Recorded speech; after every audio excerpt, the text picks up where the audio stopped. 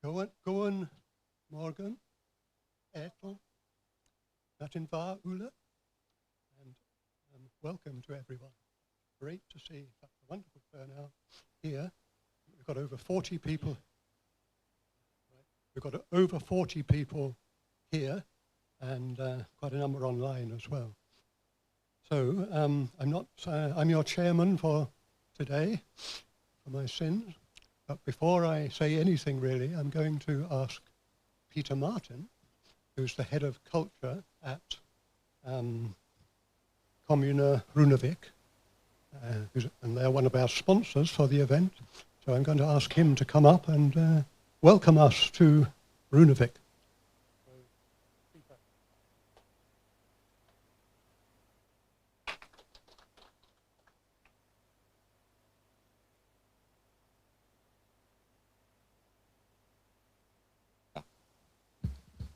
That instead.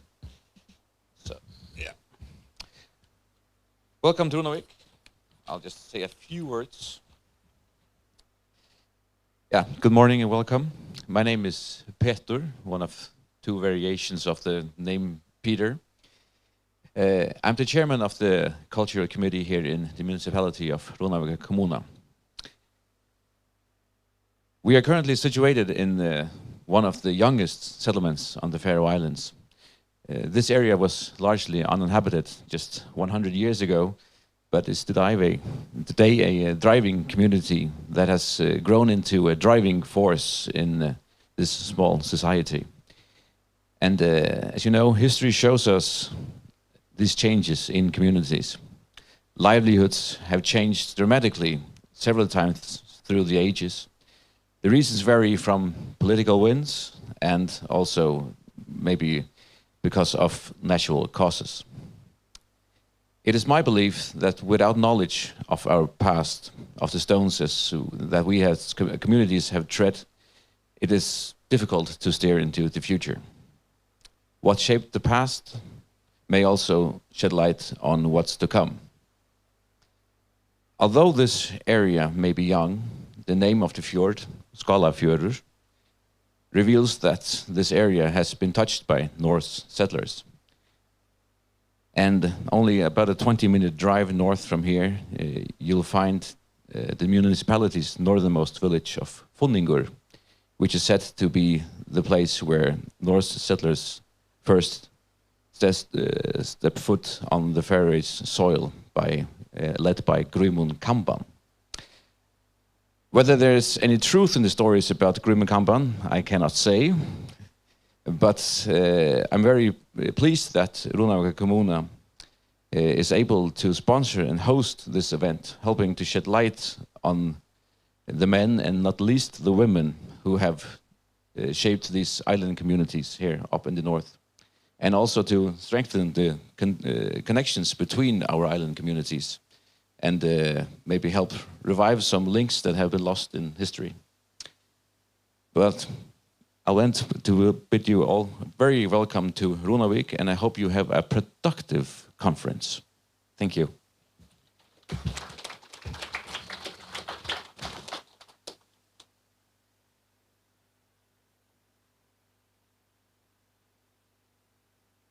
Okay, well, my name's John Randall. I'm the chairman of the Islands Book Trust. We're based in Lewis, and we are a charity. And we do a number of things to do with the history and culture of Scottish Islands. We publish books, some of them are actually on the table over there, and we organise events, including conferences like this. And in recent years, we've made a special effort to widen our direction of comparison northwards. I think Lewis always has had a lot of links with the Celtic world, because of the language, I think, primarily. And I think the Nordic links are just as strong and have been rather neglected. So we had a big conference in Stornoway last July. Some of you, I know, were there. That was on sort of current day issues about community development. Today is a very different subject, but again, it's bringing people together. And this is the ethos of the book, everything we do. We want the experts, the professionals, and we've got a star-studded lineup of experts today. That's wonderful. But we also want ordinary people who live in island communities and often know a lot about their community, sometimes more than do the experts. So it's this cross-fertilization that lies behind all the events that we put on.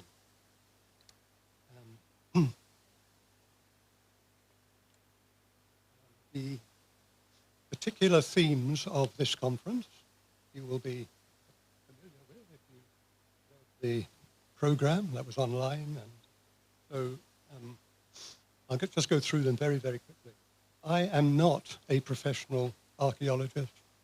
I am not a professional historian. I am not a professional geneticist. So you might say, what the hell am I doing here? Well, it is because of this ethos of the Book Trust that we want people from all different backgrounds to share their thoughts. Often, people learn from each other. We certainly learn from the leading academics, and I'm sure we will today, but sometimes the academics learn from us, and I hope that will be the case. So the themes that we'll be addressing already set out in the program, and I will just sort of summarize them in what I call layman's terms, and I don't really apologize for that, because I think we need subjects that appeal to everyone, not only the university specialists. So we're going to look at what the Faroes and Iceland were like before the Norse arrived. Was there in fact any Celtic links even then, back before the 8th, 9th century? And Thomas Clancy is going to be kicking off with a talk on that particular subject.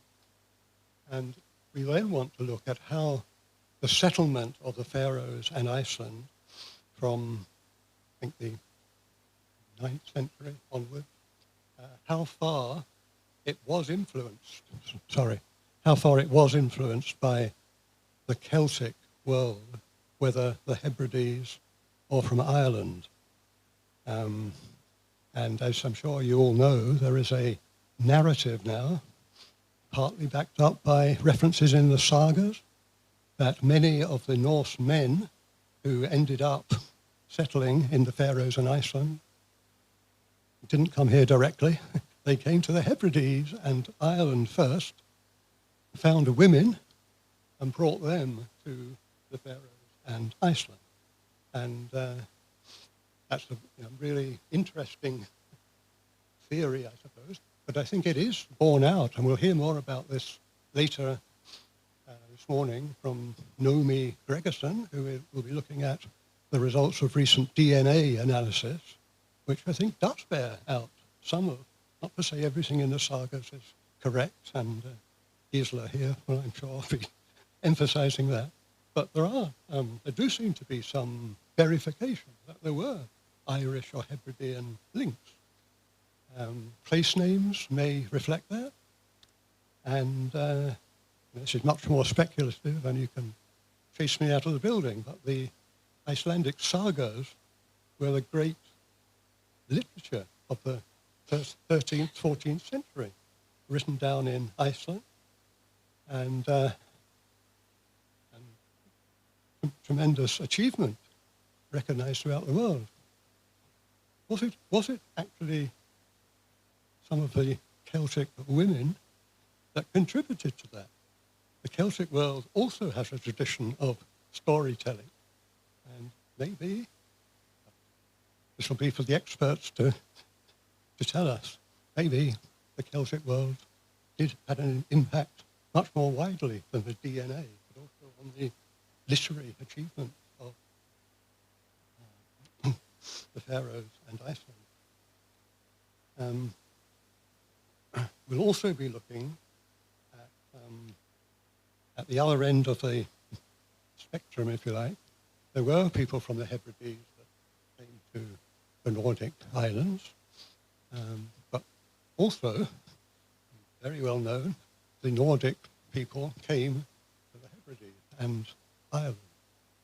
And what, did they integrate with the local population? Or did they basically wipe them out? I mean, Lewis is the stronghold of Gaelic today, declining, but still the stronghold. And but maybe the surge in Gaelic came later. So there's nothing inconsistent with Gaelic being the stronghold in Lewis. Now with the theory that the native people were pretty much obliterated by the Vikings. And right. We know a bit about that from Shetland and Orkney, and I think rather less from the Hebrides. So that's another issue that we'll be looking at, and we've got from. There are some place names in the Faroes and Iceland which appear to reflect Celtic influence. Interesting. Archaeology, and we have two archaeologists here who will be talking this afternoon about what light, if any, archaeology can shed on these.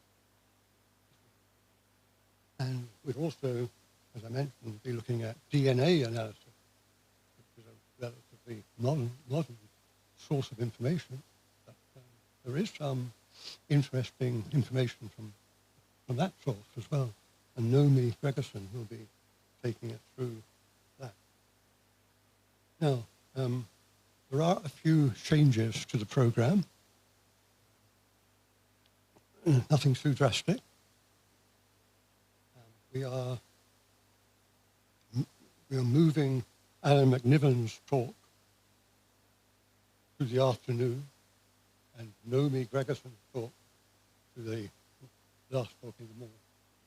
He has to be off to somewhere else. So that will change. We're also adding to our program a short contribution by Stingrin Abrahamson about the place names of Midgenes. He was born in Midgenes, written a book on that subject, and there do appear to be some Celtic place names. We're only giving him 10 minutes, so it will be a short contribution, and hopefully we can fit that in before lunch.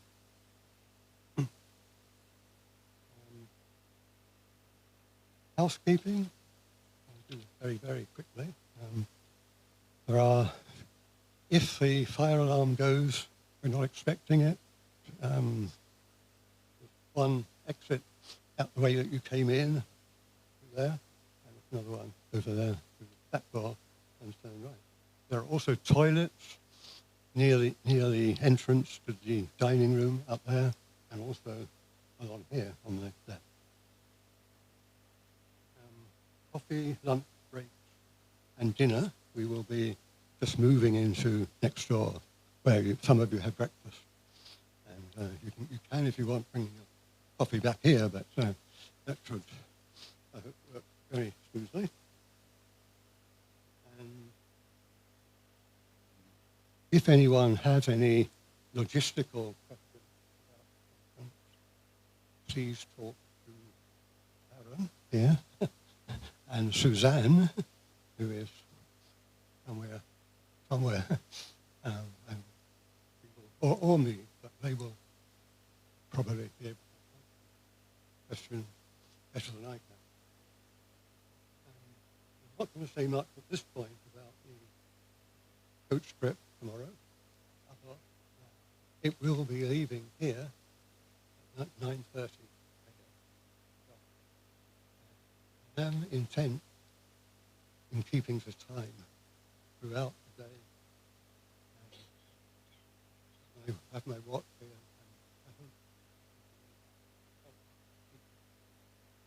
and I hope there are plenty of series of discussion built in. Questions to the individual speakers immediately after their presentation, and also general discussion.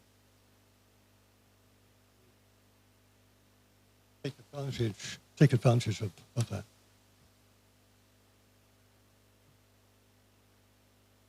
Another thing that I will say more about later is that we are planning to produce a publication based on the contribution. I think all the speakers are aware of that, and I will be giving them more information towards the end of today. We usually do this with conferences, and it's a very good way of having a permanent record of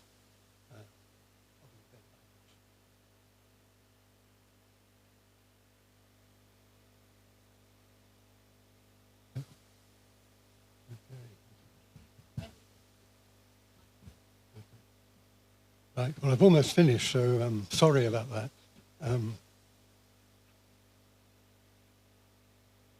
I also want to thank a large number of people who've made this event possible, in particular the sponsors, one of whom is Runavik, Scottish Society of Northern Studies. I'll be thanking them and many other people who've made a So that's what I want to say by way of introduction. And I'm now going to call on our first speaker, Thomas Clancy from Glasgow University, a historian, who is going to set the scene for us. What Faroes and Iceland were like before.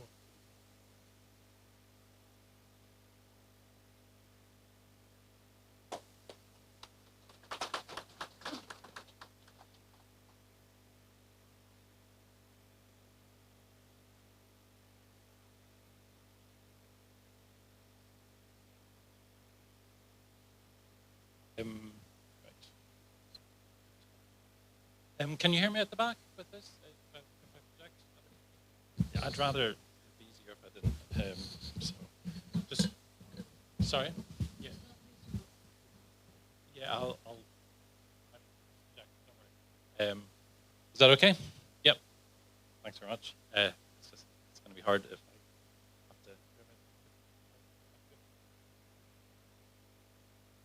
have to. Well, good morgen, if that's right. Agus Martin Ba. It's a pleasure to be here and to open this most interesting conference. I'm going to hold the mic. Yeah. Yep. Got it. My sense of the purpose of my paper was that it was to set the scene for the subsequent papers. What were the Hebrides and the North Atlantic beyond them? And I will mostly be talking about the Hebrides rather than North Atlantic for reasons that I think will become obvious over the course of the day, if we're talking about the period before the Viking Age. What were they like in the period before the Viking Age, before the great instances of landnam, of taking of land, which transformed them into archipelagos of Scandinavian speech and culture? One consequence of taking this approach of an overview is that I won't be presenting much in the way of new research, maybe new to you, not new to some of the people at the back, perhaps. Andrew Jennings, is it in slide show mode? It's not in slide. Andrew Jennings, who will be speaking to you online later on, along with Arne Kruse, published a crucial paper on much of the aspect of what I'm going to be talking about nearly 20 years ago. And some of the thoughts I'll offer can be found in a few of my own recent contributions if you want to sort of get the detail on what I'm saying, because I'll be skating over a lot of detail. For instance, in my own piece in the 2023 book, The Viking Age in Scotland, where you'll also find articles by Alan Macniven and Neil Sharples, who'll be speaking to you later on similar topics. Nonetheless, it seemed to me that by way of setting the scene for the main agenda for today's conference, which is everybody else but me, it was in order to review the state of play as I see it for the pre-Viking Age. As I say, I'll be concentrating on the Hebrides. I should emphasize my own background here and limitations, hence the perspective from which I approach this topic. I'm not an archaeologist, nor am I a Scandinavianist, if that's a term. My expertise is in the Celtic languages, their histories, literatures, and cultures. I come at this topic first and foremost as a historian of early medieval Scotland, primarily of those parts which spoke Celtic languages. Also as a historian of the early medieval, and when I say early medieval, I mean, you know, kind of pre-1100. I realize early medieval is used differently, at least in the Faroes and elsewhere, of early medieval religion in Britain and Ireland, and finally as someone with a strong interest in onomastics, mainly the study of place names. Some of my observations in what follows arise from a number of projects I've worked on over the past 10 years. Most recent is a project on the place names of the island of Iona, the site of an important early medieval monastery. So that's just the name of the project, and if you want to go play with the place, the map of place names on the website, instead of listening to me, you can go do that. A couple of years ago, along with a colleague, Sophia Avamam Graham, she and I produced a web resource about early Christianity on Uist, one of the Hebridean, well, 3 of the Hebridean islands, really, we were looking at. And I've been engaged for a while on an as yet unpublished work on the island monastery of Egg. And this is just kind of, just to illustrate that, that's Egg in the distance there. I'll be, if you don't know where these islands are, that's where they are. In what follows, I'll return briefly to each of these places to say a few more words about them in the context of what I'm going to be talking about. So one final preface to what I've got to say, I know I've had a lot of prefaces already, is to underline that whatever we can say about the Hebrides and the North Atlantic as well in the period before the Viking Age is strongly affected by the transformations which happened after around AD 800. Although there have been debates about the extent and nature of Scandinavian colonization of the Hebrides over the years, and no doubt we'll hear more about that later on today, it's beyond debate that Scandinavian settlement was thorough, lengthy, and pervasive in the Hebrides, in the Northern Isles even more so, that is in Orkney and Shetland, and here it goes without saying. And even granted that there was some human presence in the Faroe Islands before its landnam, settlement history proper begins really with Scandinavian settlers. Basic maps of Scandinavian place names tell the story sufficiently to make the point. I'll leave it to others to explore that period and its complexities in more detail. So just a brief outline of what's coming. All of these will be fairly outline as I go through them, just to give you a sense of what's coming. As I said at the beginning, my emphasis will be on the Scottish side of things because that's where we can say most about what things were like before the Viking Age, from the point of view of someone like myself. So I want to start by talking about language, and to start in the Western Isles, or Outer Hebrides, if you prefer that term. We have to be clear, in this part of Scotland, we can have no certainty about the language spoken by the main population of the Western Isles in the period before the Viking Age. Sorry, let me just go back.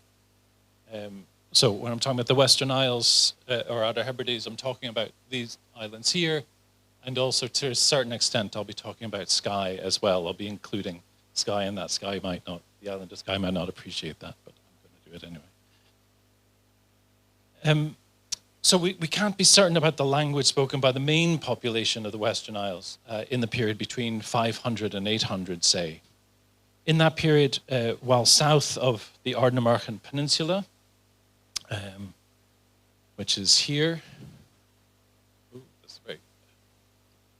this peninsula here, you'll see it in more detail in a minute. While south of the Ardnamurchan Peninsula, in the period between 500 and 800, we have abundant evidence for Gaelic as the main community language. Sorry, yes? Sorry? Oh, sorry, I'm going to explain that in a minute. Sorry, I'll explain that map in a moment. Sorry. Yeah, why don't I go back to a different map instead? There, just so you're not distracted by that. What this is, a version of the map based on the geography of Ptolemy. Based on the geography of Ptolemy from the 2nd century AD. Because there's lots of names of tribes, rivers, islands, etc. For Britain during that period. It's our earliest linguistic information. We, unfortunately, for a lot of these names that we have from an early period, we can say very little useful about their linguistic origin.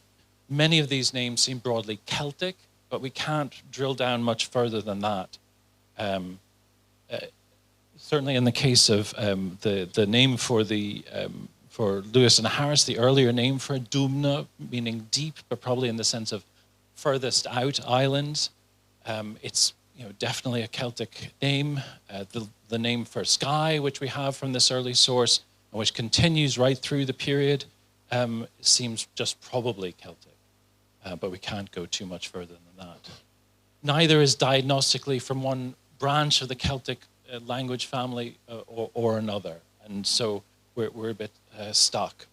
And some of the names of islands, quite a few of them in fact, we have absolutely no idea what language they came from. The fact that an eminent scholar of place names, Richard Coates, could write an article called Uist equals Ibiza, tells you something about the potentially deep linguistic strands, chronologically speaking, which we might be dealing with. These very old names had already likely been retained and reshaped by people no longer speaking the languages in which they were coined. And some were then, again, like Uist, reshaped by speakers of Old Norse. However,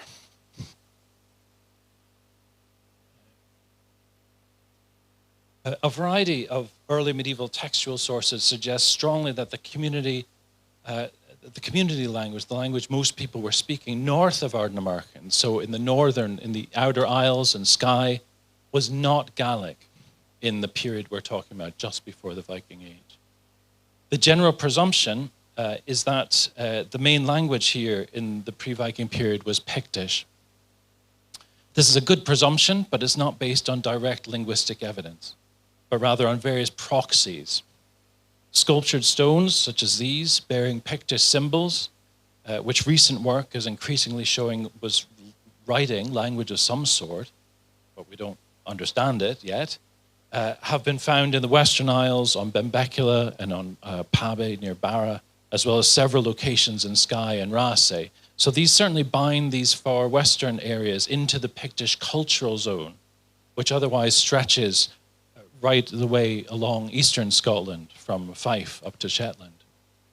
It's much more difficult to be certain whether the Western Isles were politically within the purview of the kings of the Picts in this period.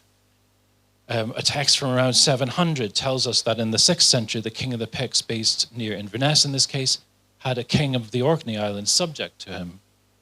But that may not have been a permanent state of affairs, and notwithstanding some recent arguments by Oisin Plum, the Western Isles were, I think, not Orkney.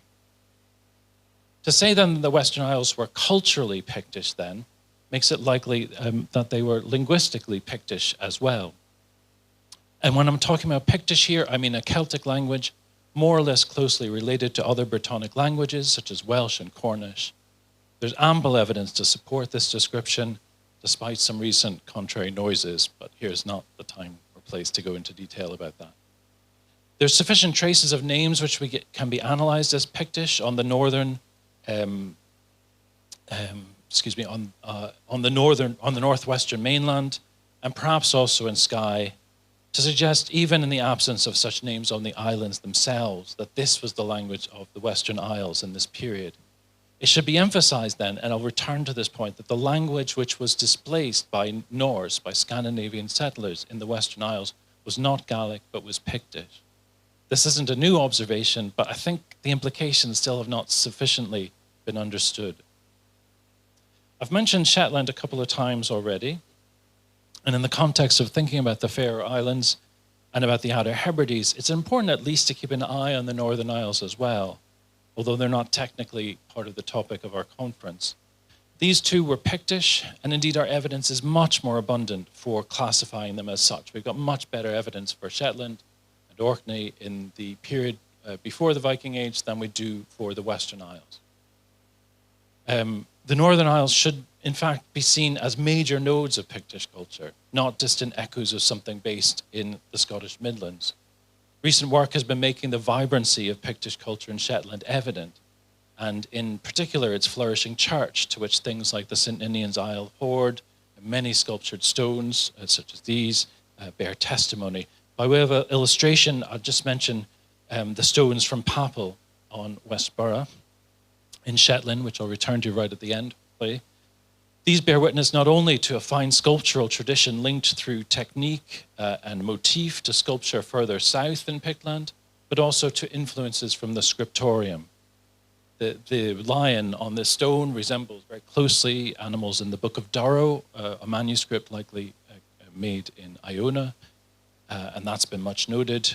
And that sense of the scriptorium is reinforced by the book satchels carried by the clerics on both cross slab and shrine panel.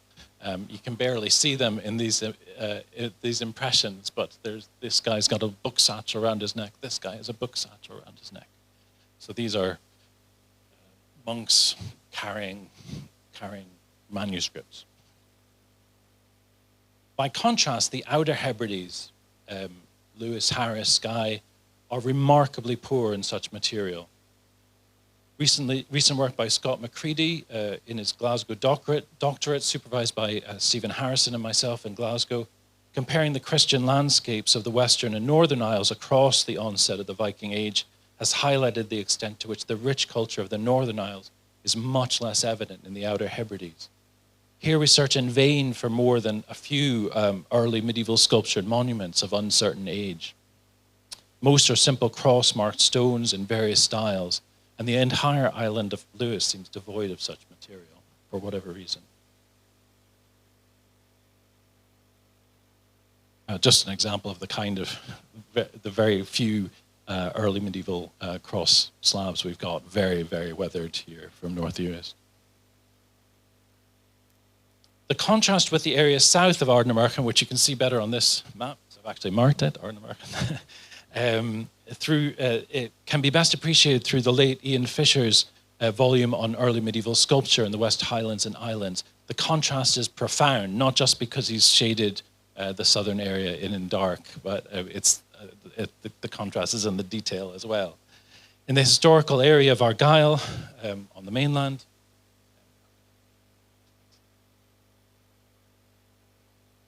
we find a much wider range of medieval monumental sculpture, including some of the finest, earliest examples of high crosses, primarily dated to the 8th century. We also have a much clearer sense of early medieval church sites. Here, the period before 800 at least, we're in a different linguistic and cultural zone as well. Our evidence is abundant and clear, as befits the designation Argyll, Gaelic, the coastline of the Gaels, that this area was Gaelic, if you wish, in speech and culture.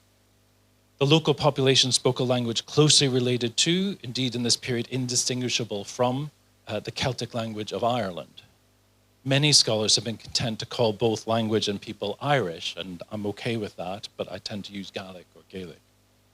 And indeed, we've got abundant evidence of close links, secular but particularly ecclesiastical, between both the Southern Hebrides and the Argyll mainland and Ireland. They're essentially one culture zone in this period.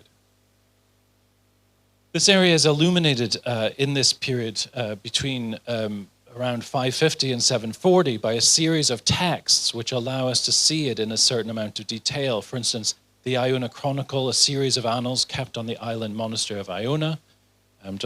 This is just by way of illustration, and all those things in red are refer to things happening in the Hebrides, by and large.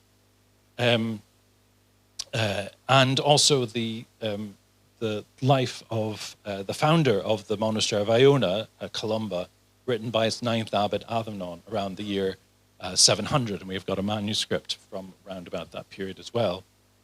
All this information, and those are just two examples, allow us to build up a detailed picture of the politics and culture of the area, allied to archaeological and art historical information, as well as being clear about Gaelic as the regional community language.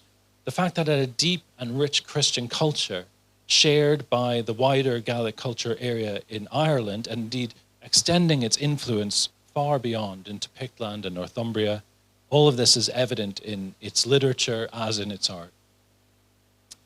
I've argued recently, sorry, that's not quite right. I've argued recently that Christian culture in much of northern Britain was closely tied to the Gaelic language. In this part of the early Middle Ages, Gaelic had, and it can be hard to appreciate from the 21st century, had a particularly high prestige. It was a language of status used to compose texts on grammar, law, exegesis, religious commentary, hymns, poetry, narrative, historical texts, and a lot more besides. We've got evidence for all of these from before 800 AD. We can see members of other speech communities in Pictland and in English Northumbria using and interacting with Gaelic as well, both in Ireland and in Gaelic Scotland, and on their home turf, particularly in the context of the church. In an incident which is surely of relevance for this paper and for today, around the year 840, when the Irishman Findan, and this is just a summary of his life, it was a slide that I already had, that's him floating away to Orkney in a shrine, a panel from his shrine in Shreinau in Switzerland. When the Irishman Findan escaped his Viking captors in Orkney, it's a long story, and made his way to the local bishop. Sorry, I'm going to move away from this. He found that the bishop spoke Gaelic because he had studied in Ireland. Now, it's a saint's life, and you can sort of, put some of your belief in it at arm's length, although I find it largely an extremely credible source. But there's nothing incredible about this notion of a people in the 8th, 9th century churchmen speaking Gaelic because that's where they had trained. This seems to be true in England as well as in Orkney. The relevance of this aspect of the status of Gaelic to the Outer Hebrides and beyond will be seen shortly, but I'd note in passing that I've suggested that this is part of the reason why, despite the political takeover of Argyll and the Southern Hebrides by kings of the Picts in the early 8th century, it was Gaelic and not Pictish which became the language of the Eastern Kingdom, which rose from the ashes of the Viking-Age in the 9th century and eventually became the main language of Scotland for a time. That's a whole other story. Despite the detail we possess from this period about Argyll and the Southern Hebrides, these sources are only very occasionally interested in the area north of Ardnamurchan, though. We hear about Columba baptizing someone in Skye. There might be a reference to someone being killed in the Outer Hebrides. So where does that get you? I'm sure lots of people were killed in the Outer Hebrides in the period. But for most of the period, that's pretty much it. Two exceptions can be made for information about the monasteries of Egg. Oh, sorry, that was out of place. Here we go. The monasteries of Egg on the small island of that name, and Applecross on the mainland opposite Skye. Egg, go back to that, was founded by St. Donnan around the same time as Iona, and its monks were martyred around 619 on April 17th, so celebrate St. Donnan's Day later this week. The names of around 50 of these monks are recorded in an early 9th century martyrology, and almost all these names are Gaelic names, giving an impression of the way in which Gaelic colonization through the church may have been a feature of this period. This when the monks were slaughtered in 619, that wasn't the end of the monastery. We have good evidence to show it reviving and thriving in the 8th century for sure. Applecross was a much later foundation founded by St. Welrua in 673 with links to the Irish monastery of Bangor. It too prospered into the 8th century. The churches dedicated to these two founder saints perhaps indicate something about their influence in the area. And these dots represent churches that bear the name of Muelrua, usually in the form of Kil Muelrua or something along those lines. I'd note particularly the way in which the cult of Muelrua seems to radiate out from his base at Applecross, his main foundation, to encompass much of Rase and Skye. And in terms of Donnan of Egg, I'd note particularly the prominent church at Kildonnan on South Uist. I've recently suggested, based on work I did on the Uist with my colleague Sophia Avamam Graham, that the pattern of church dedications and saints cults there, as more widely in the Western Isles, is difficult to explain as arising from in the period when Gaelic later came to these islands and began to displace Norse, a process probably thought of as beginning in earnest after the 13th century, so much later. Rather, the saints' cults reflected in the many small churches throughout the region, those bearing Gaelic names, particularly employing Keel, a church, plus a saint's name, as in Kildonnan, are best seen, at least in part, as bearing testimony to a pre-Viking Age church. While Lewis and Harris seem to lack such place names on the surface, a good case can be made for Keel Church, underlying many of the later place names that employed Temple in North Uist, Benbecula, and up through Lewis as well. That church seems to have been primarily Gaelic in speech, even if the local population remained Pictish-speaking. And this replicates patterns we can see in eastern Scotland as well, a Gaelic-speaking church setting down roots in the Pictish heartland. And I'll return to this, I hope. This region burst briefly into life in the late 7th century in the annals, when we become aware of turf warfare between rival kindreds, including one kindred local to Skye, and probably Pictish in culture and language. The foundation at Applecross I've already mentioned may be linked to them, as also perhaps a new prominence for the monastery in Egg. It's also in this context that we get a rare mention of what is likely either the Outer Hebrides or, as I and Andrew Jennings earlier have argued, the Uist in this entry for 87672, the Ivthi, probably the Uist, are destroyed. Not pretty ominous reference. Despite this flurry of annals, the overall impression is that Gaels in Iona and its environs were in general not very interested in the Western Isles, or even Skye, for most of the 6th and 7th centuries. At least not as places where their relatives lived, or where politics and church development was happening to any major degree. This may both reflect and also explain the thinness of our evidence for the area. And after around 740, our ability to really assess even Argyll and the Inner Hebrides becomes difficult. Our chief sources dry up for reasons we don't need to go into. However, and I'll need to be very brief about this, something else that is clear from the Gaelic sources of the early period is that Christianity in the Gaelic-speaking lands had a particular interest in island-based monasticism, indeed island-based asceticism. This is the culture that's given us the idea of individuals or groups of monks voyaging out on the wild ocean, looking for a desert in the ocean, sometimes indeed finding one. There's not time here to review the evidence for this culture in detail. I've given a couple of indicative articles, but this is surely what we find abundant evidence of in the scattered remains of simple crosses and occasional chapel sites on remote islands like Bernera and Pabby, south of Barra, etc., etc. This is a culture we find reflected in many references in early Gaelic culture to voyages out into the ocean. And as we'll, I'm sure, hear, Dequill's famous accounts of religious personnel in islands which may be linked to Shetland, Iceland, and the Faroes. This is the context for what the late David Dunville called the North Atlantic monastic thalassocracy, which is not easy to say. We'd probably be best to sit lightly, though, on the notion of such explorations being solely by hermits or lone clerics of whatever sort.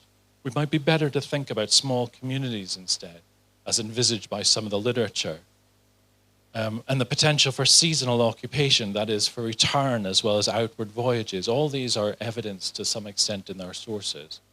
And we shouldn't forget either the extent to which Orkney and Shetland, though possessed of remote islands suitable for such activities, were also places where major ecclesiastical foundations can be discerned. So there's major ecclesiastical foundations not that far away from places like the Faroe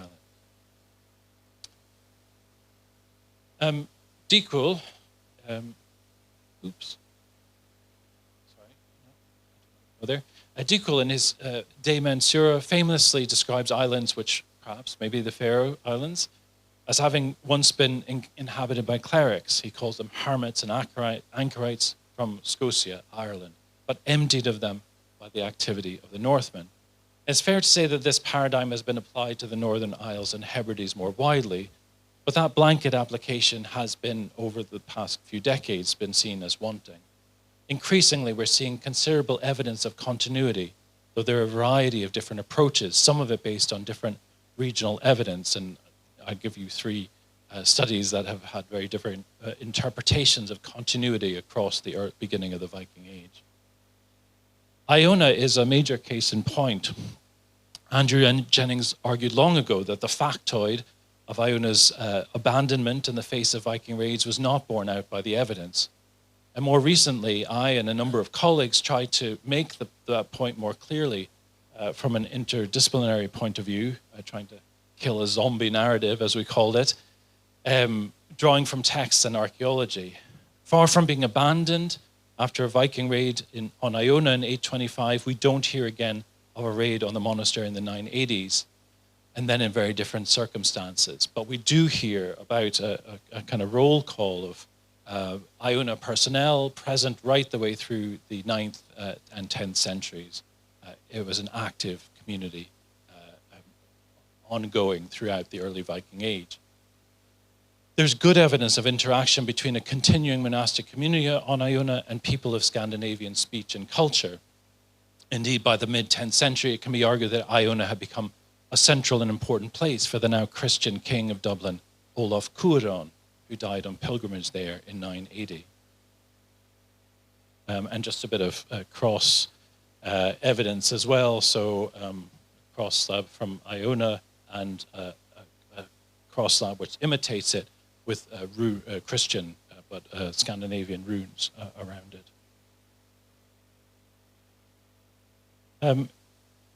In Egg 2, although the evidence is thinner, the sculptural record suggests continuity into the Viking Age. The monastic site at Kildonan there is, to be sure, flanked by a series of Viking burials, but it can be argued that these respect the boundaries of the monastic precinct. Signs not of conquest, but of respect. And why shouldn't the Scandinavians have respected the local religion of the places that they came to settle in? As polytheists, with a religion greatly attuned to locality, there's no particular reason to believe they would be hostile to local supernatural forces, notwithstanding the early raids on religious houses, which are difficult to show had religious animus. I think I've got... while Christianity is hardwired to exclude the culting of other gods, polytheistic paganism should not necessarily be averse to the incorporation of new gods or new powerful sacred figures as such. And I've just got some comments there to this effect. I'm sorry, I'm looking at the time and needing to scoot over some of this material. So the potential is there for accommodation of a church seen as powerful, seen as supernaturally powerful in local areas, even while populations might be displaced in other ways. If we can accept this concept, it might help to explain the landscape of Gaelic church names and dedications to saints in the Hebrides. Once an accommodation with the church was reached and on the road to full conversion, Scandinavians may have made room for the continuance of local religion, and with it, as we certainly see in Iona, and with it the language which supported it. Remembering here that not only do we see continuity of leadership in Iona across the years to 1000, we also see continuity of Gaelic-speaking personnel providing that leadership. And here we need to remember also that the displacement of Pictish by Old Norse in the Western Isles and Northern Isles happens at the same period that is being permanently displaced on the Scottish mainland by Gaelic. the collapse of Pictish in the Western Isles may not only be about Scandinavian settlement, but also may relate to its eclipse elsewhere in the East. And finally, how does all of this relate to the Faroe Islands, which other people will speak about in much more depth than I would have been able to? We'll hear more about this, I'm sure, later in the program. Even with recent archaeology suggesting some earlier human presence, we end up coming back to what the Irish scholar Dicul had to say around 825. You'll all know it. There's another set of small islands, nearly all separated by narrow stretches of water. You could hardly describe these islands better. In these, for nearly 100 years, hermits, eremitai, sailing from our country, Ireland, Scotia, he calls it, have lived.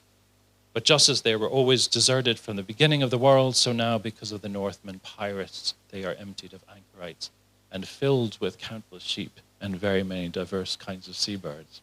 Again, you could hardly describe it better. Although it's marvelous that Dicul tells us even this little bit about the Faroe Islands, we should remember he doesn't tell us all that much. There's a lot resting on this passage. And this may not be the sum of what could be said, again, as recent archaeology is certainly suggesting. I think what I've had to say so far suggests a few points to make very, very briefly about the Faroe Islands. One, the northern Scottish hinterland was a culturally mixed place before the Viking Age, and we might expect any interaction with the Faroes to reflect that. Two, Gaelic was, however, increasingly the language of status, particularly in the church. Dicul says the anchorites came from Ireland, but we may question whether he's telling us everything we could know if some didn't indeed come from northern Scotland or the Hebrides. Even if so, however, Gaelic may well have been their common language. Three, increasing evidence of continuity in places like Iona mean that the Hebrides was a place from which Christianity might be drawn if, as various scholars have suggested, we should be looking for a longer and less formal emergence of Christianity in the Faroe Islands than the traditional history originally allowed for.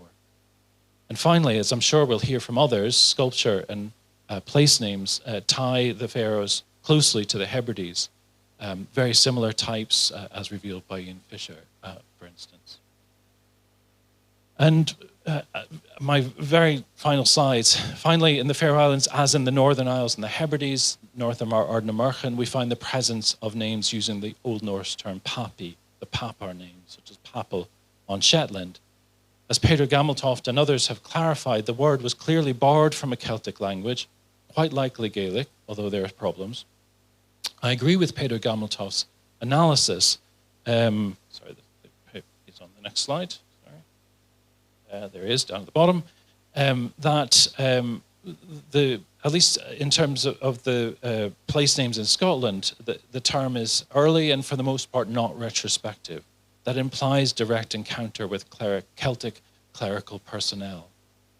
There remain avenues unexplored here if we were to invest more strongly in the possibility of these names revealing more about the encounter between Picts, Gaels and Scandinavians in the early Viking Age.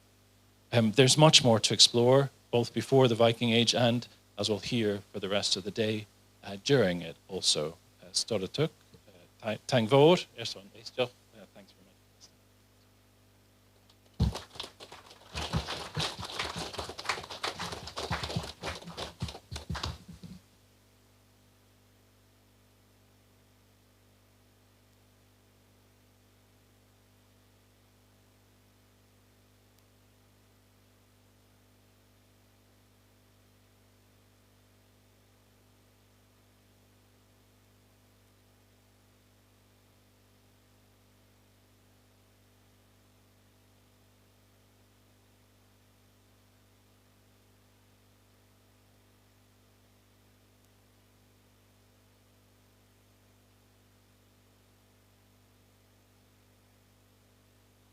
Yeah, I mean, I'm not an archaeologist, so I'm probably not best. I'll do this again.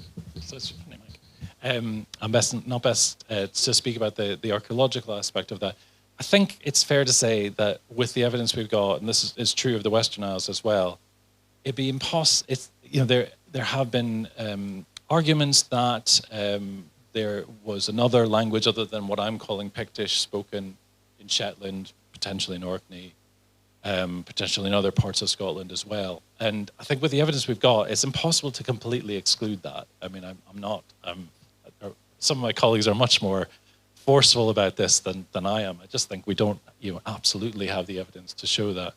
I think culturally, though, what you see for the period I'm talking about, at any rate, from the few centuries before 800, you can certainly see Shetland as also, Orkney and much of the northern Scottish mainland as really fully bound into the Pictish culture that we see represented by sculpture and various other things.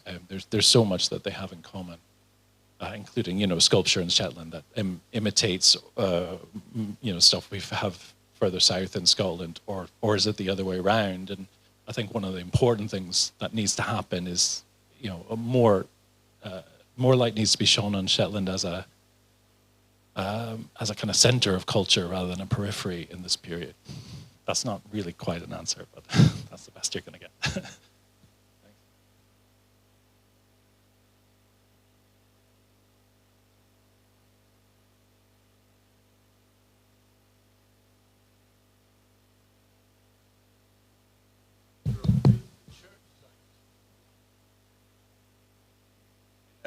Viking context, in the sense that if you compare those with the Northern Isles, in the Northern Isles we've quite clearly got close links between the churches and the settlements. So a lot of them are very closely related. And the Western Isles, and South Uist in particular, this is categorically not true. And it might, again, support the idea that you're making, that there's an element of continuity in the Western Isles through the conquest period, the Landnam period, whatever you want to call it, from Pictish, Celtic Church, or whatever you want, again, what you want to call it, into the Viking period. Thanks very much. Yeah, I mean, I think, and I think this is when I had hoped it would be sort of available to the public, but it's not quite in the library in Glasgow yet. When Scott McCready's, he's works for HES now, which is probably why it isn't in the library yet. When his PhD comes out, I think that contrast between what you can see in the Northern Isles and what you can see in the Western Isles comes out very clearly, in that the very different sorts of church sites, but the potential there for, I think also, in terms of the place names in the Western Isles, we need to sort of pay, there's been a certain, amount of attention to elements like Kirkja and Papi in the place names, sort of indicating where the clerics are, but these indicate, lands that belonged to clerics. It doesn't necessarily indicate where they are, and I think a kind of more nuanced study might bring this out better. I've again not answered that very well, but thanks for that. Just one more comment. The other thing that seems to happen in the Western Isles is that a lot of the church sites are on islands, which seems to indicate a continuity with past religious beliefs from prehistoric times about the significance of islands in these lochs. So there does seem to be a long continuity there. Yeah, and I mean, I think the two islands, Barra and Taranzay in particular, seem to carry forward saints' names in the names of the islands. That that may indicate specialness in those cases as well. Hey, thanks, John. Thanks, Thomas, for your talk. About the religious sites, something that strikes me is a lot of the discussion about continuity or otherwise makes an assumption that religion worked in a similar way in the Celtic and Norse worlds. And now we're starting to understand that the people coming from Scandinavia had probably never encountered religion practiced in such a structured and systematic way. It'd be a novelty for them, in fact. And I'm wondering perhaps if the reason that it was accommodated, as you're suggesting, isn't really to do with spirituality or religion at all. It's maybe more for practical reasons as the conduits to networks, maybe trade networks, control networks. Yeah, I mean, there's much easier to talk about in the 10th century than it is in the 9th century, but you can see that happening in the Viking Dublin in the 10th century. You can see them exploiting the church as a means of embedding themselves in local culture, sponsoring different monasteries to annoy their rivals, all that kind of thing. You know, we've got the evidence for that period. We don't for the earlier period. No reason why it wasn't going on earlier on, and in the Hebrides as well, as we can see it you know, with detail in Ireland. So yeah, no, I agree. Thanks. Okay, thank you very much, Thomas. And we'll go straight on now to the next talk before the coffee break. And it's a great privilege to introduce research professor Gísli Sigurđsson, who's at the of Icelandic Studies in Reykjavik, author of many books and articles, including on Gaelic influences in Ireland, historical and literary contacts, based on his PhD thesis undertaken at the National University of Ireland. So, we really have and inviting me here, and Thomas also for outlining the total darkness that is surrounding the theme of the conference. That we really don't know very much. We are just speculating and dealing with memories and the odd archaeological evidence and interpretation of that evidence as we are interpreting the actual texts, contemporary and reflections of memories of the past. So oral tradition and book learning would very much be what I am focusing on. And when we talk about the hermits, the papar in Iceland, so also I am speaking to you from the Icelandic perspective. The memory in Iceland is constructed by an early 12th century Christian who is writing a chronological history of Iceland for the current bishops at the time. And everything he writes is, of course, in the interest of the early 12th century commissioners of his work. And the way he presents the memory of the Irish hermits is that the land they are living in has been sanctioned by Christianity at the very beginning, before the pagan Norse, with their brutal, violent and outdated religious ideas, came to the country. So it's in their interest to show that the Christianity was there first, and they are also the bishops of the 12th and later in the 13th century, they can trace their family to the people that were associated with early Christianity coming from the Gaelic or Gaelic world. But even though we are dealing with memories that are constructed for current purposes in the present of the writing, they may have some truth in them. And we already have had the reference to Digweil and his writing about journeys to what cannot be anything but Iceland. That would then have been before, shortly before 800. And it's even debated now whether Ari the Learned, who is the author of our early 12th century text containing these memories, if he is working with actual oral memory in Iceland or whether he just knew the writings of the Venerable Bede or even Digweil himself. So I would favor that he had the oral local memories and was not just reworking the written texts, but you can argue otherwise as well.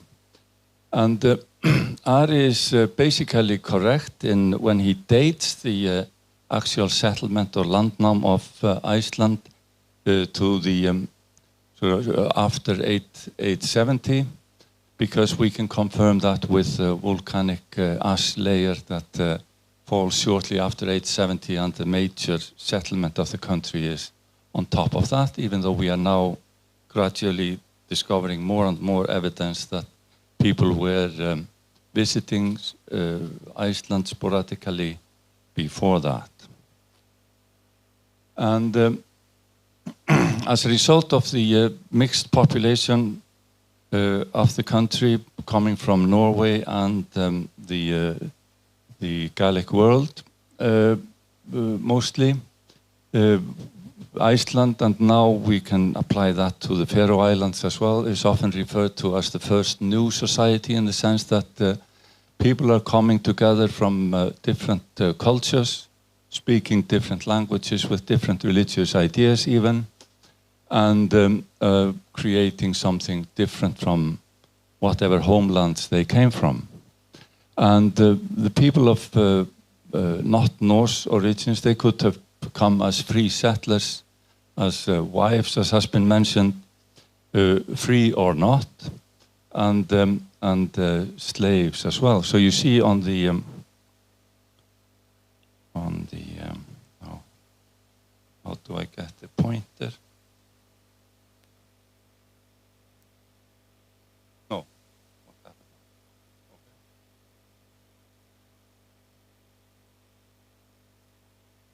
Pointer.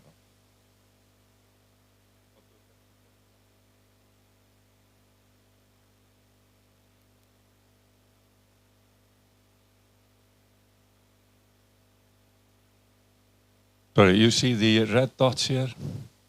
These are all areas where people have memory of the first settlers coming from the British Isles rather than from Norway. And they may not, because we are talking about genetics as well, they may not all have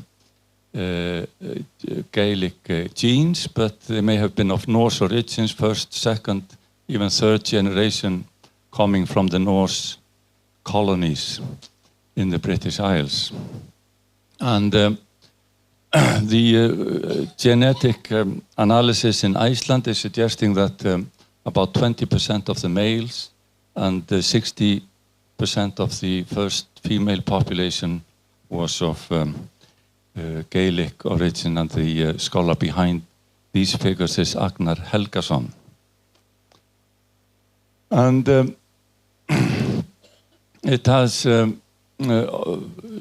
often been assumed, because of this term Norse in particular, that the majority of the settlers were coming from Norway. But if the genetic studies and the written sources are anything to go by, the majority of the settlers are not coming directly from Norway, but rather through the Norse colonies in the British Isles or the Gaelic world. And therefore, I think we are dealing with sort of nationalistic past in scholarship, where people favored that the people of Iceland were of purebred Norse, Scandinavian, even Germanic origins, and that the settlers were only males of sort of high social status. That was the somehow the identity of the scholars and the identity of the nationalistic ideology, and women, as we now have finally realized, were more or less excluded from history, not to mention people of the lower social classes. And now we realize that the culture and society is built up of not only different sexes, but also of different classes, which changes the picture. And we have this often quoted reference in the aforementioned source, Are the Learned, from the early 12th century, when he says Iceland was first settled from Norway in the time of King Haraldur Hárfagri, or the fair-haired. But that information comes after he has described that the Irish hermits were there. So the reference to Iceland first being settled from Norway in the time of Haraldur is just to indicate that before that it had, of course, been visited and settled by people from elsewhere. It doesn't mean that Iceland was only settled from Norway. And if we analyze the memories that were written down in what we call the Landnámabók, or the Book of Settlements, compiled in the 12th and 13th centuries, and the versions we have are are from the late 13th and very early 14th century. And there are just over 300 settlers mentioned, and wives, and these are, most of them are males, and then wives are not nearly always mentioned, 54 there, and 25 are said to be of then from Norway, and 19 from the British Isles. And about 3,000 farms are also can be extracted from the source. So it's a picture of leading settlers bringing a retinue with them that they spread around in the valley, around the fjord, or wherever they claim their land.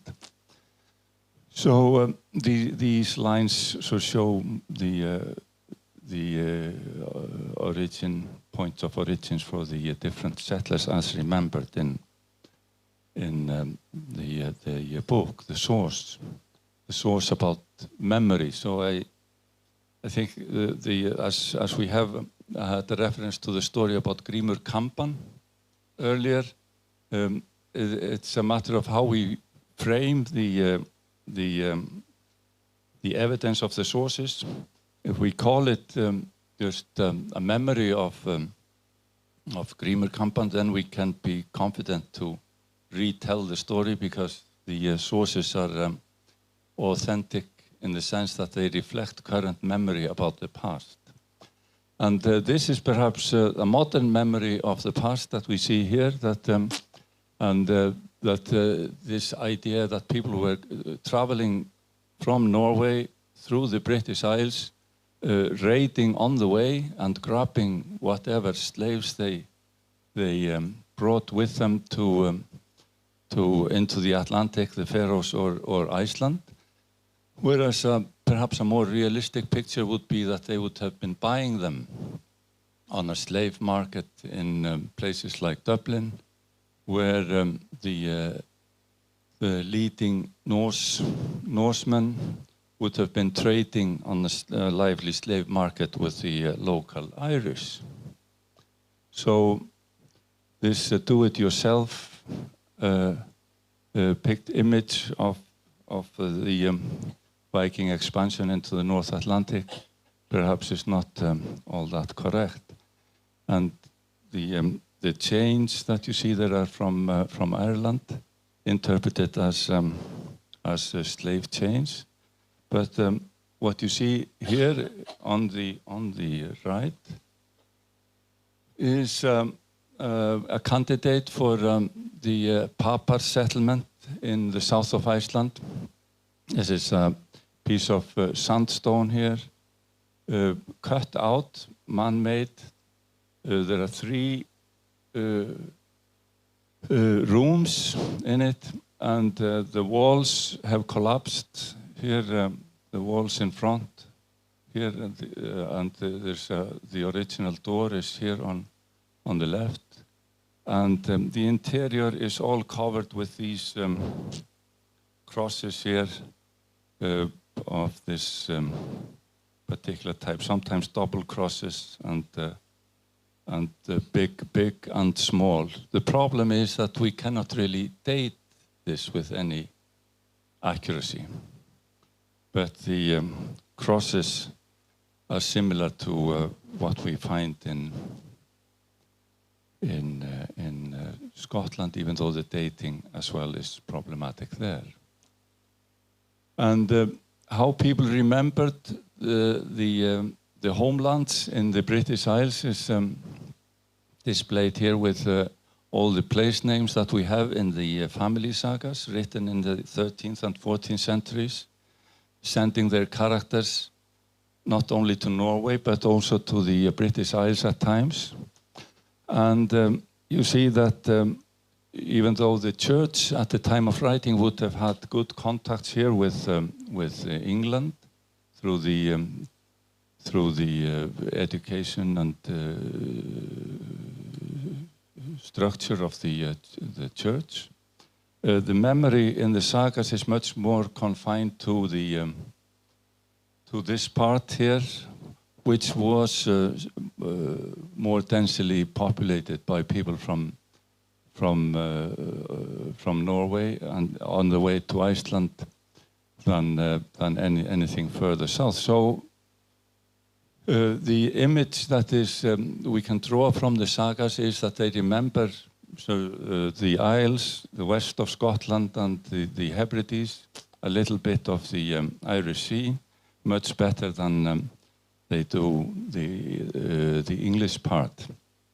And also the message of the stories is that it's much more complicated to go to this part of the world than to Norway, because there you are likely to find people speaking a peculiar language, skerries and dangerous islands and currents where you're likely to break your ship. So in addition to the hostile population, whereas if you sail to Norway, the idea is that you more or less meet the king upon arrival and he will invite you to his court and treat you well. So it's clear that they are turning Norse as opposed to Gaelic, politically and identity-wise. And and the two versions, if we look at them just quickly, of Landnámabók, associated with Sturla Þórðarson, a lawman in the when Iceland is coming under Norwegian rule in the late 1200s, and Haukur Erlendsson, a lawman as well, who works in Norway itself. And they make their personal version of this Book of Settlements, which is of still legal importance because it outlines the land claims, who claims what piece of land and where the land boundaries are, which is the important part, and which is still being cited in court cases in Iceland today as having a legal value. So if the land was not claimed initially according to this text that historians have no doubt in demonstrating has perhaps not a historical value about actual events, but historical value about actual memories. If the land was not claimed originally according to this text, it cannot be treated as private property now in the 21st century. So that's how important the text is, and no wonder that the lawmen of the time needed their own copy of the text. And they also, what they do is they associate themselves with the different families. We have genealogies where they trace people they like to associate themselves, they trace their descendancy down to themselves. And if there is someone they have a particular dislike for, they trace a family from that person down to someone that they dislike in the present. So in order to throw light on his dubious character. So that is how memory of the past is of course used for purposes in the present. And what is peculiar about one of the two versions, the one written by Haukur, who is practicing in Norway, is that he adds a lot of little details about the Irish connection. Details that he couldn't have had from any other written source at the time. You see there even archaeological references there about that things were found in Papey in the east, and in Papili. These are two place names with a papar element in it. Also, he adds details about genealogy, that Ásólfur Alskik, this character who is a hermit who travels through Norse settlements and is miraculously good at catching sea trout. And so he's always expelled from the river, and the Norsemen take over, and of course they cannot catch anything, whereas he just goes to the next river and is good at catching there, and so it goes until he finally settles on in the remote west, where finally a church is dedicated to Saint Columcille, and where we still have a church at Indri Holmur, one of the earliest then probably church sites that we can actually locate. And Haukur also uses the version, so Columcille rather than Columba, the Latin version of the saint's name, and the little details about the Irish origins there that you see. And there's more family lines from the King of Ireland, notions about Irish origins, rather than being so generally vague about sending characters to the west, general west from Norway. He specifies that they are in Ireland, and even he is changing names. Here, Mataður to Bjarmakr, and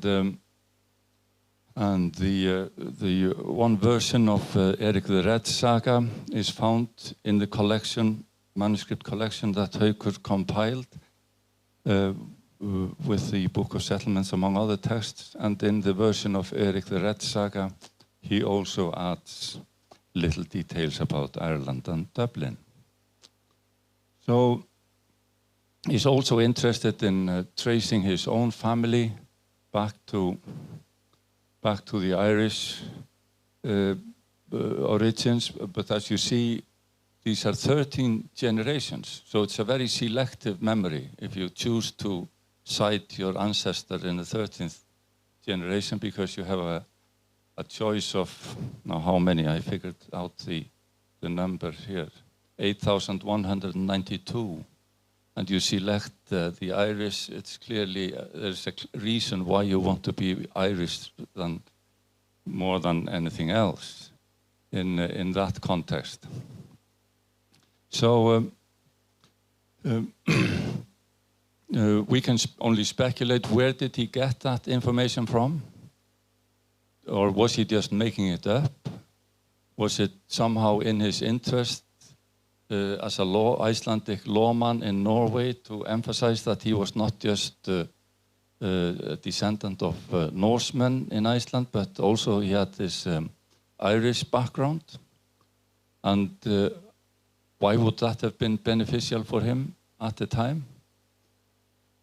And so, of course, we don't know the answers to these questions, but there seems to be, just by the evidence of this particular name, a 13th century individual, son of Duvgus, and himself called Svarthöfði, which means black head, and the Duv in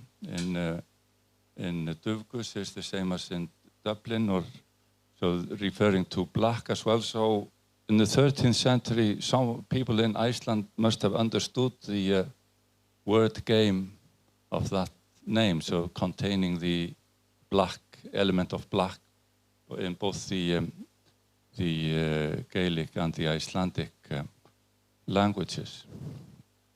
So, but beyond that, there is not really much evidence of bilingualism in 13th century Iceland.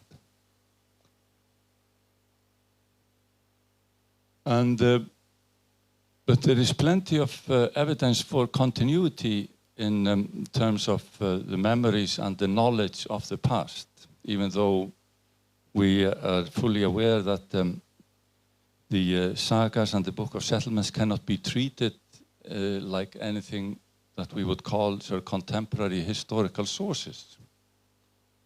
We cannot ignore that most of what they are telling us seems to be derived from the traditional, what I call traditional oral memory, that cannot be explained except as continuous repetition of how people thought about the past, with all the changes that are bound to occur in such a process. Because they can, in the early 12th century, they can date the actual settlement of the country, which they couldn't have known from any other method of gaining knowledge except from oral tradition. They knew that the pagan Norse practices were common in the beginning and gradually faded out after the official introduction of Christianity around the year 1000. But they also remembered that there was early Christianity, but what they knew about the actual practice of what we refer to as pagan religion, we saw a reference to my good friend Gísli Sigurđsson, a historian in Norway, about the nature of Norse paganism. If we are uncertain about the languages spoken in the Hebrides in the pre-Viking or Viking-Age, then we are much more uncertain about what the Norwegian or the Norse or Scandinavian practicing pagan religion was. So even though we have one quote about how tolerant it was, I think many others could tell you that they were perhaps not all that tolerant and peaceful at all times. So as we now have suspicions that they may have wiped out the entire population of some of the Northern Isles and perhaps even in the Hebrides. So the tolerance can be questioned. But still, in the 12th century, people remembered that the first generations in their country had not been Christian, but that the country had been Christianized. Also that it had been covered with birch trees, whether they should be called a forest or not is debatable, but still trees that were very quickly eaten up by the sheep.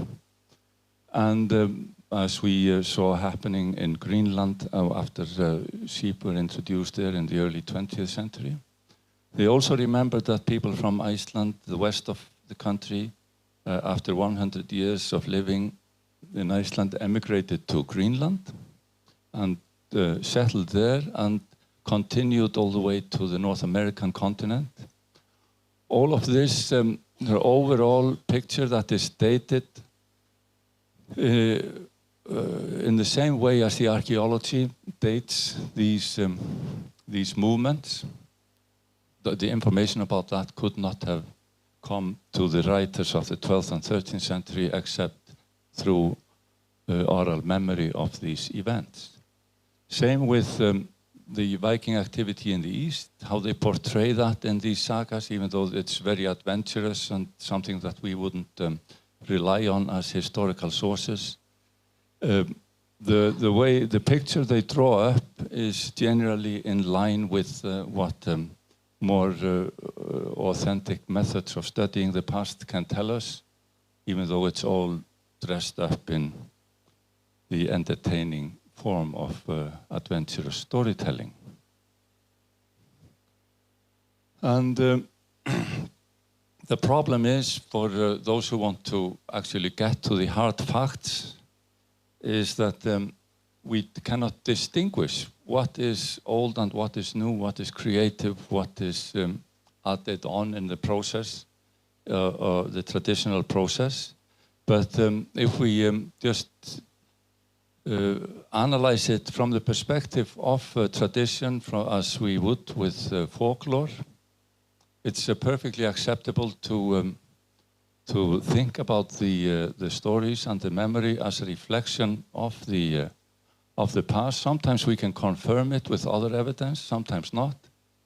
But also it's in the nature of the stories that they are always selective, even though they are about the present or about current affairs. We know that in the age of fake news, that getting to the truth can be tricky, even though it's it's supposed to be about current events. But we can know as in our times, much more so in medieval times, memories and stories and poems were kept alive for a reason. Someone had an invested interest in remembering the past in this way and not some other way, remembering this individual and not the other individual, remembering the family line from so-and-so, and so on. It's all told, all remembered, all written for a reason. And we can interpret these reasons, and we can see what is going on. Why are we being told this story and not some other story? And in that way, it all starts to make good sense, even though it may not all be historically accurate. And we see also the general picture that we can draw up from the Gaelic influence that we detect in the medieval text. There are plenty of place names, personal names, and some loan words, not as many as we would expect. But perhaps most importantly, the art of professional poetry that we refer to as skaldic poetry, very complicated, metrically, that has also the meter of which resembles Old Irish metrics, but we have nothing comparable in Germanic poetry. So the suspicion is that the Norse-speaking poets may have picked up the Old Irish meter and started composing in the Norse language, similar poetry that sounded similar, but also the notion of professionalism among poets, that this is something that you can do for a living and expect to be paid for, not just entertain your family at home with it. So then we come to the what is perhaps the main feature of all this literary production is that what we refer to as Norse is all more or less written in Iceland by people born there, and not sort of Norse in the sense that it has anything to do with Norway. And we find Gaelic motifs compared to the Old Irish texts then in several of the sagas, mostly in the sagas that come from the western part of the country, where the red dots memories about people from the Western world settling were still alive in the 12th and 13th century. And I argue anyhow that perhaps the Gaelic inspiration was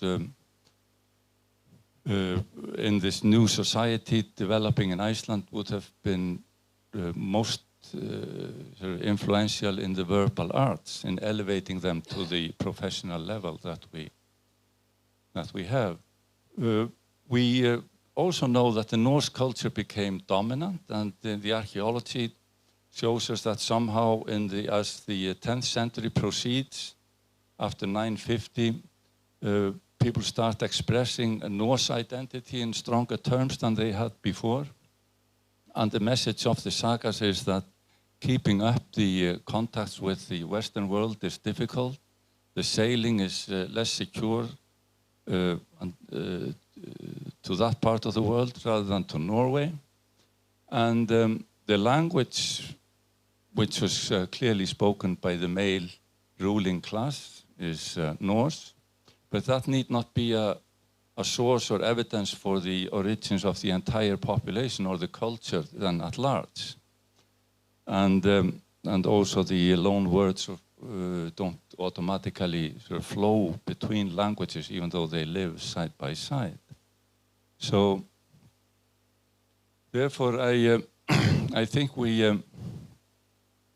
in view of what the rereading of the written texts and the, of course, modern genetics is telling us, that we have to somehow remodel the way we think about about all the darkness surrounding this past that we are trying to illuminate. So it matters how we sort of put the pieces on our board before we start playing, and we can work with the idea that early Christianity may have been stronger than the 12th century sources indicate. We know just how difficult it is to find out what we believe in now, in our times, not to mention how could people possibly in the 12th century know anything about the general beliefs of people in the 10th century. That is not an easy matter. So we see like the people who emigrated to Greenland and settled there in the late 10th century before the official acceptance of Christianity in Iceland. They seem to have been in Greenland Christian from the very beginning. There are no pagan burials there. So even though Greenland is often portrayed in the sagas as a remote place where pagan sorcery is practiced, the archaeology doesn't really support that.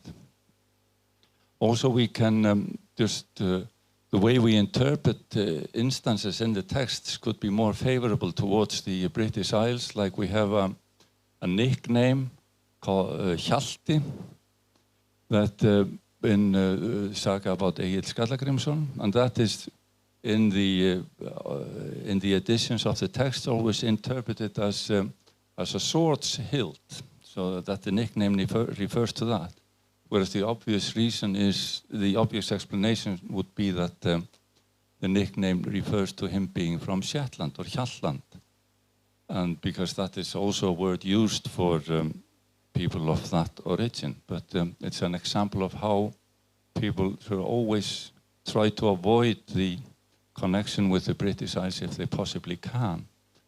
Also, in the same saga, there's a slave woman nicknamed Brák, and that no one has really considered seriously that this can have anything to do with the old Irish word referring to the neck or a captive that is sort of taken captive by the neck. So that could possibly be a suitable slave name in that category of meaning. And also in that context, we need to, I think, reconsider everything we say and interpret when we are reading the stories, the poetry, the folklore, and even the social organization, because quite often we have in the scholarly literature, when people use the term Norse, and they are talking about things in Norway and Iceland as if they are all the same, and the language, the Norse language being all the same, whereas all the sources about the Norse language and the cultural setup come from Iceland and not from Norway.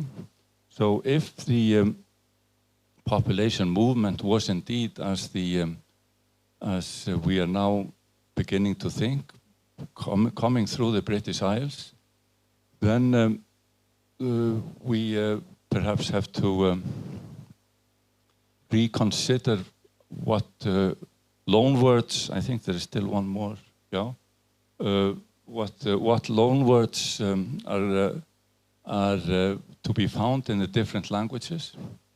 We have already heard how tricky it is to know which language was spoken in the area visited by and settled by the Norse.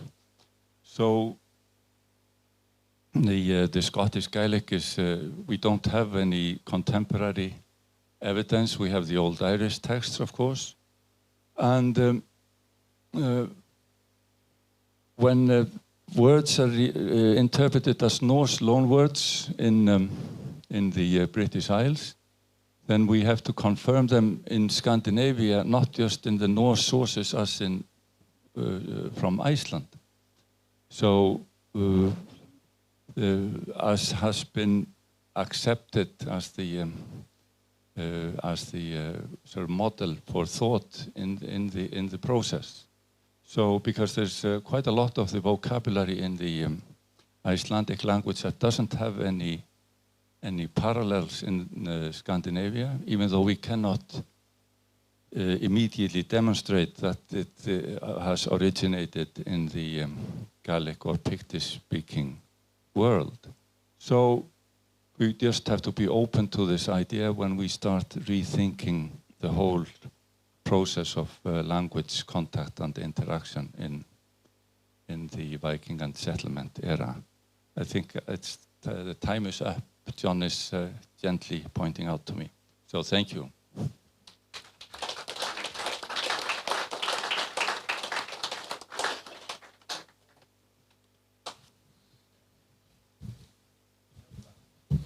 Yeah, thank you very much, Gisli. I mean, that was a brilliant exposition. We're going to break for coffee in just a moment, but is there say one question? Yeah, Alan. Tack för föreläsningen. Very interesting. Quick question, yeah. You found evidence for loanwords from Old Irish in Old Norse from Iceland. There's examples of that. What about Pictish? Can we tell if there's any Pictish loanwords? No, that is the tricky part. Not only do we know very little about Pictish, and determining the Gaelic loanwords is hard enough. And then what kind of Gaelic then? Is it Scottish Gaelic or Old Irish? And the current speculation is that perhaps most of the words that are accepted as loan words from this part of the world may not be from Irish, but from the Scottish Gaelic. But then there's a difficulty now. How do we know what the Scottish Gaelic was like in the Viking-Age? How can we determine that? So it's a very tricky field of study, and lots of pitfalls and minefields that people step on in the process. Thank you.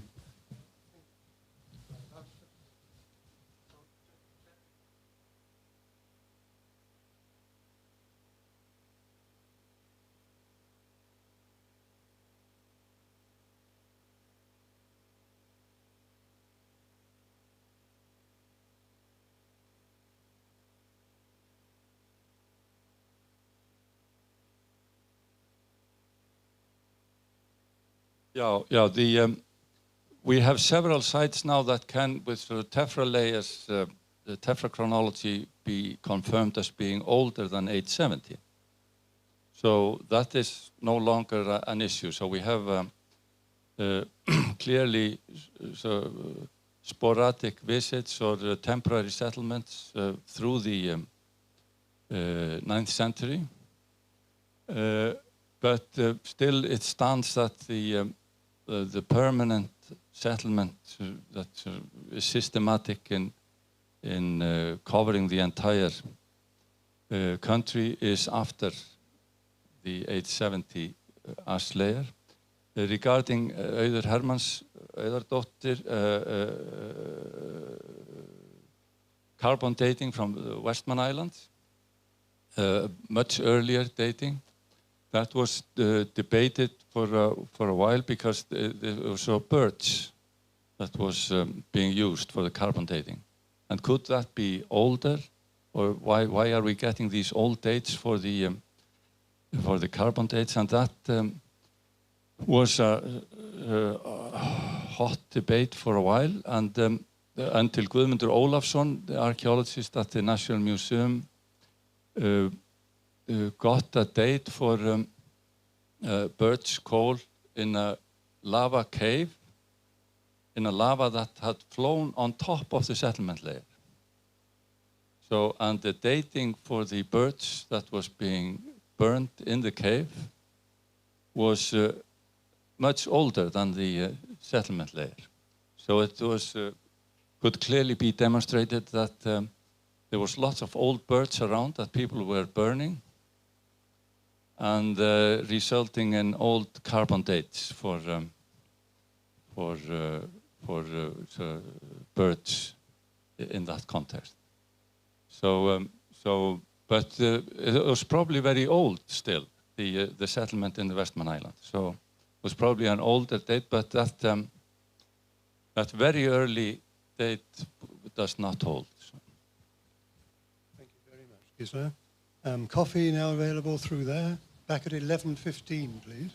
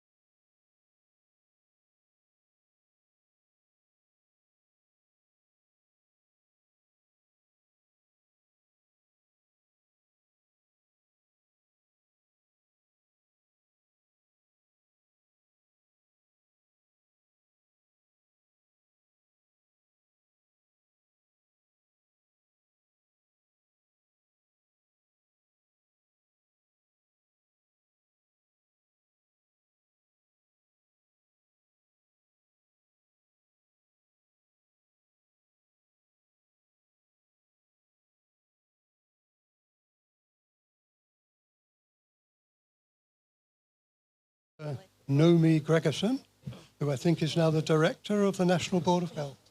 And she is, she's worked as a researcher, project manager, and a biologist specializing in genetics and DNA analysis. So couldn't be more relevant to what we've heard earlier today. So please greet Noomi. Yeah. Thank you for the nice introduction. As you've already been told, my name is Noomi Gregersen, and I am, I'm a geneticist by profession, but my daily work is I'm director of the Faroes Health Authority, where we are kind of working with every aspect of the health of the Faroes people, also the genetics. So what I will present to you today is the genetics, the history of the genetics of the Faroe Islands. I've been working for some years now with the project called FARGEN, the Faroe Genome Project. Can you hear me? Yeah, it's fine. I don't know how close it should be. Yeah, and we have, with this Faroe Genome Project, we have been collecting samples from all around the Faroe Islands. In the first phase, we had 1,500 people participating, and in the next phase, we had 3,500. So 5,000 Faroese people are in this data bank where we are doing genetics. And what's really interesting is that mostly we want to know about the genetics, where we came from, but mostly also about disease genes. So why do we get these diseases that we have in the Faroe Islands? And when we ask people why they are participating, it's also really one point that they want to really know our origin. They really want to be part of the project because it can help us to know more about our ancestry, but also, of course, about what genes are causing diseases. But I think this history of our origin has always been pulsing us. So we really want to know, where do we come from? Where did it all start? And doing modern genomics kind of puts another layer to what we already know from the Viking settlements. So let's start. Yeah, so we are in the Faroe Islands. Many of you are not from here, so this is just to show you that we are kind of in the middle of the crossroad of the Viking route. So we know that from, first of all, this is a really small nation, so maybe one of the smallest in Europe. And we have 18 islands, which of 17 are inhabited. Some of them, there's only one family living in one of the islands. But we have been isolated for centuries, and here you can see a graph of the population, how it has been growing through centuries. So for really many years, for 500 years, from 1300 to the 1800, we were a population of about 4,000 people. And it was fluctuating sometimes because of some epidemics, but it has been kind of stable.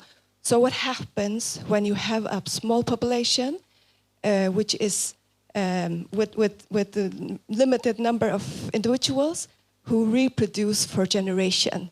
What really happens is that you can see the effect of that in the genome, and that is what we call the founder effect. So we can really, so that's something that we really want to look into. So the Faroe Islands is kind of a textbook example of a isolated founder population, or a founder population. But what is really interesting is that in the beginning of the 1900s, we begin to see this increase of population size.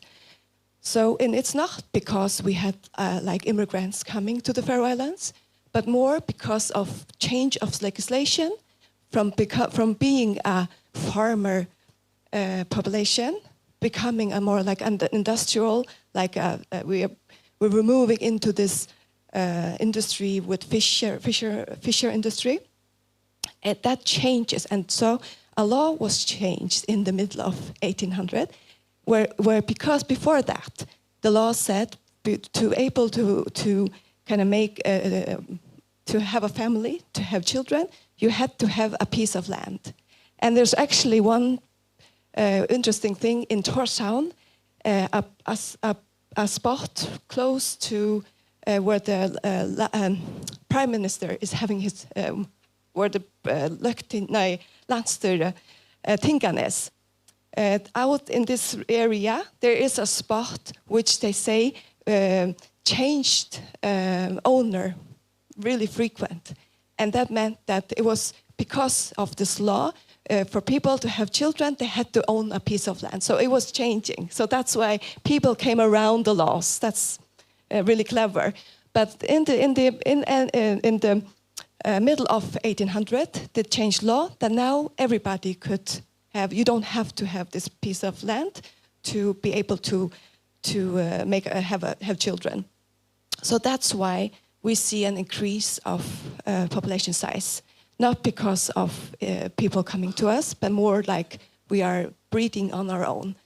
And that makes also a really interesting thing, because now if we have like genetics in the smaller founder population, that is not so common because it's a small population, but now we are breeding on the same variants, the same ancestors.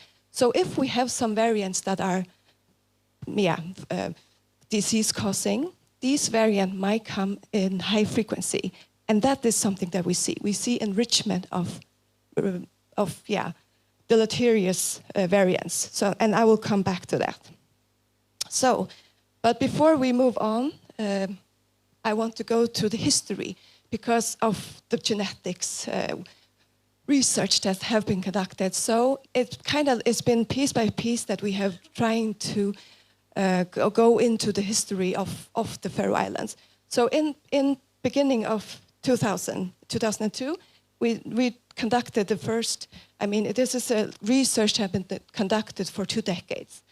And we started by doing some LD, so it's like linkage disequilibrium. I don't know how many of you know about genetic terms. I'm trying not to use them, but this is something that tells us how related we are. So that was the first study. And in this study, which I will also come back to, is more that they find out where the origin of the Faroese people came from. And that was kind of in the beginning where we looked at Y chromosome and mitochondrial DNA.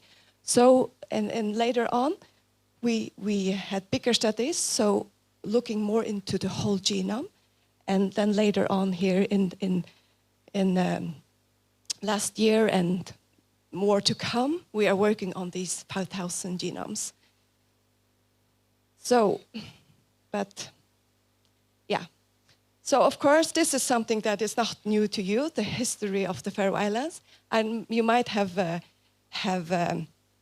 heard more about this, I don't know, but from what we know from history is that, traditional, we are saying the Faroe Islands were settled first in the 800 and 900 AD by Norse Vikings. But then we can see also from Diocoil, the monk who writes about the settlements, that there was some Celtic monks beforehand, so which he dates back to about 500. But then, and we have the Faroe Saga also telling us that about 800, 900, the first Vikings arrived to the Faroe Islands. But then we have also now newer, because of genetics, doesn't lie, it really gives some new, adds something to the history. What we previously thought about the history might have changed, and that's what I will show you, where we have genetics nowadays may be going back, that it pushes the settlement back to perhaps from the 50 to 300 AD. So this is really interesting that it might change who came here first and where did we originate from. And this is something that really is puzzling us. So the first studies that we made were looking into the Y chromosome. And reason for looking into the Y chromosome is that you can say, the Y chromosome is transmitted from father to son. So we can look into where the father, the paternal part of the genome comes from. And this is what they did in the early 2000. And what they can see is, and we can look into haplotypes. So haplotypes, mitochondrial DNA. The reason to looking into the mitochondrial DNA is because the mitochondria is transported from mothers to children. So you inherit your mitochondria from the mother. And of course, men get their Y chromosome. So that's why we're looking into Y chromosome and mitochondrial DNA. And this is kind of the opposite, totally opposite. Here we want to see where did the women come from, like where the mothers came from of these individuals. And it's really like turning around. It's just kind of, it shows that it's 83% of the genome has maternal ancestry from the British Isles. So it's more Celtic. This shows from the genetics that males are more Norse.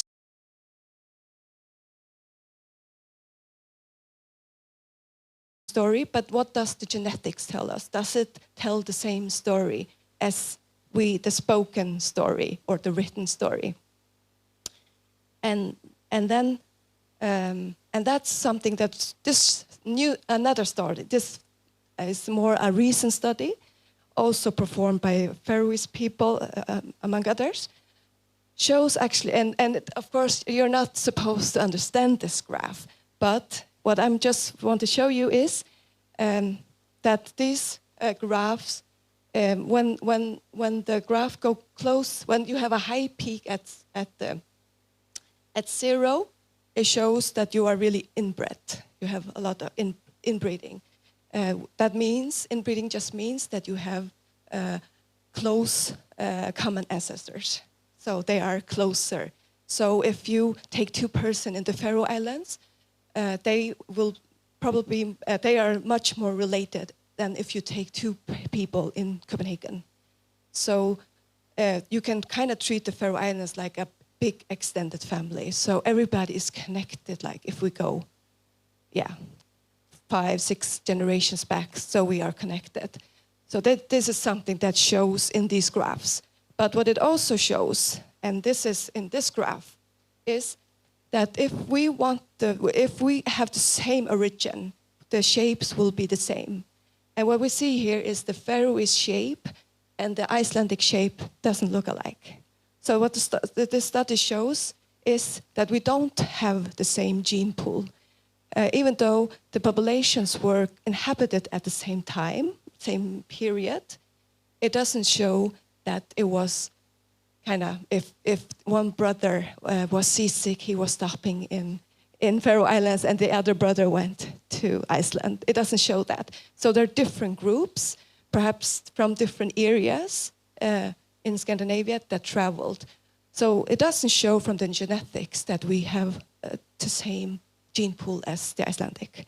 So this is adds to the Y chromosome research and kind of changed the perspective, because in the early 2000 we had the perspective that it was probably the same because of our history is the same. But this newer study shows that it's not likely that it's the same gene pool. Of course, the price of isolation is that we have some of these diseases that are really high frequency in the Faroe Islands. And we can see here, for example, and this is a really known disease called CDD, carnitine transporter deficiency. It's a disease that we have a lot of carrier, but about 700 people have this disease in the Faroe Islands. And it's a treatable disease. So it's really, really important that we we find these patients and treat them, because it's just it's really easy to treat.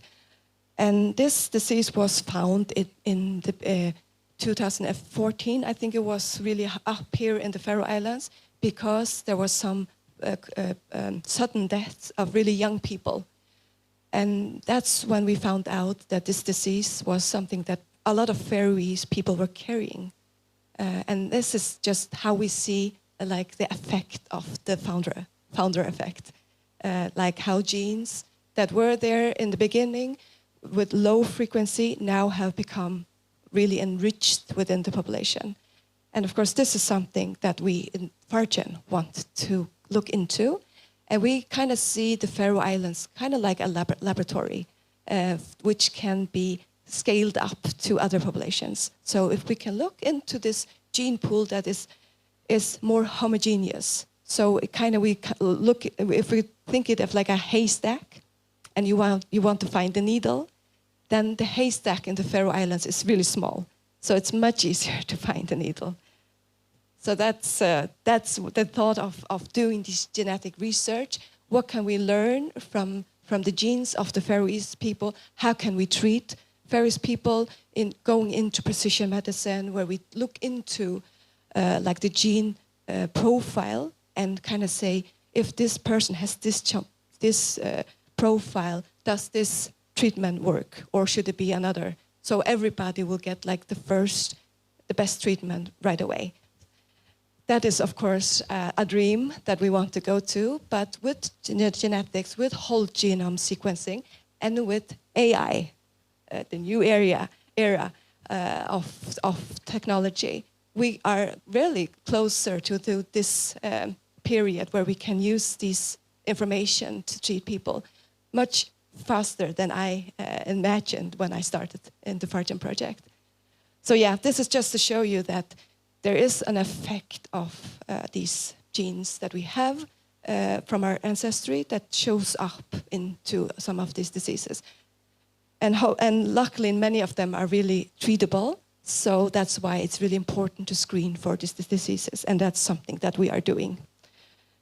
Okay, so if we go into the Fargen project more, so as I told you, we have 3,500 people participating from all around the islands. And we were really keen on having the islands well represented, so that we don't get like create biases to our data. And of course, we wanted also to have them really evenly distributed on age, and also on female and male, our gender, our sex. So, and we can see that here, that 57% of the cohort is female, and the rest is male. So women are more keen on participating in research, and that has been known for a long time. So when we recruited, we were really kind of keen on making commercials to get the men to participate as well. And I think it worked, because it is really even. If we didn't do it, it would probably be more women. And it's really women who are 55, 40 years old are more keen on participating in research. So yeah, this is just an interesting observation. And when we look into what diseases are, so we see that we ask people, because it's self-reported if they are participating, and we see that the affected are the blue ones, and the unaffected are the red ones. So of course we see that through the age that the affected gets higher in the higher age groups, and that is of course normal, because disease kind of correlates with age. So that is good that we also, but this also just gives us like a representative of the Faroese population, and something that we really want to look more into, because they told us about which diseases they have. And this is just a long list of diseases which they reported. And what we were kind of targeting for was hypertension, IBD, inflammatory bowel disease, type 2 diabetes, and arthritis. So this is just to show you that we are doing these genome-wide association studies, and this is just to see can we pinpoint some of the genes that are causing these diseases. Yeah. So if we go further, so this is just like the FARGEN project that we have all this information, and now we want to kind of analyze it. This is the first the almost 200 genomes that were analyzed. And the 40 genomes, 40 whole genomes, which actually have been sequenced here on the islands. And that is really huge for us, that we have a laboratory in the Faroe Islands which make it possible to do genome sequencing here. And yeah, so the 40 genomes were kind of we collected them so they represented the whole all regions of the islands, because we also have this idea that it could be the gene could have changed because of isolation. So we have kind of this can we see if people are coming from the Suðuroy or the Norøy regions from the genome. That's why we collected people, 8 people from Suðuroy, 7 people from Sandøy and Stóra-Dímun, 7 from Suðurstreymoy, 7 from Norðstreymoy, 5 from Mykines, and 6 from Norðoyar. So these genome kind of represent these regions. And if we look into, I don't have the plot to see if we see this, but actually, if we're looking into the genomes, we actually can see where people came from. But we just have one problem, and I don't know if it's a problem, but what we see is that the capital area is kind of we represent all the population. So we have a lot of people traveling. If we look into the genealogy records, we can see where people came from, where they originated from, and we see a lot of people in Suðurstreymoy, in the capital area, that originally came from the other parts. So if we take them out, we can actually see where in the regions you came from. So that is kind of interesting to see, also in a homogeneous population that is that we don't really think that we are related.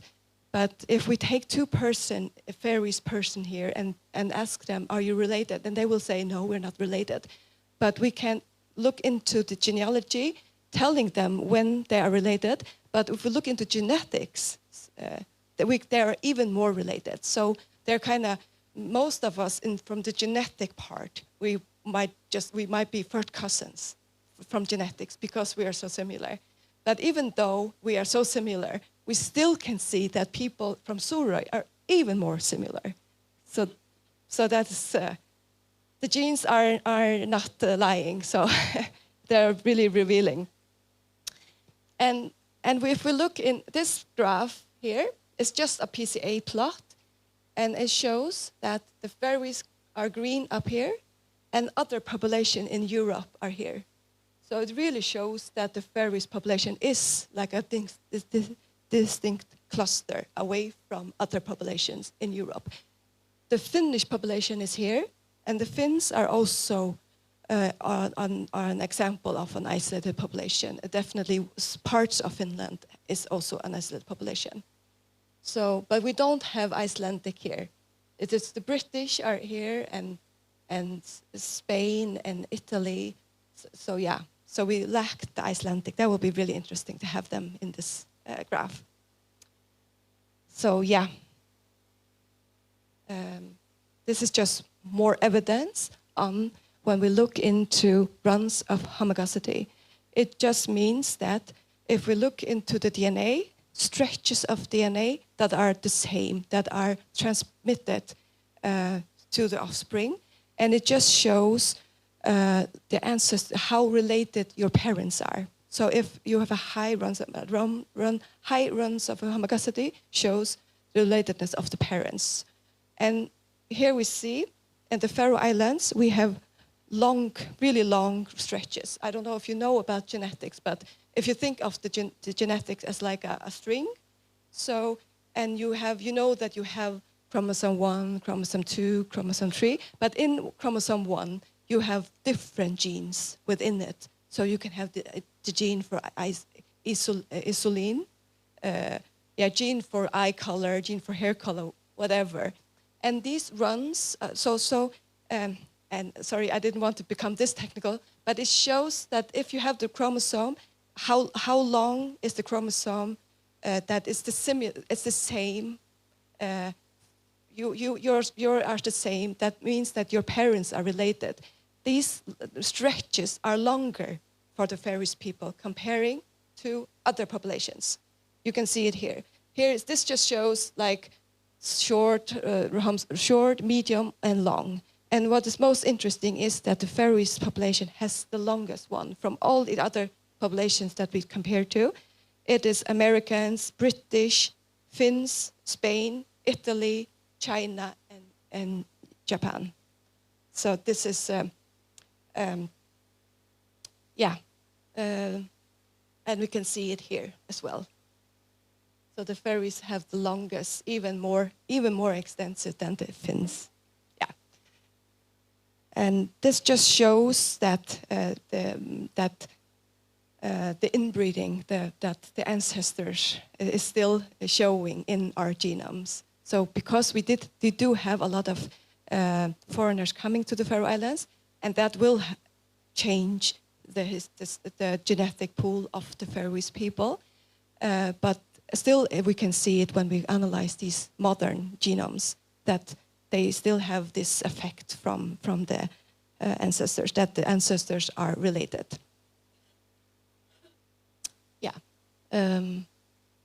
I don't know. So, and if we look into also this is the same data. This is just showing what kind of genes that have how we have evolved. And for example, we have a gene that is part of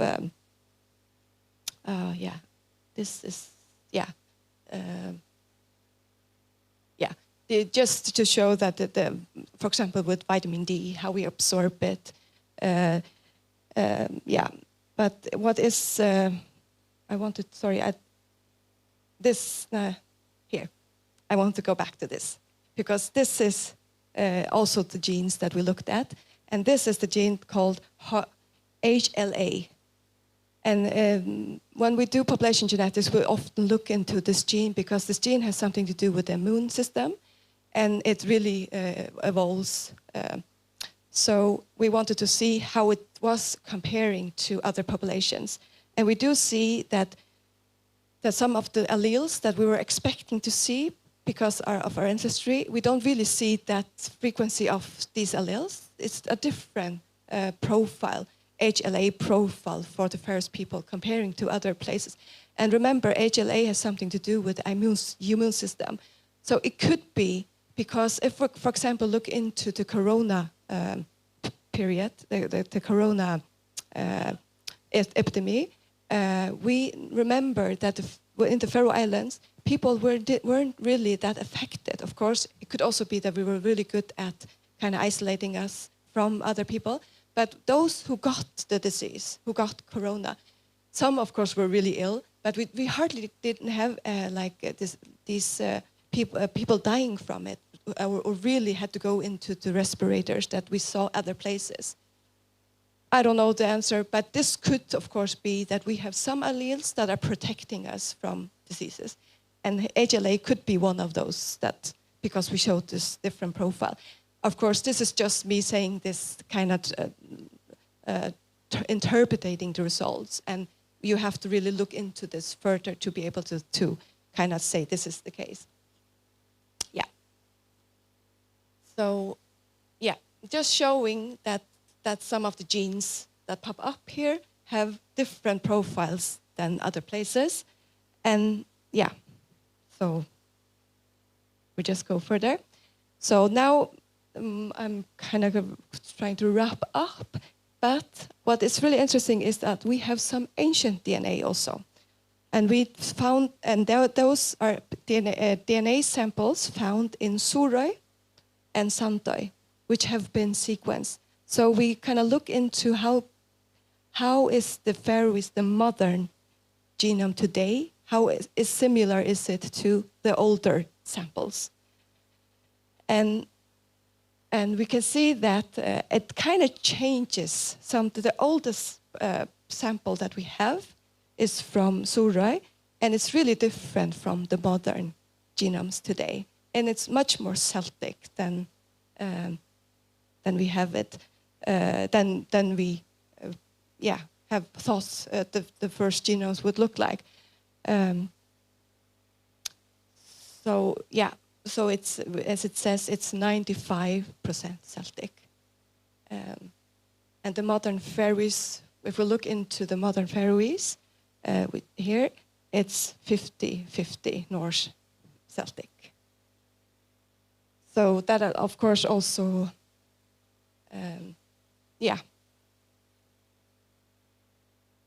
So it just shows that the Faroes population changed genetically since the Middle Ages.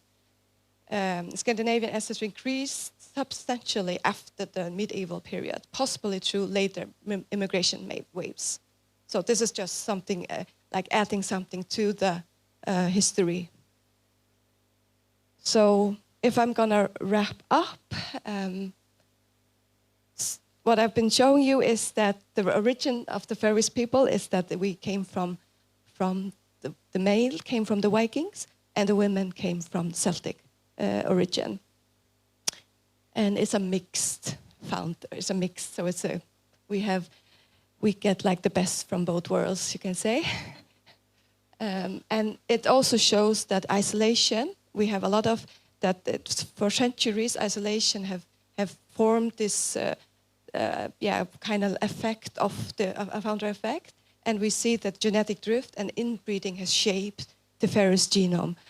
And it's not because like in people coming to the Faroe Islands, but more like because of the inbreeding of the Faroes people. And of course, we doing these genetics. It's really interesting to see the origin, and it kind of which kind of it's really important for people kind of to know the origin. But of course, it also gives us the opportunity to look into the diseases, to use this information to treat patients. So we kind of, it's really a good possibility to do both things. And that is something that we do with the Fargen project, that it's kind of have the goal of both looking into the origin and ancestry of the people, but also to have it like a catalog to help to perform precision medicine. And the ancient DNA is, of course, really interesting, and we want to look more into. And actually now we have a student who actually did perform some of these results. She is actually from Klaksvík, Elsa Krostein. Some of you might know her. She did a really interesting master thesis in Copenhagen with this group that works with ancient DNA. And what she wants to do now is to kind of use genetics, the Faroe genome genetics, together with the history. So she has kind of joined a group from researchers, both from university here in the Faroe Islands, but both from the history department and from the natural science department. These two things to see, because when we are working with genetics, it's really important that we know the history.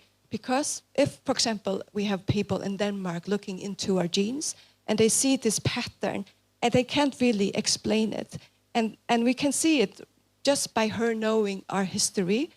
For example, why do we see increased frequency of some Spanish or Italian variants or French variants in the population?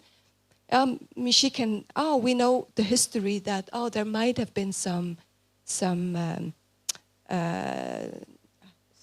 pirates coming here yeah. So we can actually see the effect of these, of pirates in the genome. Yeah, that is something she will go into to that more to see. And it's also interesting when I talk to some of these historians, they have some other, they put a layer to what we see in the genetics. And we see these, and they can explain, it might have been because of, this, And I think it's really, really important that we work together to kind of reveal the history.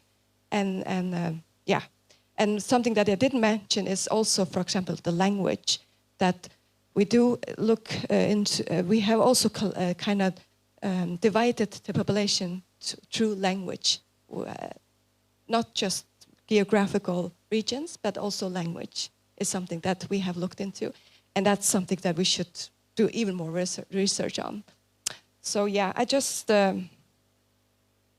want to thank you for organizing this. It was really interesting to be here, and yeah, I think it's nice once in a while also to take this perspective from the history and to see the origin of the population. So and not just looking into disease genes and treating, which is of course really important, but I think this is really important for us to know the origin of questions, if you like.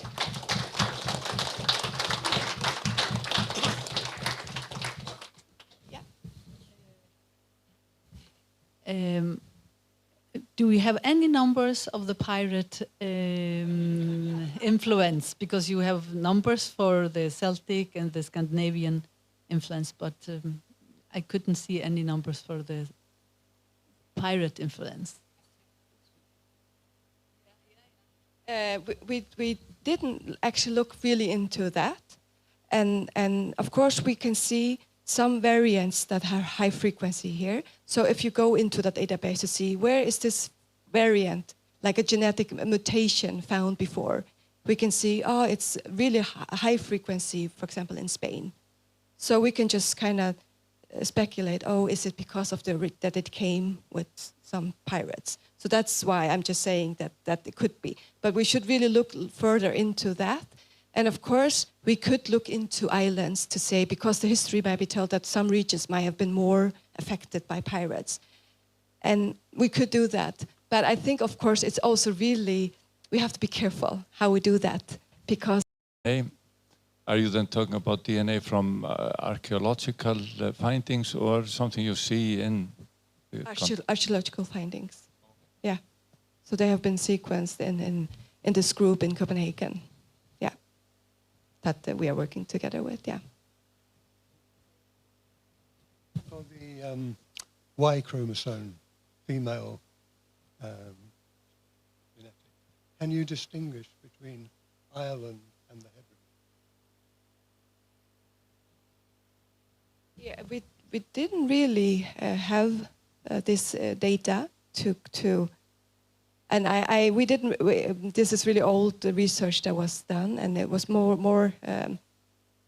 I don't really recall where the samples came from that they compared it to, but I think it's interesting, and there should be data now. I think also in Britain, where they have large projects, both Generation Scotland and the UK Biobank has a lot of samples. So I think that will be interesting to see how can we collaborate on looking into this. Yeah, we just need more researchers.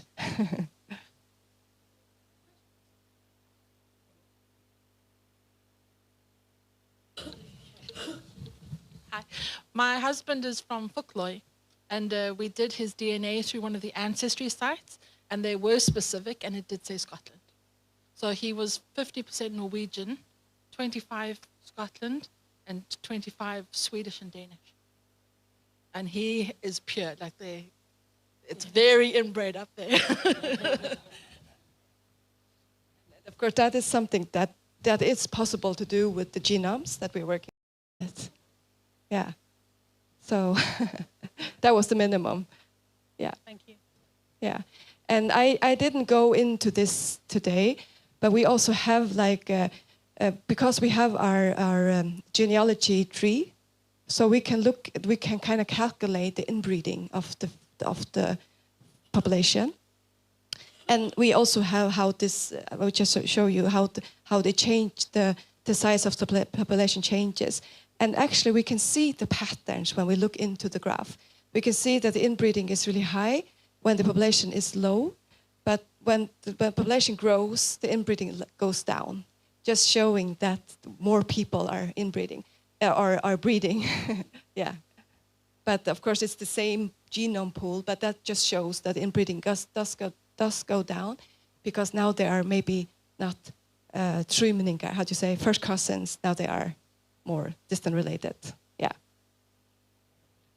Oh, so you've obviously gone to great lengths to have a big sample, but some diseases look underrepresented, like the number of Alzheimer's patients is very low. I guess that's consent. Yeah. So is this data anonymous? Are you going to track these people in the future to see how their health evolves? That will be, I think, the really optimal to do, kind of to kind of treat it as a cohort to follow. Especially, I mean, we have young people to see, kind of follow their health, and kind of, because we're also working, we're kind of trying not to just treat. We also want to kind of, how do you say, prevent disease. So how can we work more on prevention and health promoting instead of only treating? So yeah. Yeah.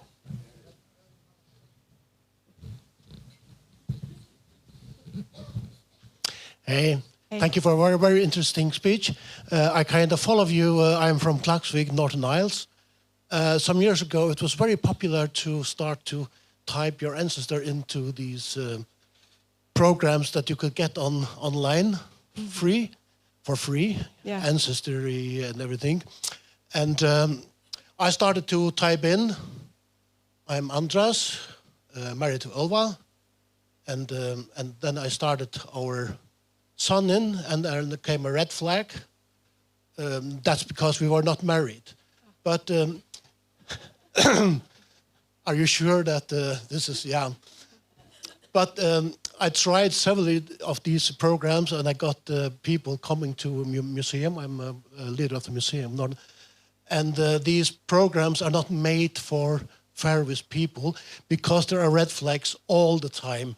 Are you sure that this Johannes Jakobsson is the same as this one on the other side? Are you sure? And you have to say yes. And it is all the time. As long as you go 2 or 3 generations back, there are red flags. There are red flags. Because we are interbreed for 1,000 years. Thank you very much for your... Yeah, thank you.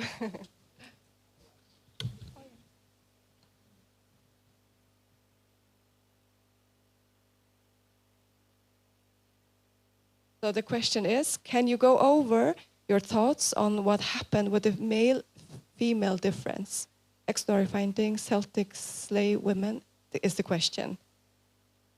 Yeah, that we don't really know if there were slaves, but probably some of them. And of course, the history is that the male traveled, the Vikings traveled from Scandinavia and stopped at the British Isles and took the women from there and then moved on to, Faroe Islands, Iceland. So we have the same history. So if they were free willy going with them or they were enslaved, the story doesn't really tell us. I think it's a mix of both, probably. Yeah, but you would know, you're the historians. Okay, Noomi, thank you very much indeed. Brilliant.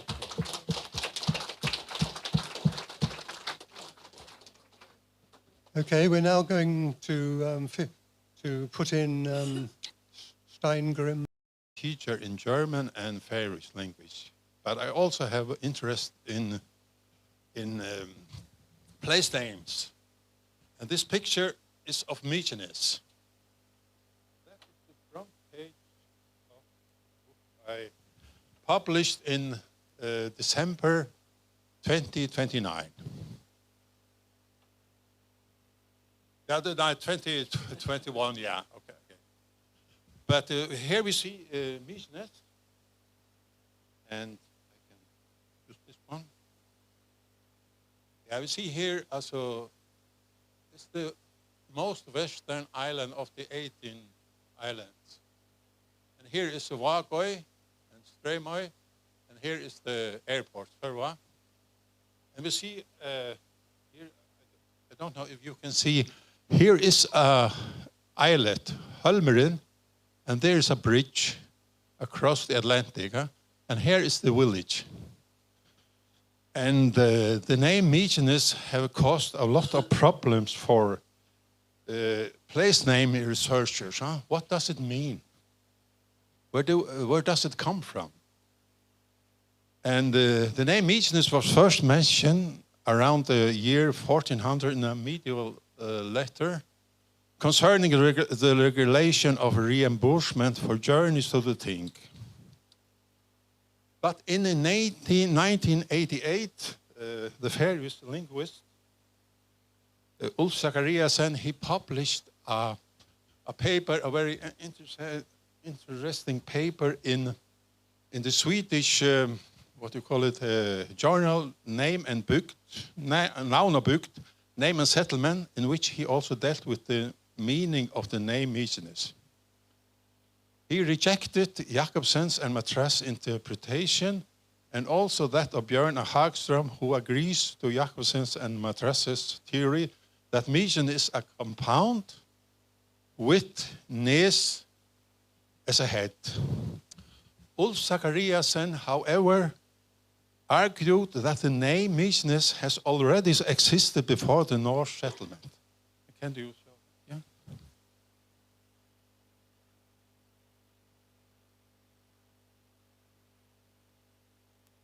Yeah, already existed before the Norse settlement. The name is of Gaelic origin and composed of Gaelic Innes, which is related to Latin insula and ancient Greek Nesos, meaning island. The modifier of the compound Mykines stems from Gaelic mic, the compound Mykines, which can often be found on the west coast of Ireland. In Clew Bay, there is a small island named Mykines. There are two big islands in the Faroe Islands. Mykines in west, the name of which is of Gaelic origin, and Svínoy in east, the name of which is Norse origin. I haven't seen any reaction on that article, but it sounds very interesting, I think.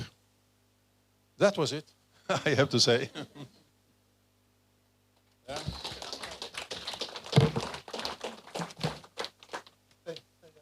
Yeah. Okay, well, we now have 20 minutes before lunch for general discussion on any of the topics that have been covered this morning. And most of the speakers, I think, are in the audience, so you may want to address questions to them or make your own points. So, yes, number one there. Thank you. Yeah, just regarding Mykines, I'm guessing that Jakob Jakobsen interpreted it as being Old Norse Mikle, meaning large, and Nes, promontory. And the evidence for the pig interpretation seems to be preferred for no good reason other than it's fashionable to go down that kind of Gaelic interpretation. Is there any evidence that the Nes, the promontory, used to be joined to the rest of the island, and that there was a collapse of the link, which might favour Jakobsen's interpretation? No, I don't think so. The island, there is a small Nes, Inner Nes, Heimer Nes, and so forth. But when we have, can you show the picture? Yeah. Also, this one here.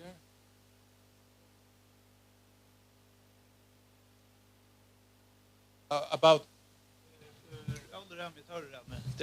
There's a folk tale called Ole Rami and Torur Rami. Was a giant from the other island from Voar, which is he was called Torur, right? Thor, and then there was a farmer in Mykines which was called Ole, and the giant from Voar jumped over to Mykines because he wanted to own the island, so they started fighting, and then the farmer, I think, fled from the giant out on the promontory, and when he came past where now is the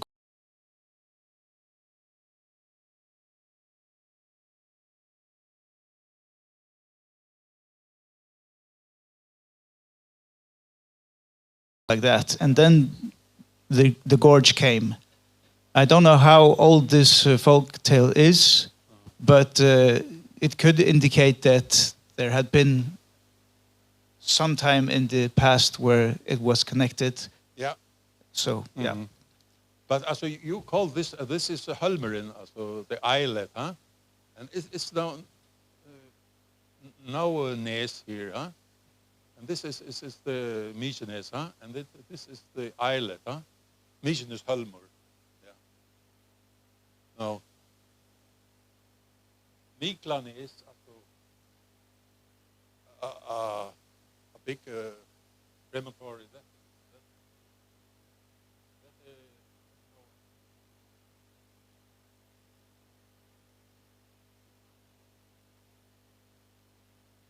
Yeah, this is Hulmerin, and then this is the island here. Yeah. Yeah.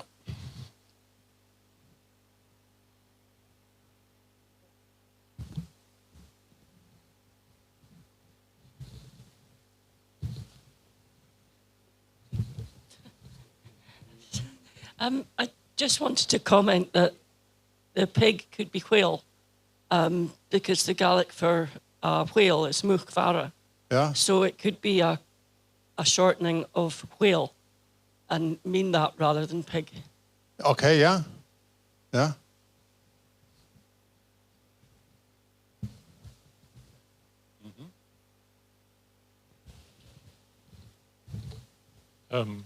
Thanks very much for that. Yeah. Oh, are you there? Just to mention that I talked a little bit about the island of Egg. Yeah. One of the other small islands right next to it is also Much. It's Aden and Much now. Much, yeah. It also seems to have the same Gaelic element. My question would be though, how would an island retain its name, its Gaelic name, across the centuries like that? It seems to be one of the very few place names that I mean, it's convincing in its own way. It's just finding a kind of logic for how that name stuck to that island, and all the others acquire Norse names. What's the mechanism that makes that happen? I'm not a linguist, but I don't know how it has survived. Yeah. If the name is originally Gaelic, it could have been preserved by a reinterpretation. So if the name was originally Muck Island or Macniven, that sounds a lot like Mykines, which then becomes Mykines in Faroese. So it could be a folk etymology of the original Gaelic word, because it sounds like it has a. It's what's the word? Homophonetic, yes. Homophonetic, yeah. Yeah, so that could be the reason. It's a reinterpretation.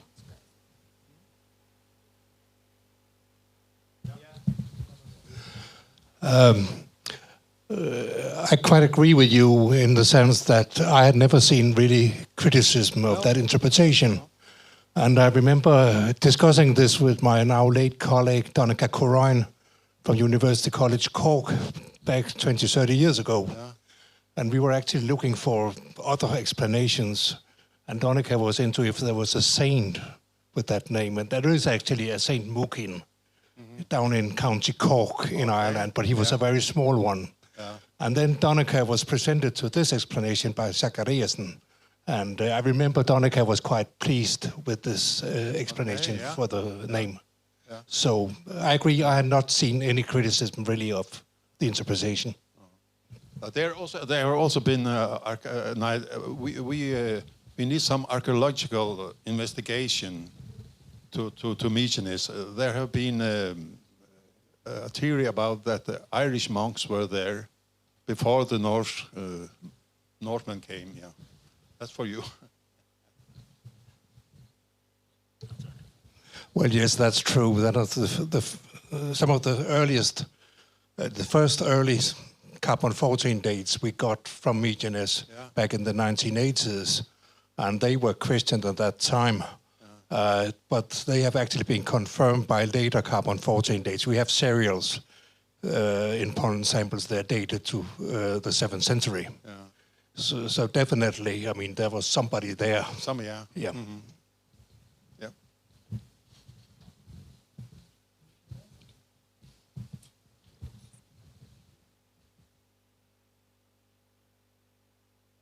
Thank you very much. Your 10 minutes extended too. Lots of questions. Very good. So we're going to break now. Lunch should be available out there, although we're running 10 minutes early, and we should be back here at 1:30 when Alan Macniven is going to give the next talk. So thank you to all the speakers and to you for a good range of sessions this morning.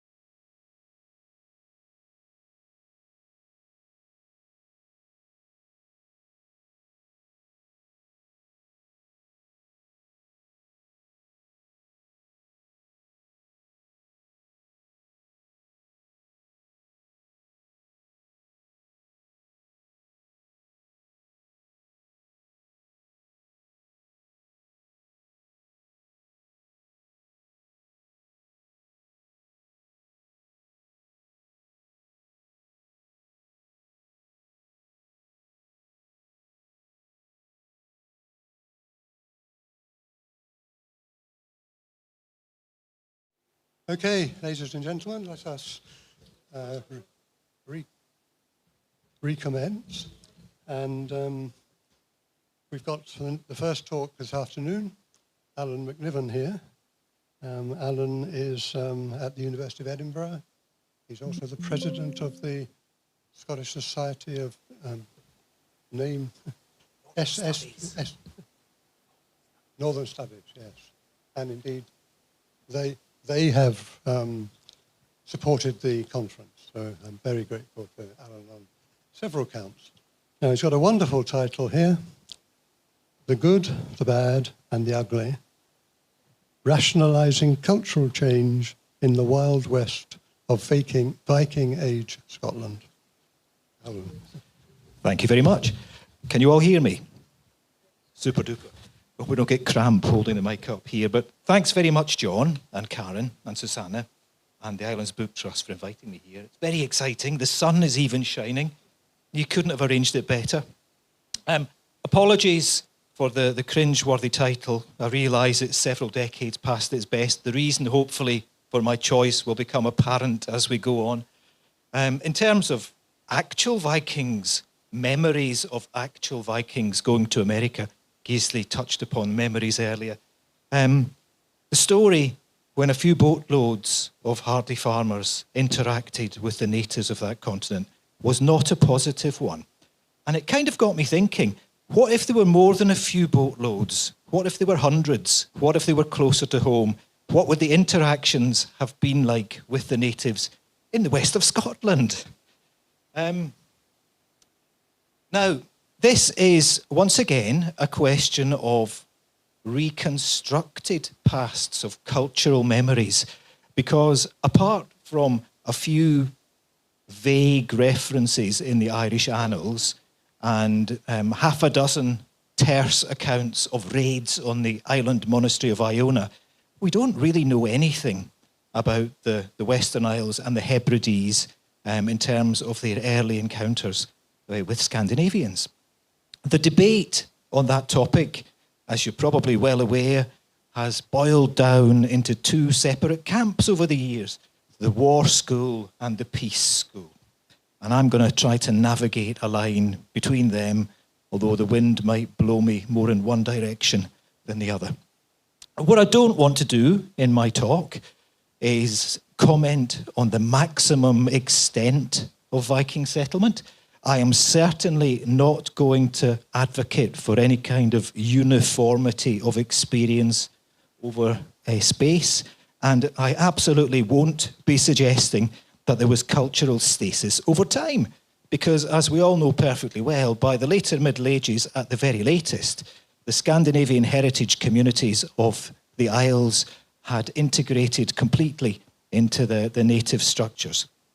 So what I'll do instead is focus on the earlier stages of the settlement process with a view to establishing a baseline for how we approach that evidence.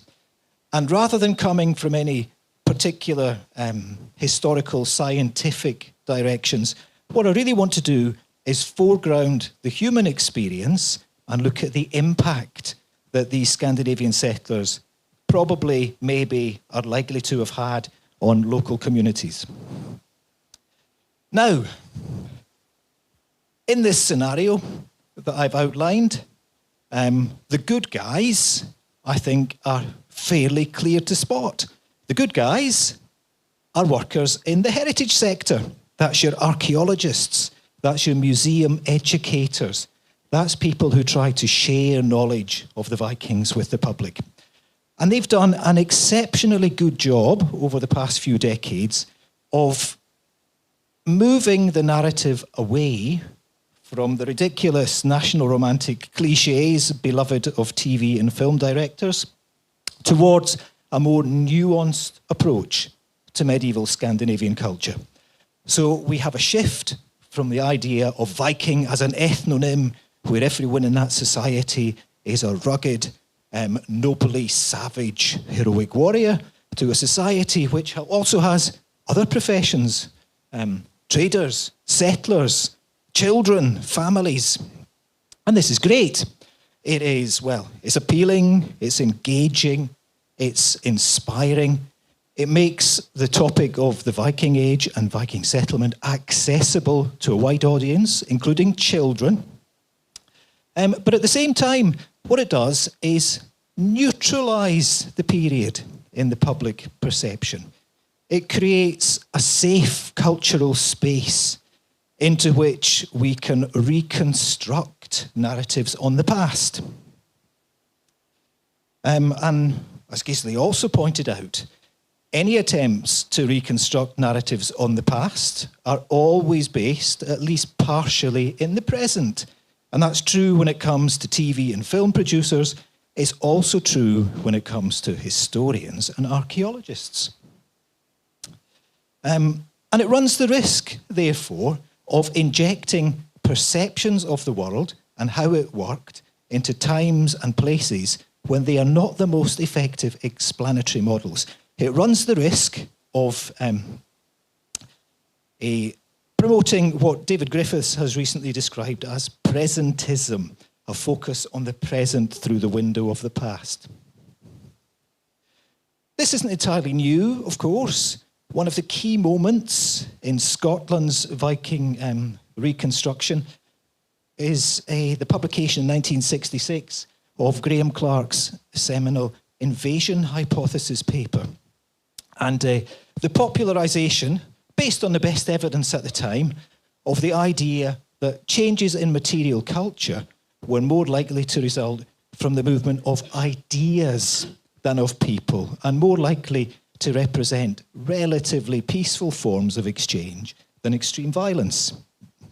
Now, in a way, that's wishful thinking, but it's not a bad thing.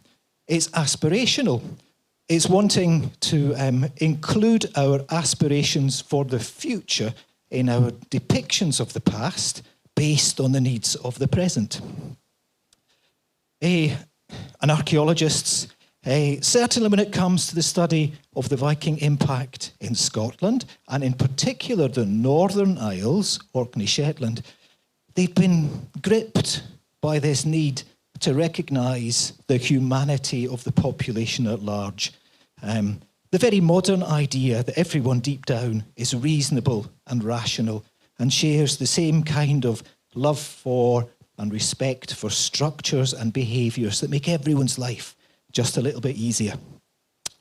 And there has been an extreme reluctance, I would say, and this is a series of quotes that I've borrowed from Brian Smith, Shetland archivist, an extreme reluctance to accept the idea that genocide happened in the Northern Isles, that there was an extirpation, an extermination of the general population.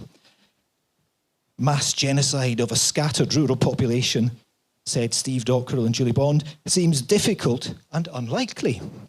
Now, you can see why they would want to say that, but if you think about it, in terms of the group thinking in play here, our archaeological colleagues have been circling the wagons, and they've been circling them round the idea that peace and unity and cooperation and collaboration are universal themes which can always be found in human interactions.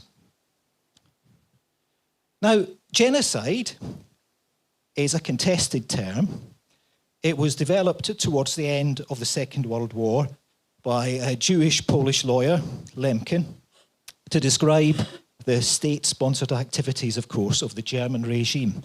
There are voices who will suggest that the word genocide should only ever be used in connection with mid-20th century atrocities.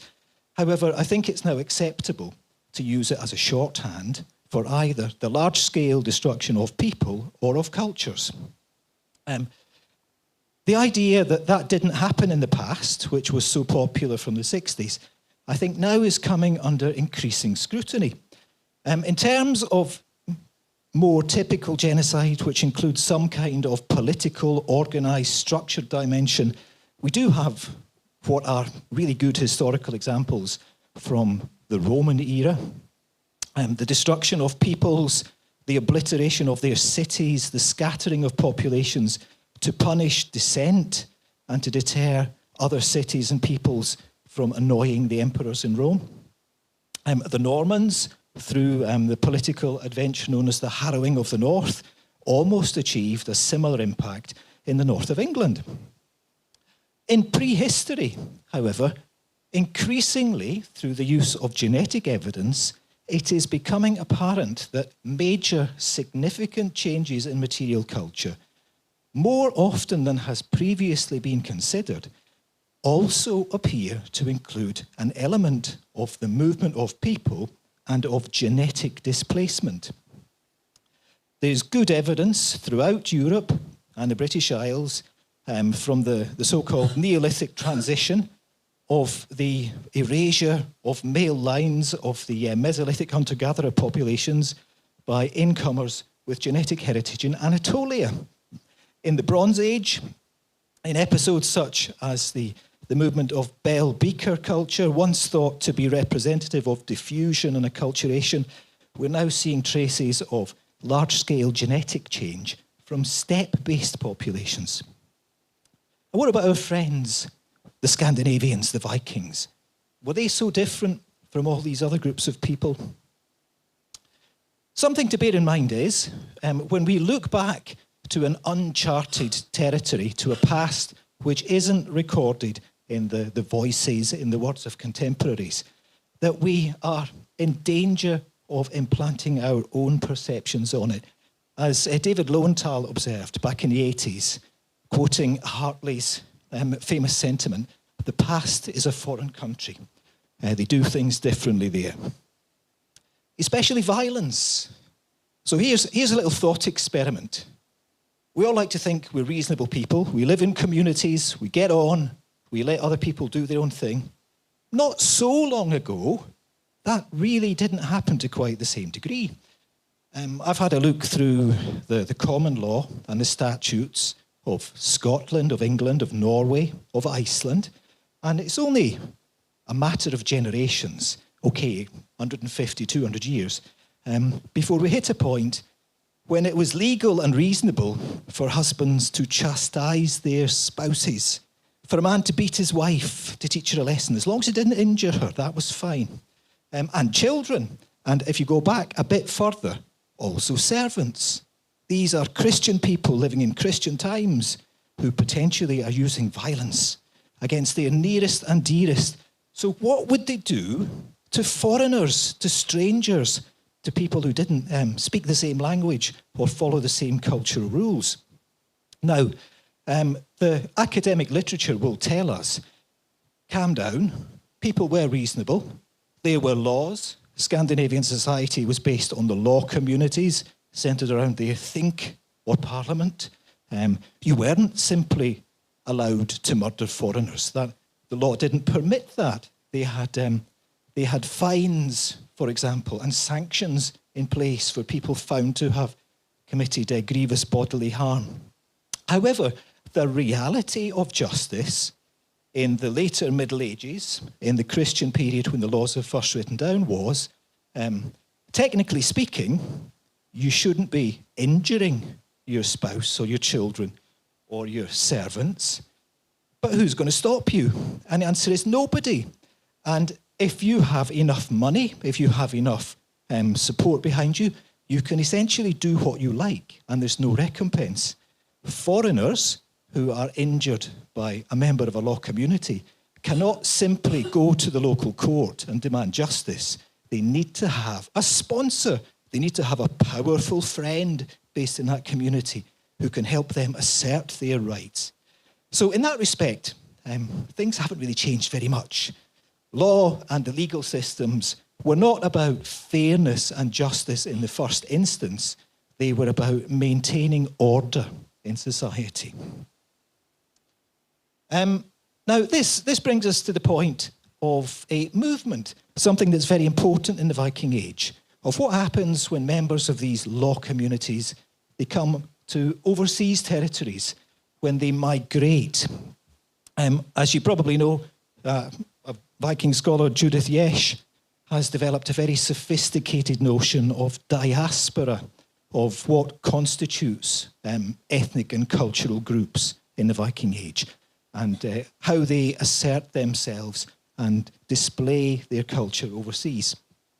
Even so, there is a tendency still in the way in which this is applied to make assumptions, to assume that people who are moving, just like we would today, have got some kind of choice, that we can wake up one morning and convey our circumstances and decide things aren't working out so well in Trøndelag. I don't like it here. I'm not making any money. I'll sell my pigs to the neighbours and I'll sail across to Lewis and start up. That's what you think now. That would be what Peter Heather calls a cost-benefit analysis. But is that how things worked in the past? We're told in multiple sources, including Landnámabók, that a common motivation for the movement of settlers, not right at the beginning, but not so far into the Viking Age, was fyrir ófriki Haralds konungs, the unpeace of King Harald, Fairhair of Norway. And these days, there's a tendency to see this as reflecting a process of refugees. And we all know what refugees are because we see them in the news all the time. Poor people down on their luck who are simply looking to escape for a better life. But is that what we're dealing with in the Middle Ages? I would suggest, no, that's not the best way to interpret that phrase. We're dealing with a society which, despite the cliches, is not free, is not equal. Despite the best efforts of the Icelandic Tourist Board, it's not the heartland of modern democracy at all. It is a society which is based on slavery. A large percentage of the population is either unfree or what Stefan Brink describes as semi-free. Now, here is another persistent cliche from the Viking Age, that freedom underpins every aspect of their endeavours. Well, maybe Viking Age ideas of freedom diverge just a little bit from modern ideas of freedom. For us, to be free is to decide to do what you want, when you want, to voice your opinion, and to go where you want to, unfettered by the opinions of other people. In the Viking Age, when all the evidence now suggests we're looking at an extremely hierarchical society, the freedoms that most people would have enjoyed were freedom from starvation, freedom from privation, freedom from being left out to die from cold in the wilderness. So maybe not so upset by being told what to do. And this isn't a set of social experiences that we've got much experience of today. So to understand that, we need to turn to the theories of, for example, Teufel and Turner, social identity theories, which tell us a little bit about how groups form, about how group identities work. And it seems that in circumstances like this, when you have people slotted in to a tightly controlled model of social existence, they not only look inward and adhere to the rules of the group, they stop looking outward and they very easily other and demean and potentially demonize the people who do not belong to their groups. That doesn't mean that most people in the Viking Age were violent. There's good indications in the cultural memories preserved by the Icelandic sagas that extreme violence, socially disruptive violence, was frowned upon. Your berserkir and your vikingar are not usually the good guys in the sagas, but they're doing things in extremis, which the medieval Christian community did not like very much at all. What we do have, however, at the top end of the societal scale are a class of people who have been evolving for 1,000 years and even more quickly for 500 years by the point the Viking Age begins, to focus their entire existence around concepts of social status. Alfred Smith, who 40 years ago published his overview of the Vikings in Scotland as part of his Warlords and Holy Men book, he did something which maybe methodologically isn't so sound.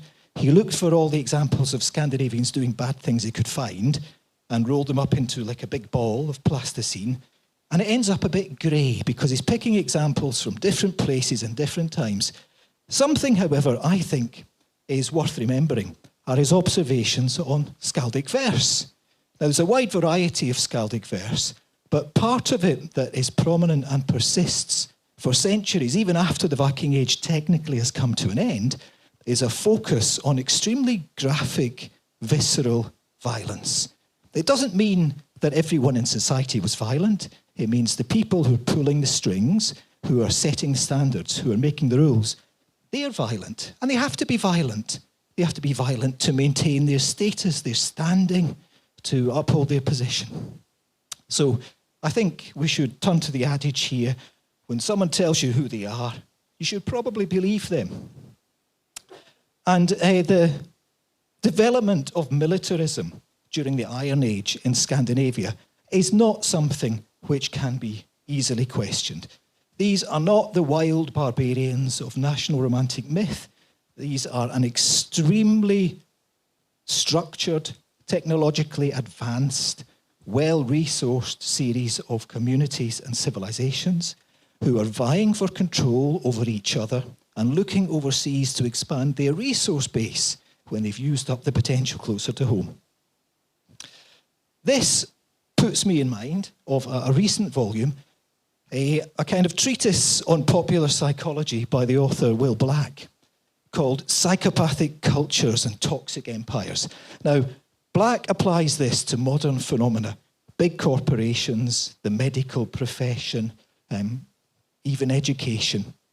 And he tells us that systems often evolve along psychopathic lines, not because most people are clinically speaking psychopaths, that's absurd, but because the tiny fraction of society which do meet the clinical classification of a psychopath, they are so influential, so manipulative and so powerful that everything else bends round about them to enable them.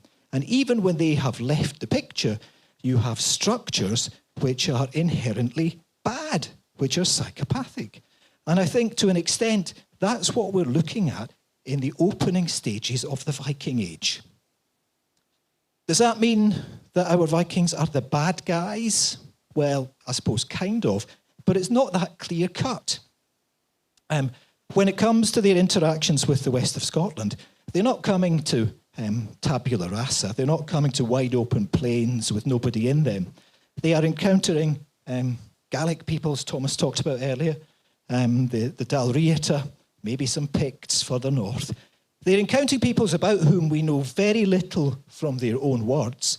When it comes to the inhabitants of Argyll, for example, their proximity to their neighbours in Ireland allows us to make assumptions about their perceptions, their laws, their ideas on how rural society should function. These are people who set great store on the property qualifications of social status, on the importance of land ownership, and they put a lot of effort into maintaining that status. They are not averse to blinding, drowning, burning, hanging their rivals. Even the mighty monasteries of the Celtic Christian world don't step away from the violence. We have open warfare between the familia of the major monasteries, recorded before the Viking Age starts and while it is ongoing. They also practiced chattel slavery. I think what that means is we're going to get some friction. So just to recap, the Scandinavians coming across comprise maybe some browbeaten, inward-looking peasantry. They are led by, they are forced by, their journey is resourced by a status-obsessed elite who practice institutionalized militarism, who are involved in, well, international relations and economic structures which are based around human trafficking. And that's something that I argue we really have to emphasize. It's very easy to abstract away the horrors of human trafficking. It's not a nice a nice concept at all. The reduction of human beings to commodities to be bought and sold in a marketplace is horrific. We don't know so much about it from the west of Scotland in the Viking Age, but according to the accounts of the Arab travellers who came into contact with Scandinavians in Eastern Europe, it boils down to basic economics. Abu Hamid al-Andalusi, following on from his encounters with the Rus, so the Swedish heritage Vikings who plied the markets of Eastern Europe, he could buy for as little as 3 dinars a fine slave girl or a Greek lad. And I don't think the nouns there are vague or covering up any of the atrocities. We're talking about children, bought for reasons you could probably guess. At the same time, he could go to a marketplace and he could buy a jar of honey for half a dinar. So a human life, a person to be used, abused, and maybe murdered or discarded is worth less than a basket full of groceries from your local supermarket. So that's what we're dealing with. It is horrific. And I agree here with Ben Raffield in his assessment of the situation. He suggests that we should, when we're looking back over this period, acknowledge and give thought to the experience of forced migration, in other words, enslaved people, and violence, and consider the changes that were wrought on communities by raiding groups whose very presence in the landscape brought with it the potential to destabilise and shatter established ways of life. Right, so the Vikings come to what is now Scotland. Friction is inevitable. They have to acquire land, they have to control resources. How is that possible when everything is owned and tightly and jealously controlled? Is it a negotiation process? Is that likely? They bring with them strange pagan ways. Thomas mentioned religion. Perhaps there was continuity of Christian religion, or at least continuity of resort to places of worship. But the things that we interpret as reflexes of religious practice, the burial of the dead, can also be interpreted as political acts. So the elite dead of Scandinavian immigrant communities being buried under mounds in the landscape, yes, that's a way of venerating your deceased relatives, but it's also a way of implanting ancestors into the landscape to legitimise your ownership and control of foreign territory. Is continuity possible? Well, to an extent, I'm sure it was. But things happen. The ancient kingdom of Dalrieta eventually disappears from the records. The leading families recorded before the Viking Age, who are the major landowners in what's now Argyll, they also disappear. Key locations in the settlement structure of the Isles to the west of Scotland are abandoned. The central focal points, the forts, the brochs, I'm sure Neil will talk more about this later, they cease to function as forts and brochs and central places. This pagan intrusion leads also to recognition by peoples further to the south and to the east in the mainland that they're now dealing with a new kind of community. And in records which begin to appear in Ireland during the Viking Age, we see a Gaelic othering of the immigrant communities. We see the Isles to the west becoming known as Inshigal, the islands of the Scandinavian foreigners, which must indicate at least some degree of disjuncture. Place names, the names of places. As Thomas pointed out earlier, the names of several of the larger islands down the west coast more than likely are relics of a very ancient tradition. We can't be entirely sure which language they come from, which language variety they originate in, but we know that they have been preserved to the present day through Old Norse intermediaries. But only the bigger islands. Not the names of the smaller islands, not the settlement names, not the nature names. It's very difficult to show that any of the existing smaller names had an existence before the Viking Age. These larger islands, we could surmise, have names which survive through their use as navigation aids as the immigrants move in, have facile contact with the locals before taking over. Often, not so much now, but until about a decade ago, there were many papers which talked about the hybridity of place names in the Hebrides and the Western Isles. Well, they're hybrid in the vague sense that many of them contain both Old Norse and Gaelic elements, but they're not hybrid in a linguistic sense. What we see there is a pattern which repeats time and time again, where there is more than one of those languages represented in a single name. The pattern is always the same. We have Old Norse names which have been retrofitted at a later stage with a Gaelic word, so that in the later Middle Ages, the by now Gaelic-speaking community can attach some kind of meaning to a name whose origin is forgotten. What we don't find, there aren't any or many convincing examples of older Gaelic names which have been retrofitted by the incoming Norse. We seem to be looking at an event horizon where things change and change in a very big way. And this change of place names can also be nuanced to an extent. Here's the island of Islay. I've looked at the place names there. The Norse place names of Islay, they cover the whole island. They're not restricted. They include farm names, nature names, other names. But we can see patternization here.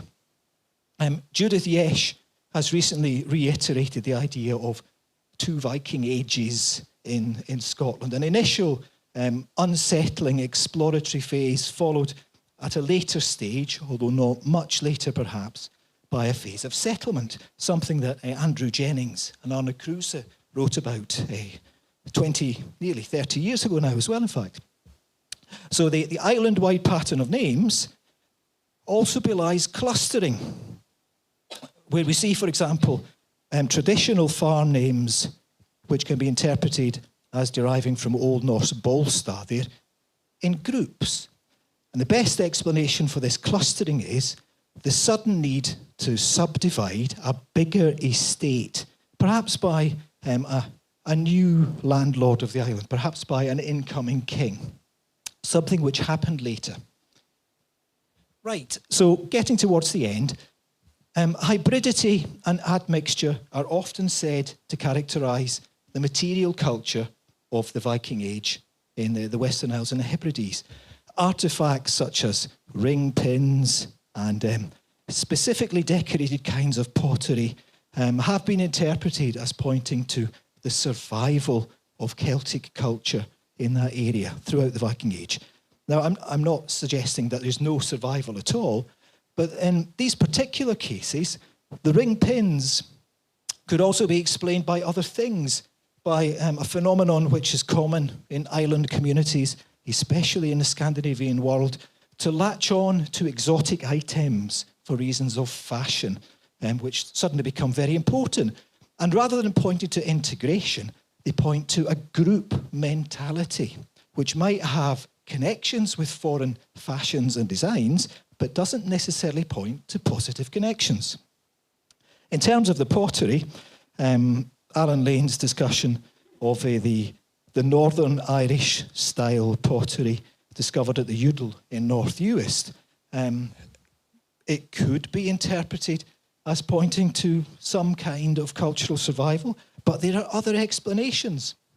As Thomas pointed out, possibly in that part of the world, the era before the Viking Age was not typified by its Gaelic culture, but by its Pictish culture. And these pots could well represent the products of slaves being brought in from further south to carry out jobs that the Scandinavians didn't want to do or didn't know how to do. There are good examples of this from elsewhere in Scandinavia. In eastern Denmark, as it would have been in the Viking Age, Skåne in Sweden now, there are plenty of examples of pottery decorated in Eastern Baltic style, whose real interpretation is the import of female slaves from Estonia and thereabouts, and part of the job they were put to work doing was making the pots. Now, slaves were taken, there's no doubt about that. There are records throughout Europe of Viking slave raids. We've got this graphic image, probably reflecting an eyewitness slave encounter on the hostage stone from Inchmarnock in the Clyde estuary. These people didn't get kept where they were. That's not good business. If your slaves know the landscape, they might escape. Instead, they were shipped overseas. Where they went, we can't be absolutely certain. We do know, as Noomi pointed out, that many of them made their way to Iceland, especially female slaves, similarly to the Faroe Islands. I would argue that's unlikely to have been through their own personal choice or for reasons which we would now consider to be culturally acceptable. Essentially, they are being picked up in slave markets, and this is very offensive, but I think it's in line with the theme, as breeding stock and taken to Iceland to help establish populations. Similarly, I presume, in the Faroes. Now, in Scotland and the Isles, the question of genetic heritage is something which is becoming more important and which is attracting more attention, especially in archaeological circles. A major study was completed in 2019 of the genetic landscapes of the British Isles, and it claimed to give us all kinds of insights and answers about the movement of people into and out of the British Isles. Stephen Mythen got very excited about this and suggested it pointed to a minimal Viking intrusion into Argyll. But the data set is problematic. The percentage of, I think it was Y chromosome data from, we're told Argyll, was only about 10 to 12%. The big question is, how representative is it? Because when you dial down into the data sets, only 29 respondents were found in Argyll. The human data is clearly nowhere near as representative as other genetic data, such as the domestic mouse, the house mouse, and in Islay, in the Outer Hebrides, in parts of Ireland, these seem to come exclusively from Scandinavia. And Searle and the people who produced that study, they suggest that in order for these house mice to have become so prevalent, they must have been brought there by extensive communities who were settling.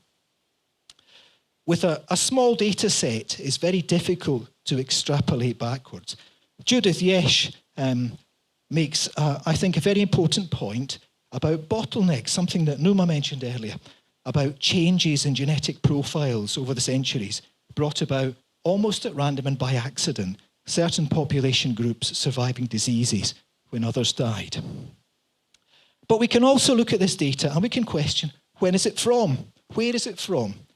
Let's accept that we've got 12% male Norse heritage in the genetic code of modern day people from Argyll. Well, what does Celtic mean? Is it the ancestral DNA of Argyll, or is it from Ireland, or is it from somewhere else on the mainland? And when is it from? Is it from before the Viking Age, or is it from after the Viking Age? And this is a very big problem. We come to the issue of what I call demographic churn. So going back to the island of Islay, we know from historical records that from the later Middle Ages, and probably also before that, although we don't have much evidence, groups of people come into the island time and time again from elsewhere in Scotland. They settle, they are given lands.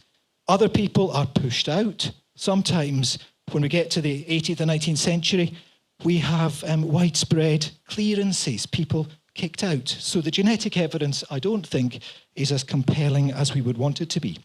So just to finish off then, we've got evidence for invasion. Destabilization is impossible to avoid. The process of colonization must have involved friction of some kind. And rather than looking at the fashions of the pottery and the jewellery, maybe we should think a bit more about the impact of violence and remember the trauma suffered by these communities and the loss that they endured. What we don't have is a neutral cultural space. And I think I will stop there. Thank you.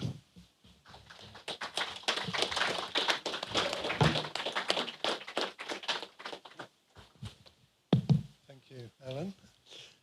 Pretty hard-hitting there, I think. Any observations or comments, questions at the back?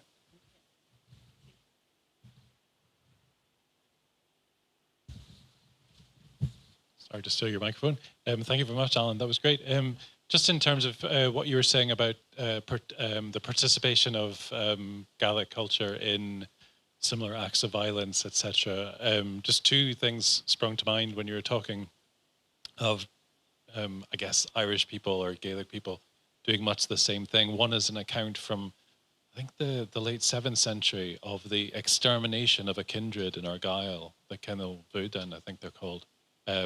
I can't remember the exact term used, but I mean, there's whatever the Latin term is, there's no question about what's happened. They've wiped this kindred out, and that's their local neighbours doing it. So they're not averse to this kind of thing.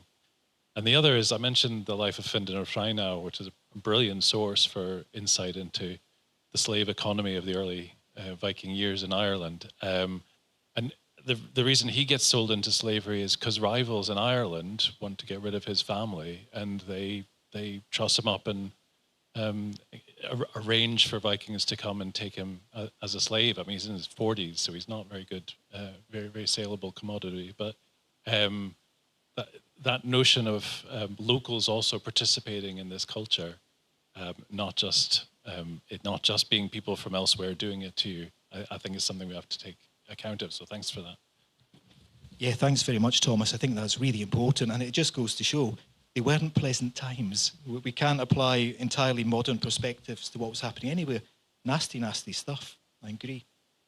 I also wonder, as part of the Scandinavian expansion overseas, them developing an absolute obsession with the politics and the culture of Ireland might also have led them to learning some of these strategies from the Irish themselves.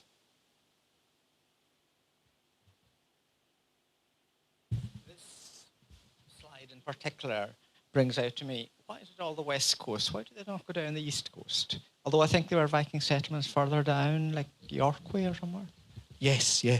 That's a good question. It's a very complicated topic.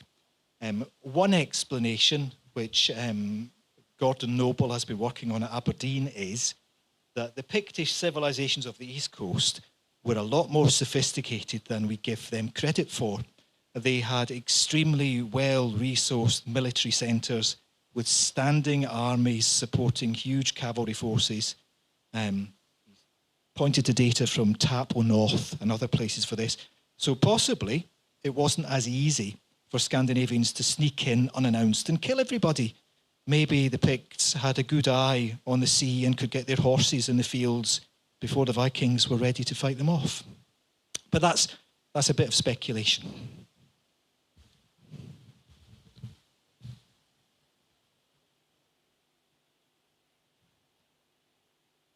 Thanks, Bjarti.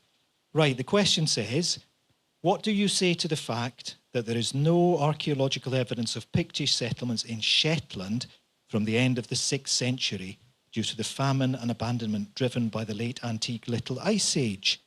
The only settlements in Shetland when the Norse arrived were isolated Papar settlements, so no genocide of a Pictish population occurred.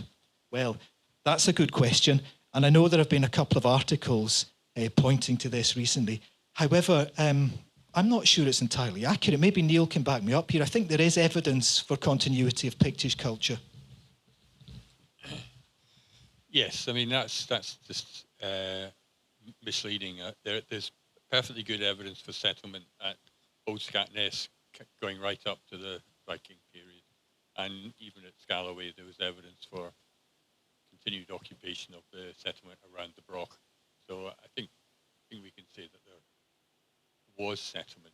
However, I think the point about the Justinian plague is accurate. And sorry, the point about the Justinian plague is important. And I think we have to see all of these islands as possibly have suffering from a major sort of population downturn in the middle of the first millennium, which makes life, which possibly explains why they become Pictish, the Western Isles becomes Pictish, because I would imagine that it's easy for the political power of Pictland to spread over into the Western Isles after that plague, because I think the communities which had been very, very strong up into the 4th or 5th centuries in the Western Isles were very diminished by the plague. And so I think there is a population issue which is important, but it's certainly, I don't think the Shetlands were deserted. I think there might have been a decline in the population, which makes it difficult to pick out very late Iron Age, Pictish period settlement, but it's not gone. Yeah. So potentially more vulnerable than they might have been a couple of centuries earlier, but still there and still active and still practicing their traditional cultures. Yes. Yeah.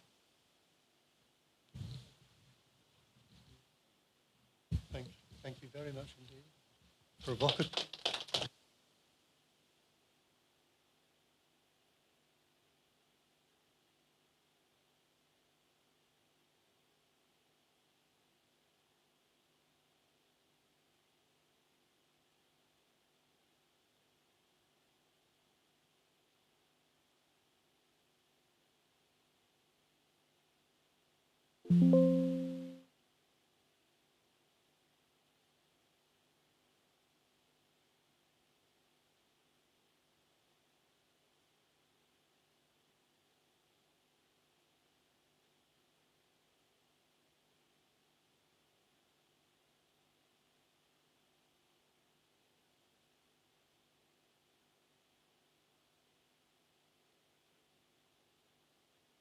He also has an interesting title, Hebrideans in the Sagas,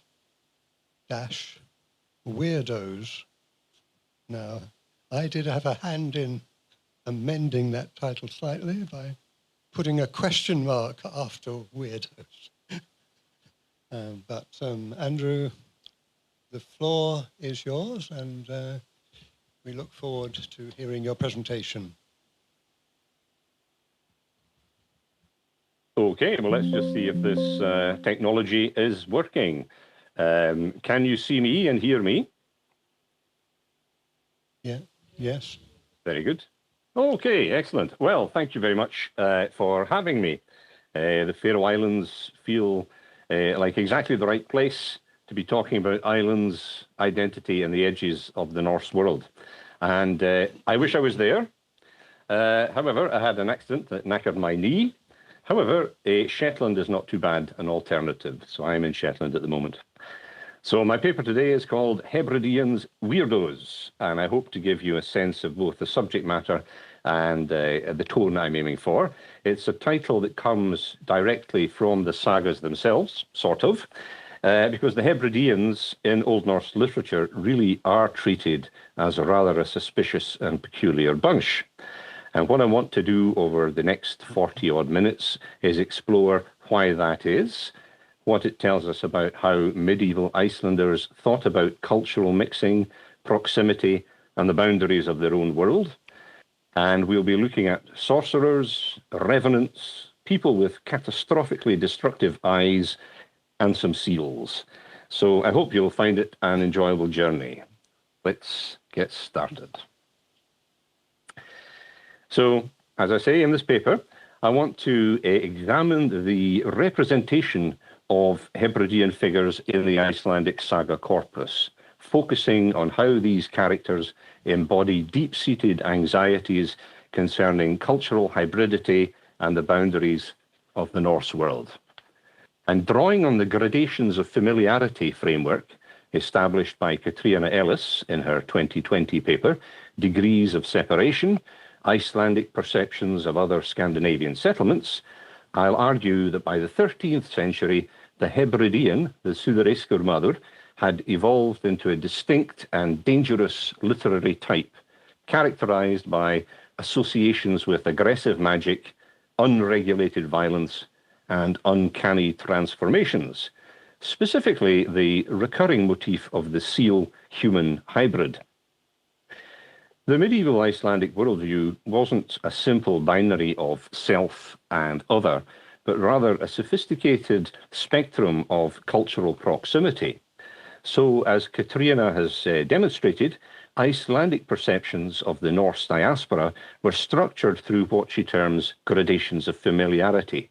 And in this mental geography, Norway and the Northern Isles, that's Orkney and Shetland, they occupied a lateral axis of relative continuity, regions that were culturally, linguistically, and legally intelligible to the Icelandic mind.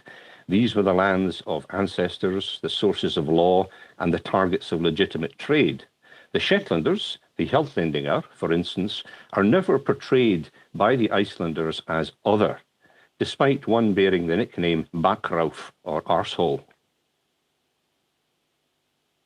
The Hebrides, the Suðuroyar, or Southern Isles, occupied the far more ambiguous position of a vertical axis, connecting Iceland and the Hebrides and Ireland. Situated at the confluence of the Scandinavian and Gaelic worlds, the Hebrides were neither wholly external nor comfortably internal to the Norse cultural sphere. They existed within a liminal zone of hybridity, where Norse identity was perpetually entangled with and transformed by Gaelic influences. And I'd like to argue that the saga corpus reflects a growing anxiety regarding this cultural hybridity. As direct contact declined in the later medieval period, the Hebridean emerged as a powerful literary trope, the near other, unlike the distant other of the Sami or Finnar, or indeed the Native Americans, the Skrællingar, whose difference was geographically and culturally remote. The Hebridean was a figure of unsettling proximity.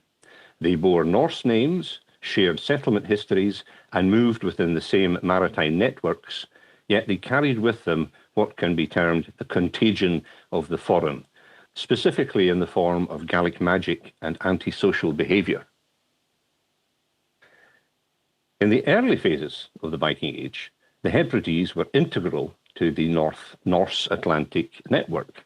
Archaeological, historical, and literary evidence all point to sustained contact between Norway, the Northern Isles, the Hebrides, and Ireland.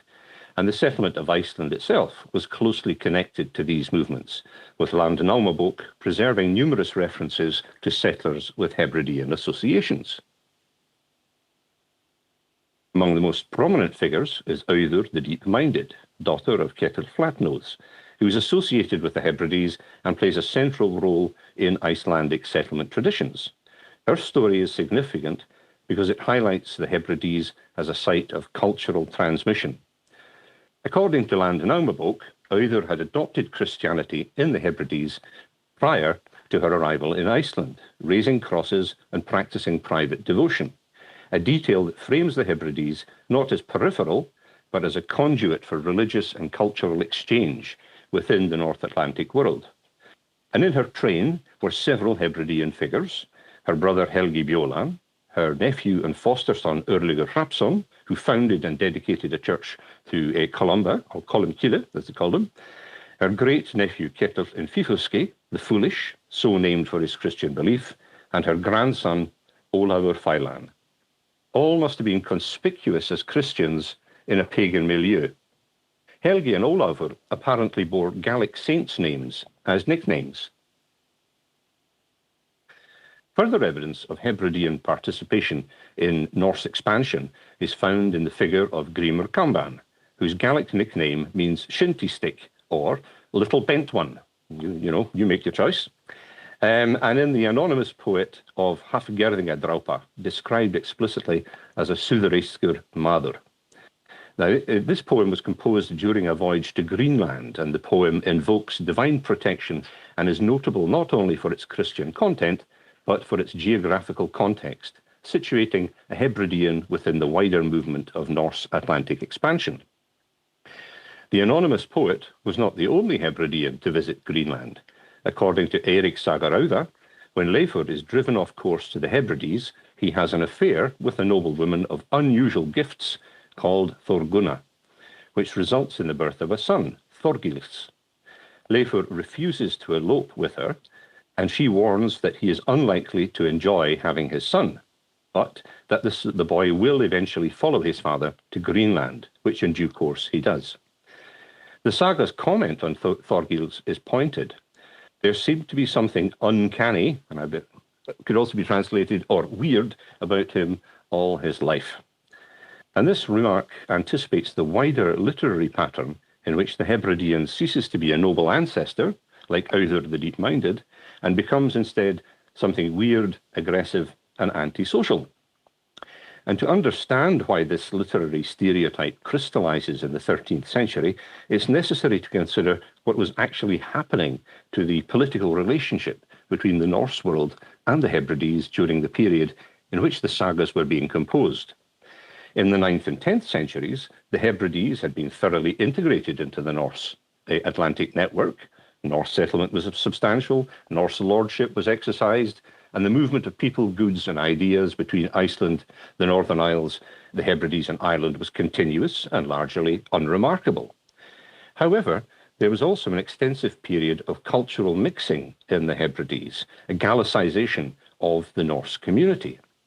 And from the 11th century onwards, the political situation in the Hebrides became increasingly unstable and contested. The islands passed in and out of effective Norse control, subject to the competing pressures of the Kingdom of Norway, the Scottish Crown, and the local Hebridean lordships. The Battle of Largs in 1263, in which a Norwegian expedition under King Håkon Håkonarson failed to reassert Norse authority in the Western Isles, proved the decisive turning point. And the subsequent Treaty of Perth in 1266 formally transferred sovereignty over the Hebrides and the Isle of Man from Norway to Scotland. So after 1266, the Hebrides were, in political terms, no longer part of the Norse world at all, but this had been happening progressively. The significance of this chronology for the saga corpus is considerable. The major sagas dealing with Hebridean figures, Laxdæla Saga, Brennunjarl Saga, Eyrbyggja Saga, and Vatnsdæla Saga, were all composed in the 13th century, precisely during the period in which Norwegian sovereignty over the Hebrides was being challenged and ultimately lost. The Hebrides were slipping away from the Norse imaginative world even as the sagas were being written. And this context helps to explain both the intensity of the literary stereotype and its particular character. The Hebridean in the sagas is not simply a foreign figure, but a formerly familiar one, a part of the Norse world that was in the process of becoming irrevocably other. The literary construction of the dangerous hybrid Hebridean may therefore be understood in part as a response to a real historical process of estrangement. The sagas were, among other things, working through the cultural and imaginative consequences of a world that was contracting. It's also worth noting that the sagas were composed in Iceland at a moment of acute internal political instability, the Sturlung Age, roughly 1220 to 1264. And this was a period of violent civil conflict between powerful Icelandic chieftain families, culminating in Iceland's submission to Norwegian sovereignty in 1262-64. Anxieties about identity, loyalty, social order, and the fragility of law were not merely abstract concerns for 13th century Icelandic authors. They were lived political realities.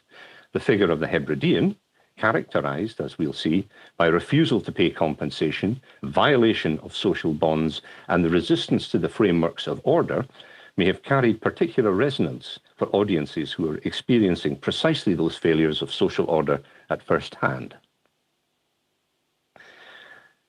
The most consistent and defining feature of Hebridean representation in the Icelandic sagas is an association with the supernatural and with magic, particularly seidr. In Old Norse sources, this form of sorcery is framed as morally ambiguous, socially disruptive, and unmanly, ergi, when practiced by men. And the most developed example of this supernatural connection is found in Laxdæla Saga, in the account of the Hebridean family of Kotkal. The saga introduces them in explicitly marked terms. These people had come from the Hebrides. They were all extremely skilled in witchcraft, mjög fjölkunnug, and were great sorcerers. Their presence there was not well liked. Their identity as Hebrideans is inseparable from their role as practitioners of dangerous, socially destabilizing magic. Accused of both sorcery and theft, their presence is described as making life unbearable, a combination of criminality and supernatural power that reinforces their position as outsiders operating beyond accepted norms. The most dramatic demonstration of their power is the storm episode. In response to legal action taken against them, Kotkill and his family construct a seidhjallar, a ritual platform, and perform incantations against their enemy Þórður Ingunnarsson. As the saga says, Kotkill erected a large seidhjallar and they all climbed onto it. There they chanted potent incantations. These were magic spells, and presently a tempest arose. The storm is not a natural phenomenon, it's explicitly directed violence, and Þórður realized that the storm was directed against him. The result for Þórður, of course, is catastrophic. A wave strikes the ship where no wave had ever struck before, and Þórður and all his companions are drowned. In a later episode, the family performs seidr again, this time from the roof of a house. As the saga says, they climbed onto the roof of Hrút's house and made great incantations there. Sweet was the singing they heard. That was the people inside the house. The apparent beauty of the sound is deceptive.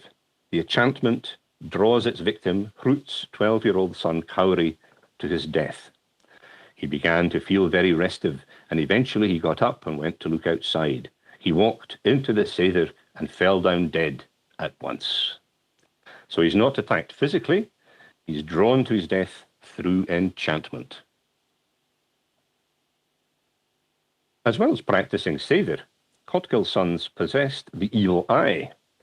One of them, Hallbjörn, bore the epithet Slíkisteinsauga, sleek stone eye, referring to a tool used in flattening cloth, a traditionally female sphere of labour, which reinforces the theme of unmanliness associated with these male sorcerers. On being executed, he turns his gaze back towards the land and delivers a curse. It was not a lucky day for our family when we came to this Kaum's Ness, and now I lay this curse, that Thorleikur will enjoy little happiness there from this day on, and that all his successors at Kaum's Ness will inherit nothing but trouble there. And of course, according to the saga, the curse turns out to be very effective indeed. Now, his brother Stigandi also possessed the evil eye. In fact, he possesses a gaze so malignant it's practically a biological weapon. Because when he's captured and a bag placed over his head, a tear in the bag allowed him to glimpse the hillside opposite, and suddenly it was as if a whirlwind came and turned the whole sward upside down, so that no grass has ever grown there since. This trope resonates strongly with the Gaelic mythological tradition of Balor of the Faroes, the malevolent Cyclops, whose gaze brought fire and destruction, a parallel which I'll return to in my postscript. So, Hallbjörn's body was washed ashore, but once buried, he didn't rest quietly in his grave. He became the first of this paper's 3 Hebridean draugar, or revenant walking dead. Alongside magic, Hebrideans in the saga corpus are consistently associated with violence, and violence that's not merely frequent, but structurally disruptive. Violence that undermines the social and legal frameworks upon which Icelandic society depends. The most developed example is the figure of Þjóstólfur in Brennunjarl saga. He is a Hebridean by descent, and the foster father of Hallgerðr Longlegs. He's introduced in terms that immediately emphasize both his physical power and his moral deviation. He was a strong man and a great fighter. He had killed many men and paid compensation for none. His very name is derived from Þjóstur, meaning fury. And the refusal to participate in the system of compensation is critical. Within the saga world, violence is not in itself aberrant, but it is expected to be contained within a framework of law, negotiation, and restitution. Þjóðstólfur's conduct represents a structural rejection of this framework. His violence is also marked by deliberateness and intensity. Acting as an enforcer on behalf of Hallgerður, he murders her first two husbands, not as part of a feud governed by escalating obligations, but as targeted acts of elimination. In one instance, he pursues Þorvaldur across a considerable distance by sea, rowing alone until he overtakes him. Þjóðstólfur rowed after him until he came up with him, and then he struck him with his axe and split him down to the shoulders. When he kills again, the violence is once more direct and unrestrained. He dealt him his death blow at once, and it's said that he laughed when he struck. The detail of laughter is particularly striking. It signals not merely violence, but a detachment from the moral gravity of the act, emphasizing his position outside the ethical norms of the Icelandic Commonwealth. Þjóðstólfur's role is therefore not that of a conventional feud participant, but of a destabilizing force, an individual whose actions accelerate conflict while bypassing the mechanisms designed to contain it. This pattern finds a parallel in the figure of Svartur in Vatnsdæla Saga, described as big and strong, unpopular and contrary, typical Hebridean. Svartur's defining act, killing a man after residing with him over winter, constitutes a profound violation of hospitality, one of the foundational social bonds in the saga world. Here, as with Þjóðstólfur, violence is not simply physical, but structural, directed against the norms that sustain social order. So taken together, these figures establish a clear pattern. Hebridean violence in the sagas is deliberate rather than reactive, unregulated rather than compensatory, and socially corrosive rather than contained. In this sense, these figures function as agents through which the sagas explore the limits of order, exposing the fragility of a system dependent upon restraint, negotiation, and mutual recognition. Let's return to the Draugar, the revenant walking dead.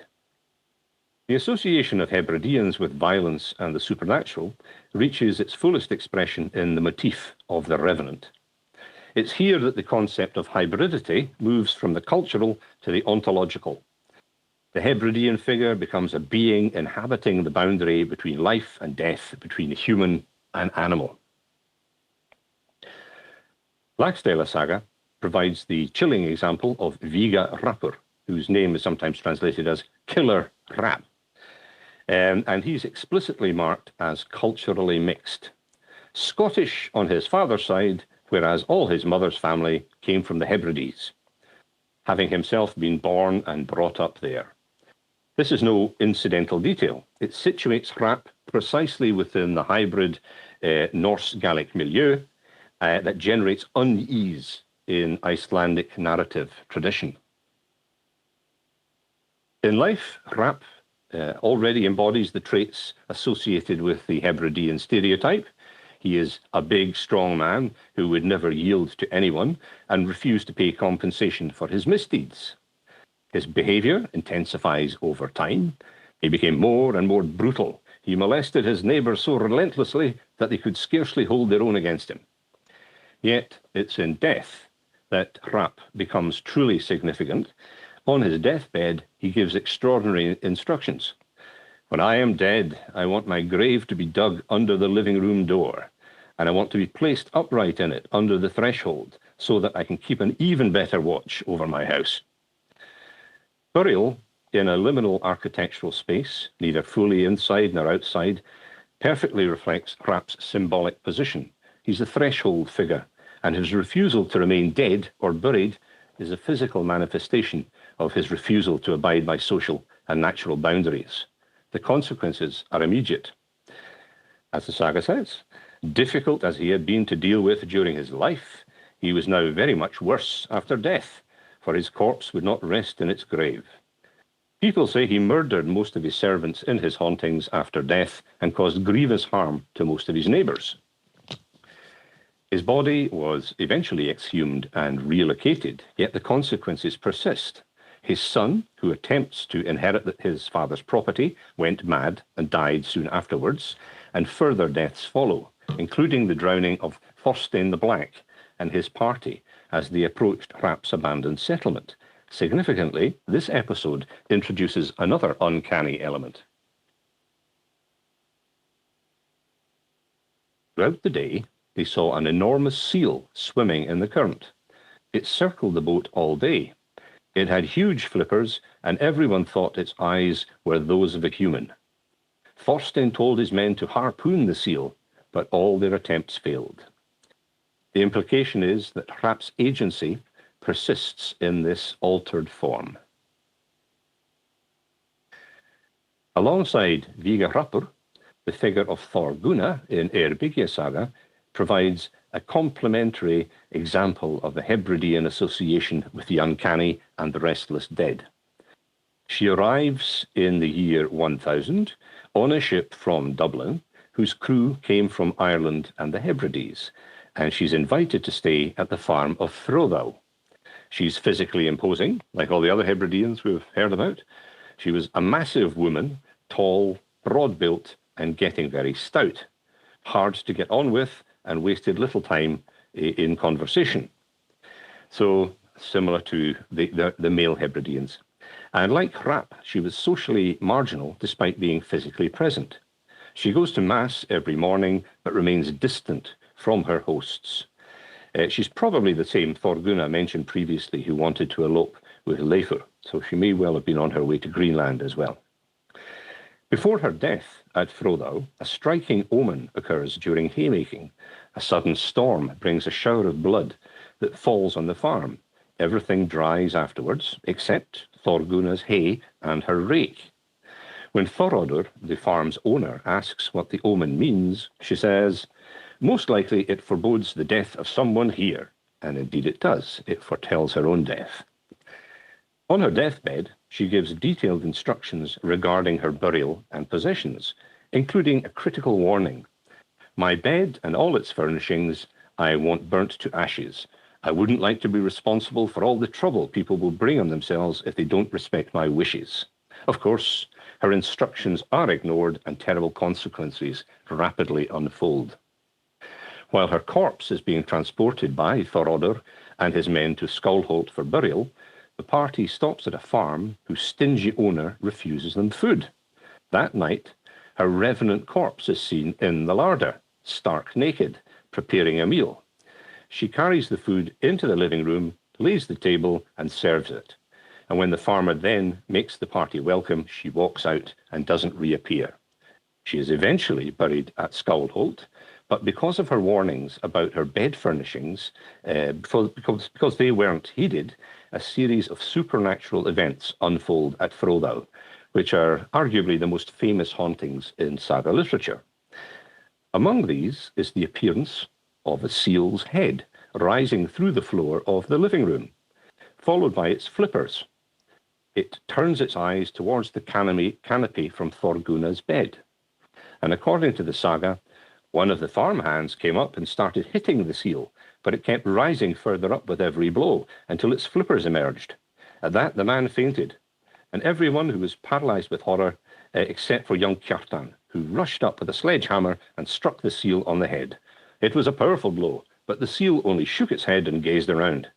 Kjartan went on hammering the head and driving it down like a nail into the floor till the seal disappeared when he flattened out the floor above its head. We should also say that Kjartan had caught Thorgunna's eye. She fancied him and he rejected her. So this is if this seal is Thorgunna, this is him rejecting her again. The recurrence of the seal motif across two separate sagas demands closer attention than it's typically received. In both cases, the seal appears as at a moment of transition. It follows the death of a Hebridean figure whose agency has persisted beyond the grave, and it manifests in a form that is simultaneously animal and uncannily human. In Laxdæla saga, the seal with human eyes circles the boat that will carry Thorstein the Black to his death near Hrap's farm, And in Eyrbyggja Saga, the seal's head rises through the floor of the living room at Frodau, turning its gaze towards the bed canopy that Thorgunna had warned must be destroyed. In both instances, the seal doesn't act directly, it watches. Its function is to signal, to witness, and perhaps to preside. It's the presence of something that has crossed a boundary and cannot or will not cross back. But the choice of the seal is not arbitrary. The seal is, in biological and cultural terms, precisely a liminal creature, one that inhabits the boundary between the land and the sea, between the familiar and the unknown. And in the Norse and Gaelic worlds alike, the sea was the realm of the unpredictable, the dangerous, and the supernatural. The seal, which moves between that realm and the human world of the shore, was a natural folkloristic metaphor for characters that similarly move between categories, the living and the dead, the Norse and the Gael. When the saga authors placed seals at the threshold moments of their Hebridean narratives, they were therefore not simply reaching for a convenient image of the uncanny. They were drawing on a living, imaginative tradition in which the seal already carried precisely the symbolic freight the narrative required: liminality, transformation, the persistence of identity across categorical boundaries, and the specific hybridity of the Norse Gaelic world of the Hebrides. The Hebridean Draugr, who manifests as a seal, is not becoming something alien.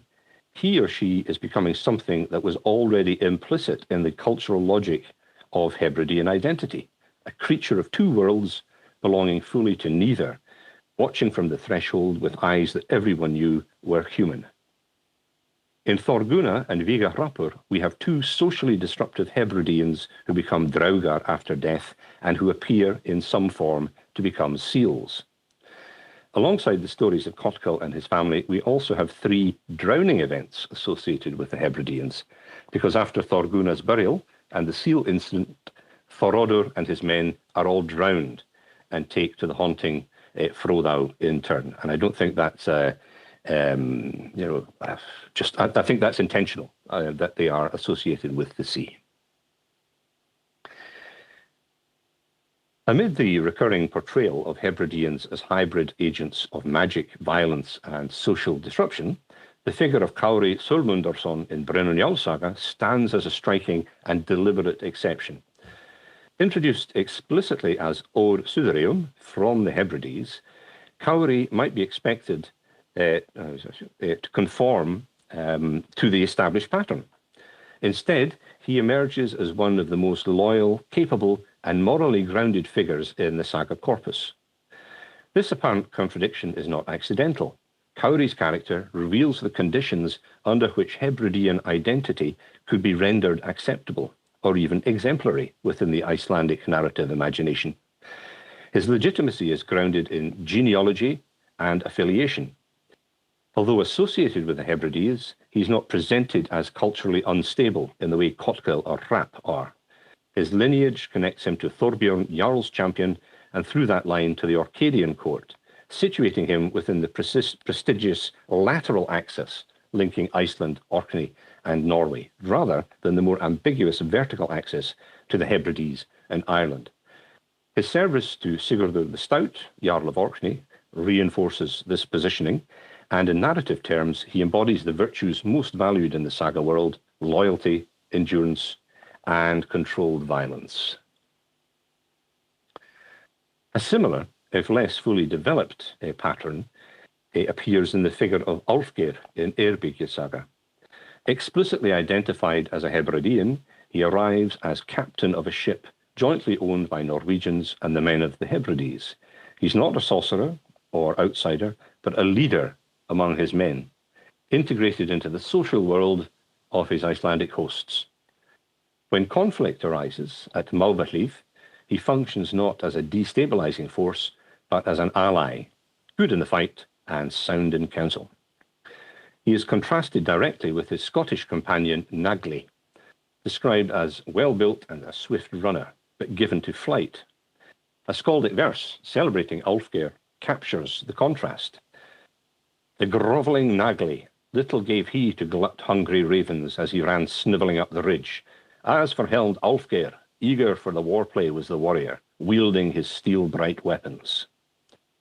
Compared to a Scot, Ulfgeir is reliably Norse. Taken together, Kauri and Ulfgeir suggest that Hebridean identity in the sagas is not uniformly negative, but conditionally acceptable. Both figures demonstrate that Hebrideans could be integrated into Icelandic society and their martial abilities valued rather than feared. They represent the possibility of controlled hybridity, a form of identity that can be accommodated provided it's aligned with Norse authority, social order, and narrative purpose. So, the Hebridean in the Icelandic sagas is a figure of considerable complexity and narrative significance. Positioned at the intersection of familiarity and difference, the Hebridean serves as a vehicle through which Icelandic authors explore the boundaries of identity, order, and cultural belonging. Through recurring associations with Christianity in the earlier pagan period and with magic, violence, and the supernatural in the later Christian period, the Hebridean becomes a narrative embodiment of instability, set in opposition to societal norms, and expressive of the anxieties surrounding hybridity and the limits of the Norse world. Figures such as Kotkul, Hrap, and Thorgunna demonstrate how this instability could manifest itself across multiple domains: social, environmental, domestic, and ontological. Yet the inclusion of figures such as Kári Solmundarson and Ulfgeir complicates this picture. They could function as Norsemen, and impressive ones at that. The Hebridean is therefore not simply an other, but a conditional other, a figure whose meaning depends upon context, alignment, and control. The comparison with the Sami suggests a final way of understanding the particular force of the Hebridean stereotype.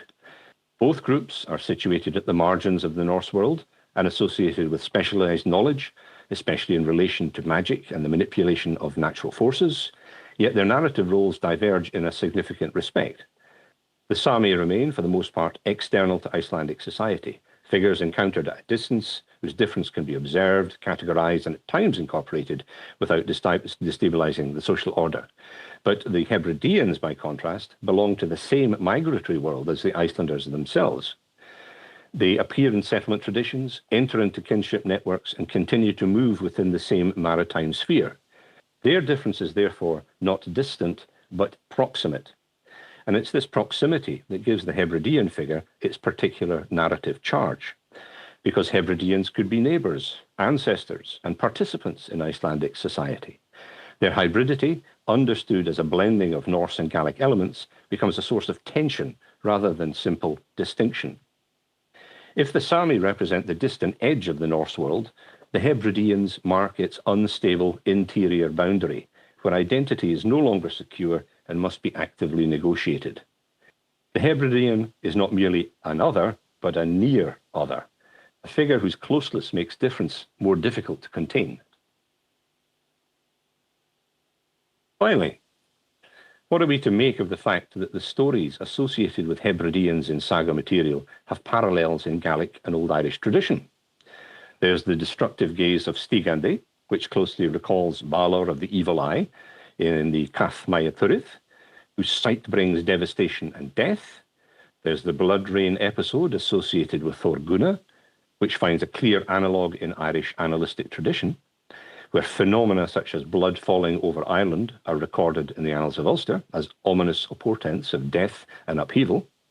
We have the case of Viga Rapur, which introduces a further parallel, his burial upright beneath the threshold so that he may continue to watch over his household, resonates with the Irish tradition concerning Loigere Macniven, said to have been interred standing, armed and facing his enemies at Tara. Of course, where Loigere's burial is framed in heroic and royal terms, Hrap's is antisocial and destructive. Yet, the shared emphasis on upright interment is clearly a shared motif. Then, of course, there's the seal imagery. Seals occupy a more, seals occupy a more prominent position in Hebridean and West Highland Gaelic folklore than in Icelandic tradition, appearing in stories of human seal hybridity and interbreeding. The Gaelic conception of seals as Clown Rí Lochlin Fo Yesiv, the children of the King of Norway under enchantment, and the tradition that the MacCodrons of North Uist descended from a seal woman both point to a rich, imaginative framework centred on these liminal hybrid beings in the Hebrides. The Gaelic word for seal, Ron, is even embedded in Gaelic personal names. There's Mugron, who was the abbot of Iona, who died in 980, and then there's Saint Ronan, who was the abbot of Kingarth and Bute, who died in 737, two Hebridean figures. For an audience in the Faroe Islands, the resonance of this tradition doesn't need any underlining. The seal lore of the Faroese, with its own rich traditions of human seal encounter and transformation, belongs to the same broad cultural complex. Taken together, it seems to me that these parallels suggest that the saga authors were drawing on a Gaelic imaginative framework to highlight the hybridity of the Hebrideans, and that this framework was available to them because it had been transmitted through the Hebridean community itself into the cultural milieu of the Norse Atlantic world. The Gaelic echoes in the saga material are not coincidental. They're carefully chosen. So, I hope this has given you something to think about and perhaps made you look at seals out there in the harbour with slightly more suspicion than before. Thank you very much for listening, and I'm very happy to take questions as long as they're simple ones. And I'd like to leave you with a word, the last word from Jarl Rögnvaldur of Orkney, who warned that not many Hebrideans are to be trusted. Thank you very much.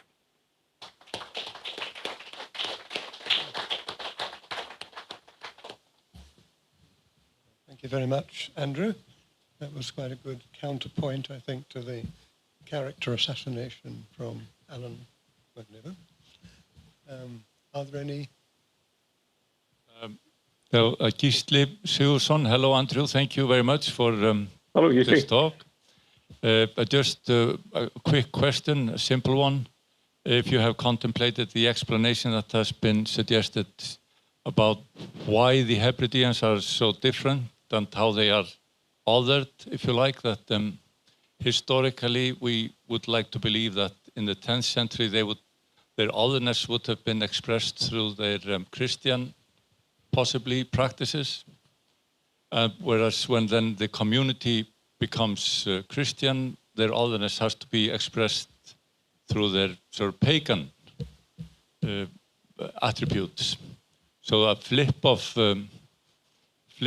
attributes, but their otherness is kept intact yes. as the culture changes. Yeah, absolutely. I absolutely agree with that. I thought I'd said that. Maybe it wasn't clear enough. But yes, indeed, they were described as Christian, and that makes them different in the pagan period. And then they're described as magic workers and not very good Christians in the Christian period. But as you say, they maintain their difference from the Icelanders. Absolutely. Yeah, definitely agree with that.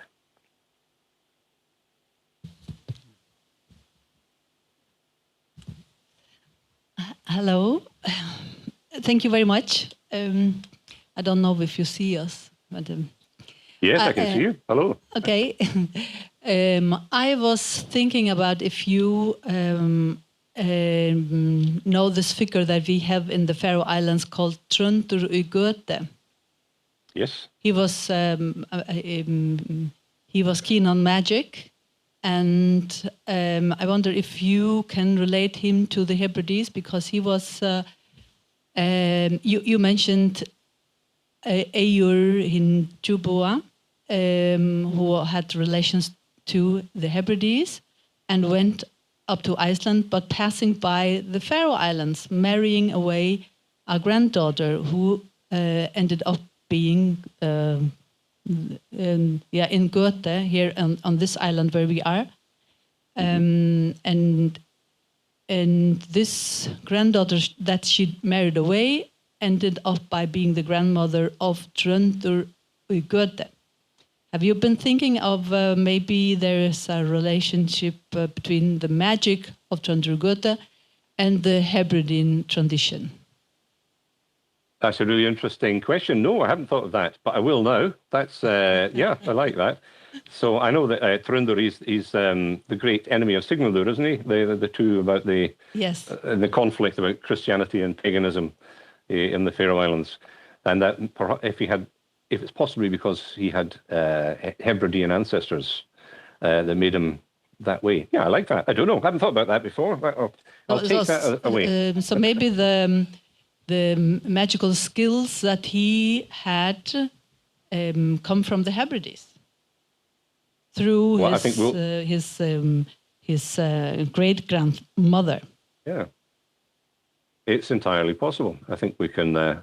Yeah, we'll claim that. Let's claim that for the next lecture is about that.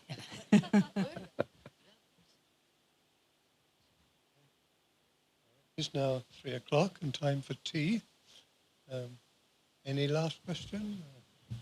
Any last question, or we call it a day at that? Well, I'd just like to say thank you very much, everyone, and it's nice to see you in the room. I would very much have enjoyed being there with you. I know some of you already, but I want to get to know others there. So enjoy the rest of the conference. Thank you. Thank you, Andrew.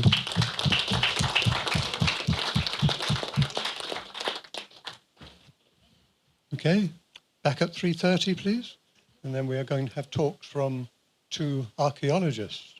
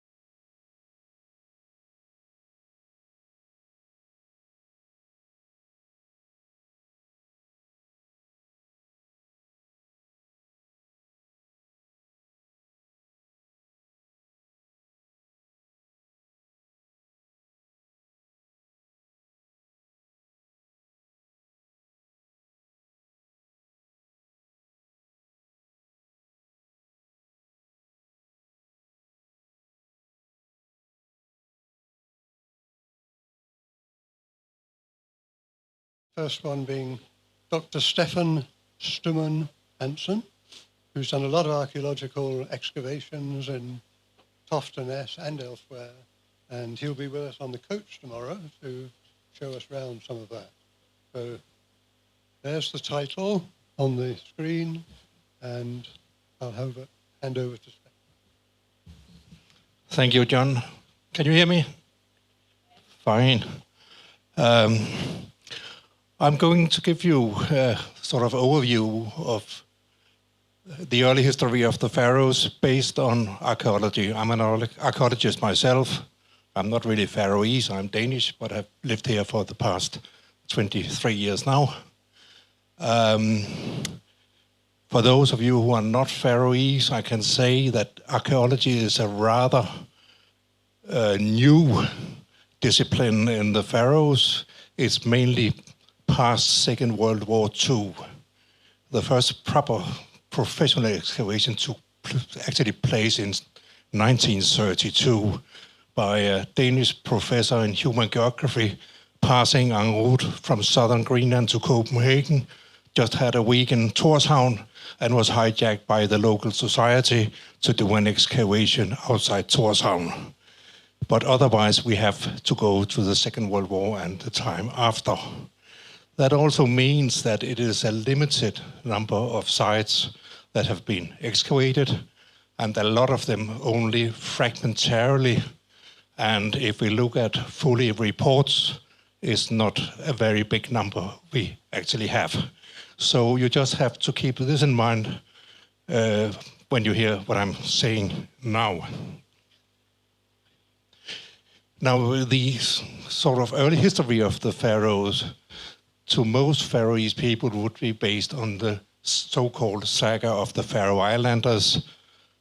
When I say so-called, it's because it's really a compiled saga, compiled from two different texts. And I'm not going into detail about the saga, but just say that the main events in the saga takes place in the 10th century, and the whole story is built up between about a struggle between two, we can call them chieftains or petty kings, Tróndur Uigøde and Sigmundur Brestisson. And this fight is very often explained as a fight between Christianity and paganism, Tróndur being the pagan and therefore demonized in later history and even to the present day. You will see tomorrow a monument, a statue of Trond when we pass Göde, and you will not recognize the demon there. It's another person you see there. But as this saga was compiled by this guy here, the Dane Carl Christian Raffen. He actually was the founder of the Royal Society of Northern Antiquarians, which was founded in Copenhagen in 1825. So we just celebrated its 200 years anniversary last year. Very early, Faroese linguists pointed at Irish loanwords into Faroese language. You see here a list of them. Median is already mentioned by Steingram earlier today. We also have the name Bakla Holmur, which is a small home or island off the east coast of Suðuroy. And the Bakla is very often explained by the Irish word bakal, a bishop's staff. Otherwise, the other words here are all linked to the old farming community in the Faroes. Now, the first site that came up was in 41, and this was the site here, Kuivik, in the western part of Streymoy. And Sverre Dahl, who was in charge of the museum in Tórshavn, was very, very humble when he found this. He had been studying archaeology in Norway under the leading Viking authority, Håkon Skedeli, and he was very, very keen and dedicated to actually document the Viking-Age of the Faroe, document the saga story about the Viking-Age. And he made a small publication of this back in 51. And when you read that, that's in Faroese, when you read that, it's obvious he's so humble about what he has found. So he actually, in his notes, say he has asked all leading authorities in Scandinavian, are these beads really Viking? Are these artifacts Viking? Etc., etc. And eventually he was convinced himself. So he presented for the first time the archaeology of Viking-Age Faroe. He later on, in another village, Fuglafjord, in Nestroy, found another site. And what is interesting about these things, of course, is that the house type, the morphology of the house is Scandinavian. That was what we found in the Danish fortresses at that time, Trelleborg, Fyrkat, and the other Viking fortresses in Denmark. So the house type was definitely Scandinavian. The long fire was another sort of typical feature here. So this is really what we call the Northwest European longhouse. Going back to the transformation between early and late Bronze Age in Northwestern Europe, and defined by having dwelling in one end and a byre in the other end. Also, it is characterized by having 2 rows of roof supporting posts down through the house. This house type goes on all the way from the middle of the Bronze Age until about the middle of the 10th century AD in southern Scandinavia. At that time, we can see the byre is becoming a separate building. So Sverre now had the houses, he had the settlements, but he was looking for the graves too. We had no Viking graves. In the 19th century, Danish civil servants has been looking for burial mounds because that was what we had. Some places in Denmark, Sweden and Norway, and also it was kind of the romantic idea about a proper Viking burial. But they found virtually nothing here. So only by incidents in 1956, suddenly graves turned up in the settlement of Trutnevik. Poorly equipped graves and also very, very poor constructions. Nothing prestigious, nothing like what you would expect from a proper Viking pagan burial. One of the few items from these graves, that's about a dozen, one of them was a ring-headed pins of the Hiberno-Scandinavian type, dating from the 10th century.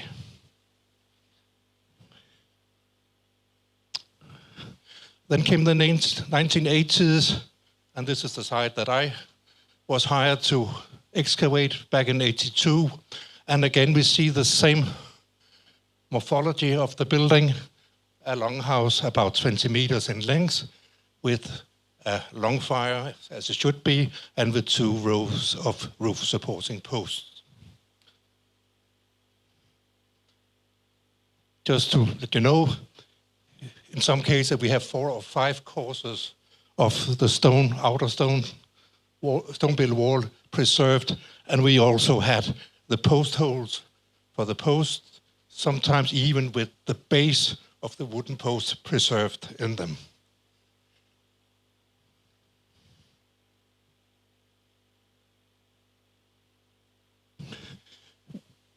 So my reconstruction of this drawing here is just showing the house as I interpreted at the time, with the byre in one end, the lower lying end, and the dwelling in the upper lying end. And sometimes, I've noticed that in Shetland, but also in Norway, these houses are always aligned downslope. And sometimes you have a difference from one end to the other end in up to 4 meters, which makes no sense. You're not immigrating to the North Atlantic to walk on the floor like that the rest of your life. So one explanation could be that you actually have a 2-story building in the lower lying end with a byre at the bottom. but this is almost impossible to document archaeologically.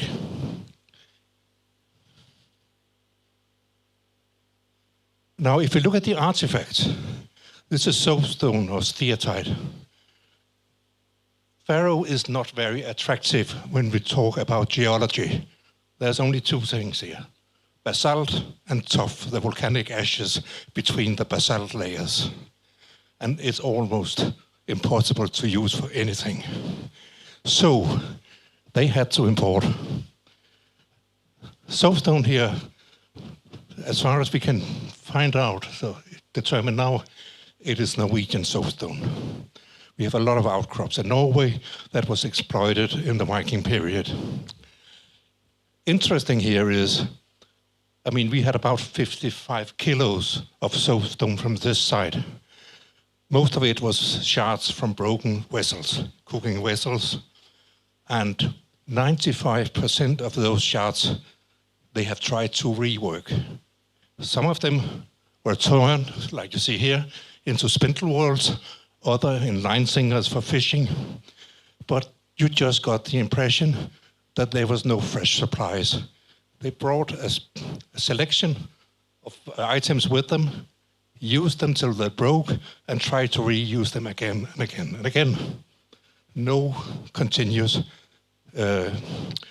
supplies coming in. If you look at this here, this is the whetstones from this side. Two kinds of schist. One, a coarse-grained white schist, which you're pretty sure about is coming from Hardanger in southwestern Norway. The other one is a more bluish, fine-grained schist, and I haven't read it myself, but I've just been told that there's a publication now which suggests that they know where it comes from, probably from a Norwegian outcrop too. But again, I had a Norwegian colleague 30 years ago to look at this material, and she said, I've never seen so worn whetstones in my life. So exactly the same situation again. They were used first in two halves, then again down to nothing. So again, you get the feeling nothing fresh comes in. So what do the poor people do? They start, of course, to exploit what are at hand. So about 1000 AD, we start to see Faroese poor pottery. Clay is not that normal here, and it's rather poor quality for this, but they start try and make their own pottery. Also, they start doing the hard job with the basalt, forming this into implements. But it's only when they had nothing more of the other stuff that they brought with them. Now, the Faroese sites are extremely extreme in the sense that these peat wet soil preserves wood perfectly. I mean, the wood you see here, the wooden artifacts you see here, could have been put down yesterday. So we get an assemblage of wooden material, tools, artifacts, which we normally only get in the Viking towns of Dublin and Haithabu and other places where we have these thick, wet layers. This here is juniper. And the only trees that would be in the landscape in the Faroes in the Viking period, at the time of the landnam, would be birch, willow, maybe hazel, and then we had this, what we call the creeping juniper. And we had about 100 meters of twin branches like this, used for all sorts of purposes. This has been a normal thing in Western Norway up to the present day, to use juniper for all sorts of purposes, like this one here.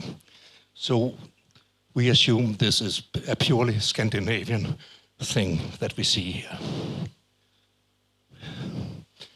If you go to Fuglafjord, the site here, also good wooden material, and one of the few things with any design on would be this lid from a small box.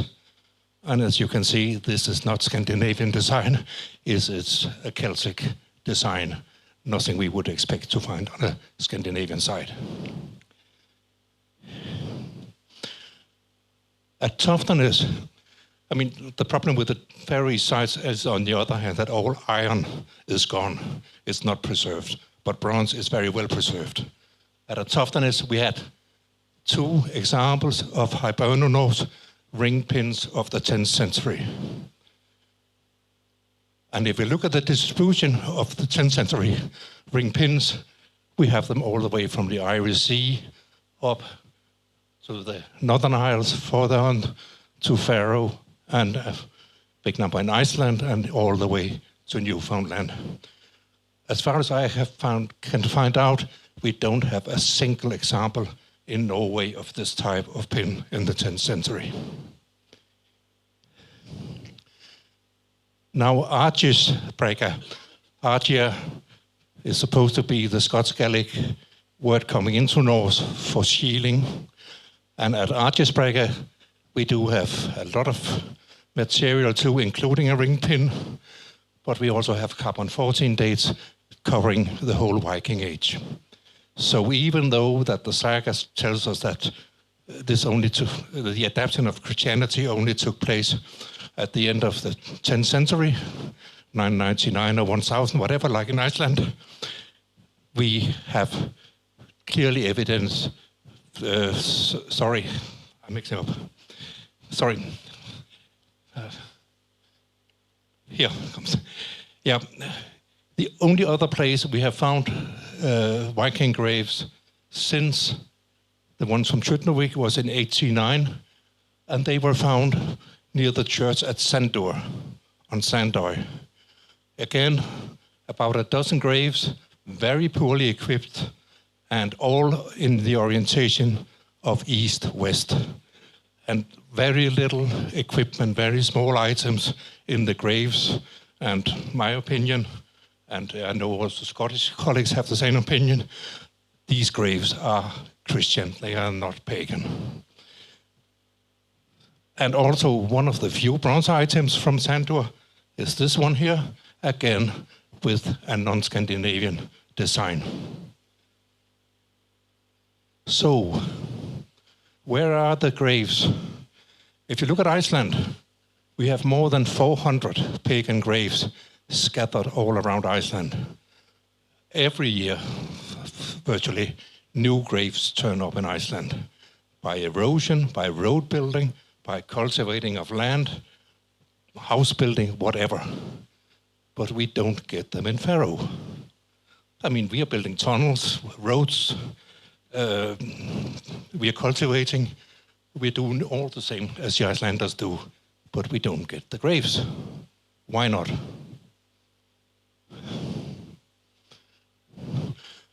Toftanes is here. The amazing thing about this site, I mean, I know about this because I just had my house, which is from 1913.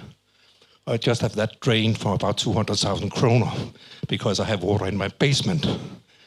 But these people were very, very clever. They drained the area before they built the house. So underlying the structures here is a network of ditches to make the water run off. And in these ditches, 2 of these ditches, we had these 2 things out here, which can hardly be other than Christian crosses of Irish or Celtic type.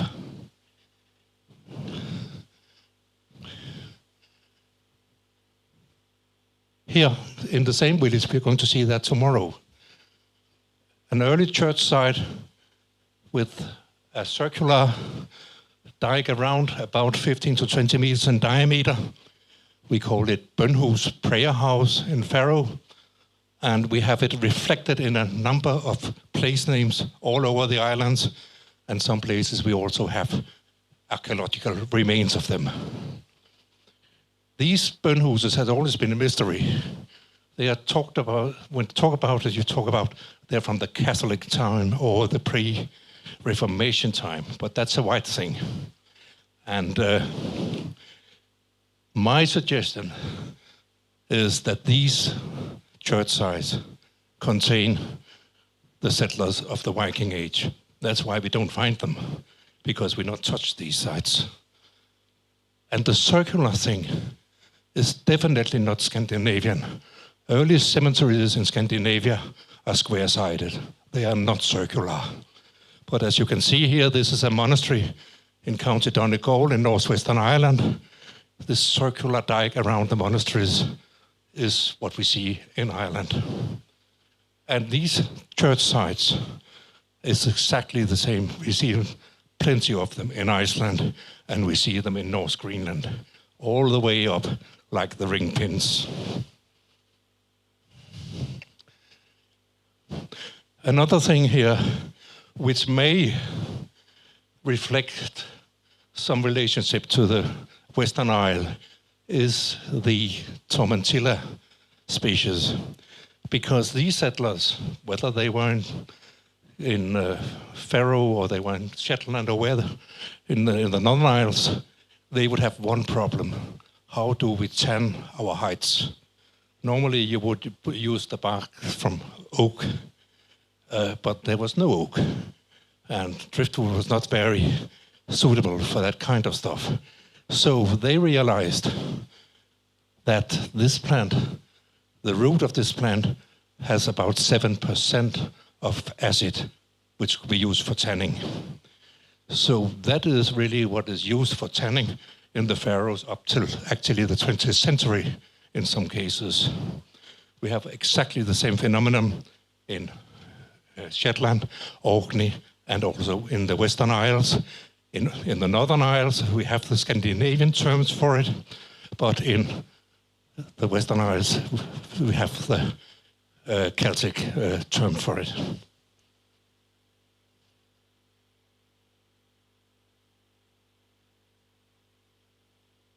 Right, so to sum up a little, there are some strong elements in what I've just said that indicate a connection to the south. A lot of the stuff that comes in with the settlers are goods that are traded all over the Viking world. Soapstone is traded all over. Whetstones are exported, we know that, from southern Norway. So wherever they came from, these settlers seems to have equipped themselves with a boat full of what they needed for an immigration. Maybe not knowing what they had to face when they came to their new place. In the case of the Faroes, they may have had a surprise, as very little was available.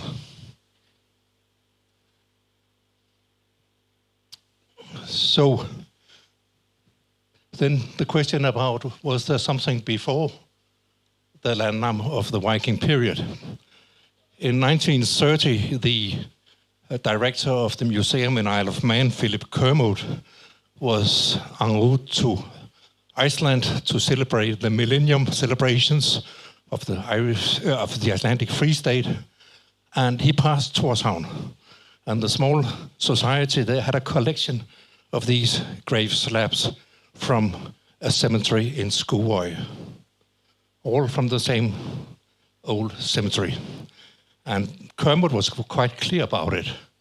He immediately said, these are certainly Celtic, but they are also pre-Viking. So far, so good. Then came the director of the Danish National Museum and said, ho, ho, ho, we have been excavating a Norse medieval cemetery in southern Greenland just a few years ago. And we have grave slabs with some of the same cross forms on them. So Kermode backed off, and he stayed with the Celtic origin, but said, well, okay, maybe at least they are Viking. So that was where it ended. And it's since then been a matter of discussion whether it can actually be proved that some of them at least could be pre-Viking. So this one here is not from that cemetery.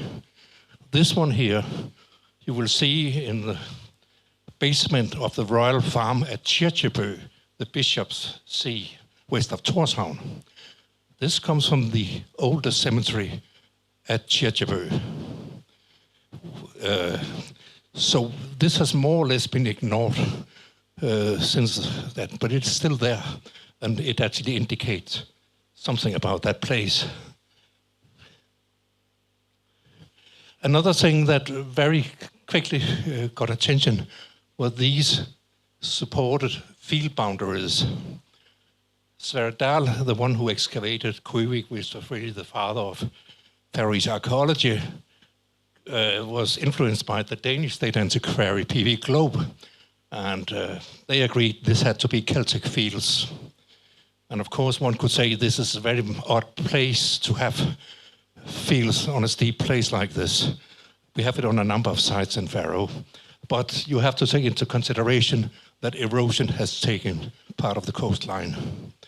So then Johannes Johansen, a Danish pollen botanist in the 1980s, started doing pollen samples and carbon-14 date them. And he got, these are from Mykines, he got carbon-14 dates to about 650 AD. And of course linked them not only to this, but also to Dicuil's mentioning of Irish monks in the Faroes. These field boundaries is still a mystery. I just consulted my colleague Kevin Edwards, who have done more recently done pollen examinations up here, and he said, well, yes, we have serials from them, but we have no conclusive dates from them. So we still don't know what age they are.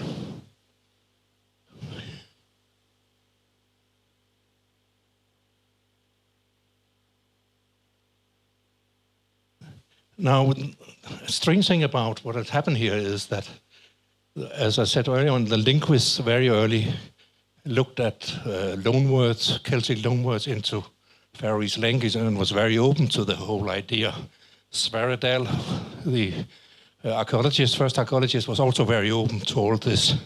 But the next generation has almost have the mission to take all this talk about Celtic influence in the Faroes away from early Faroese history. And if you look at the first one here, a closer look at these place names, that's the Papa names. We have two Papa names on the west coast of Streymoy. Makes it clear that the location completely excludes any discussion of the indication of settlements in connection with the place names. They are located many meters above the sea in a vertical bird cliff facing the open North Atlantic. And Arne Thorsteinsson, another former colleague, actually puts it down to that it's sort of superstition, all these things about Irish running around in the mountains of Faroe.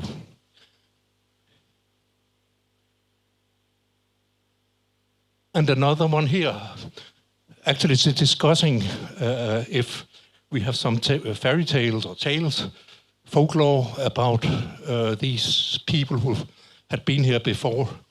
And he's actually, it's a serious, quite a sort of legitimate discussion whether they are fake lore or folklore. And, but the problem to me in this is, again,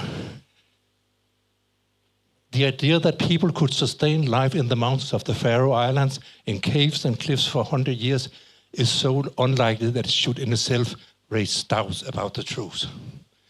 I don't buy that argument. I mean, it's okay to discuss the whole issue, but I don't buy that argument. Because if we look at places like Skelvik, I mean, I don't say Faroe would be Mallorca, but it wouldn't be a challenge for people to live here if they could do this for 600 years. And this is not the only site, of course. And it's just, in a way, if you argue like that, you just ignore the spirituality, the universe of early Christianity and what it was about. I mean, when I was out there in 2005, I mean, the cross at the top, that was the top building for the monks. One of them wanted to build up there to be even closer to God than the rest of the monastery out there. So, I mean, why not live in a cave in Faroe?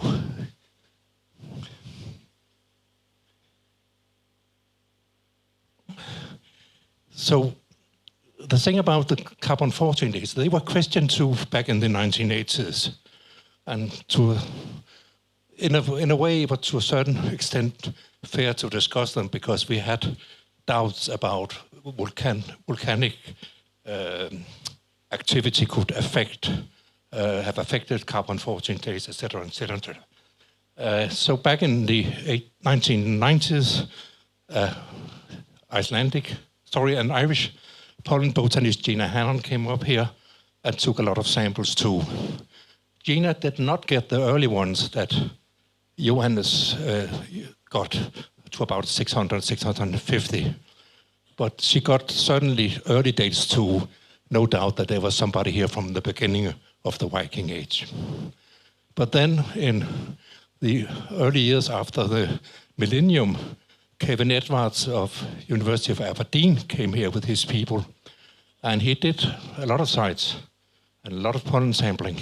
And he did all this, not all, but many of the sites that Johannes had done in the 80s to address the criticism about what Johannes had done. And Kevin came out with very clear results on a number of sites. There is no doubt he got early dates to about 600 human activity.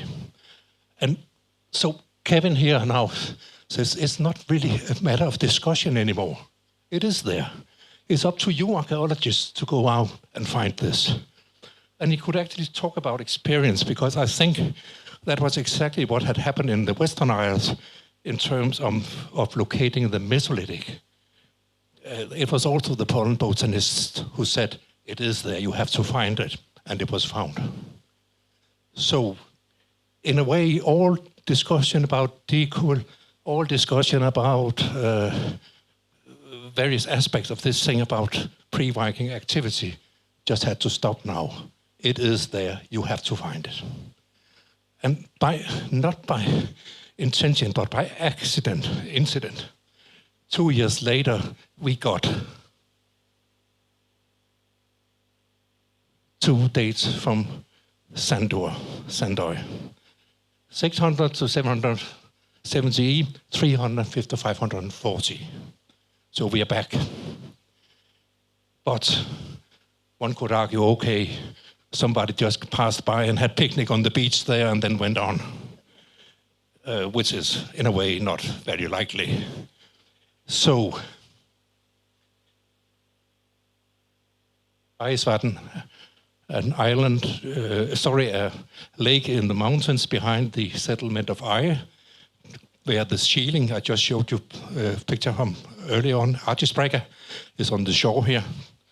But here on the bottom of this lake, just a few years ago, we got carbon-14 dates on sheep DNA, and we got these dates here, meaning there were sheep on estuary about that time. And I mean, sheep are not good swimmers, but if there are sheep on estuary, I would be surprised if there are not sheep on most of the other islands too. So in a way, it all gives a little bit of credibility to what Dickel wrote. How long time, how many there were, or whatever, we don't know. We don't really know who they were. We don't know the ethnicity of them, but there were somebody here. And they brought sheep.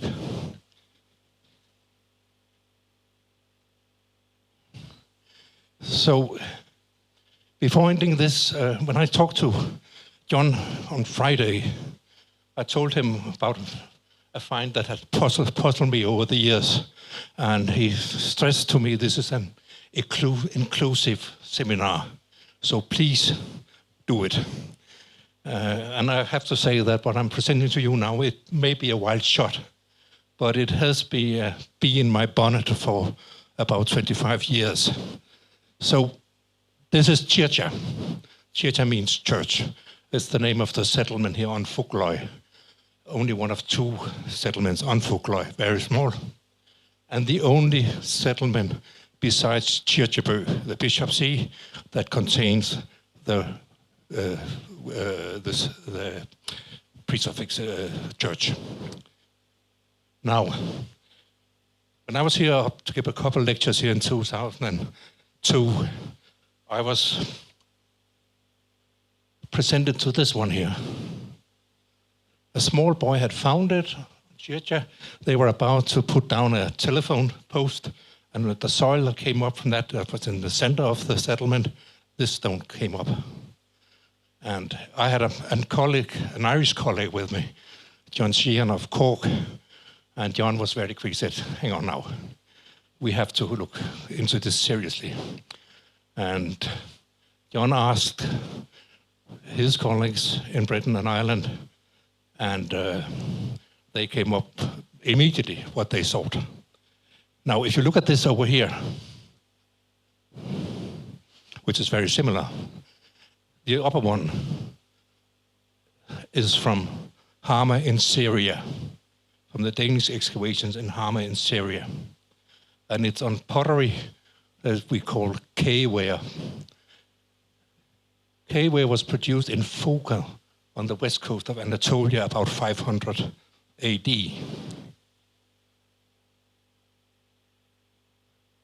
Here, an example from Britain.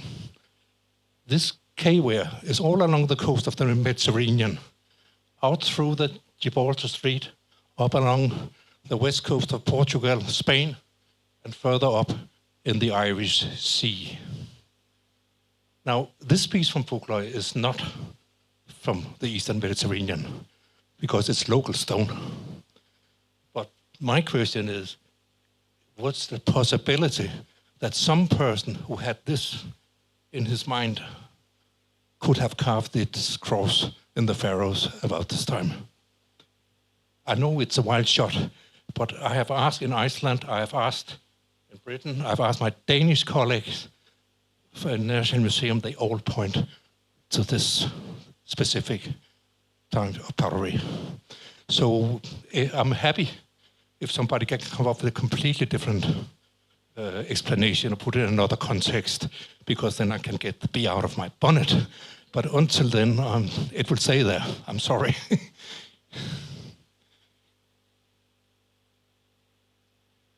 Now, going back to the saga of the Faroe Islanders, what I'm trying to show now is that we really need a strong pagan element in the Faroese archaeological assemblage. We don't have these pagan graves.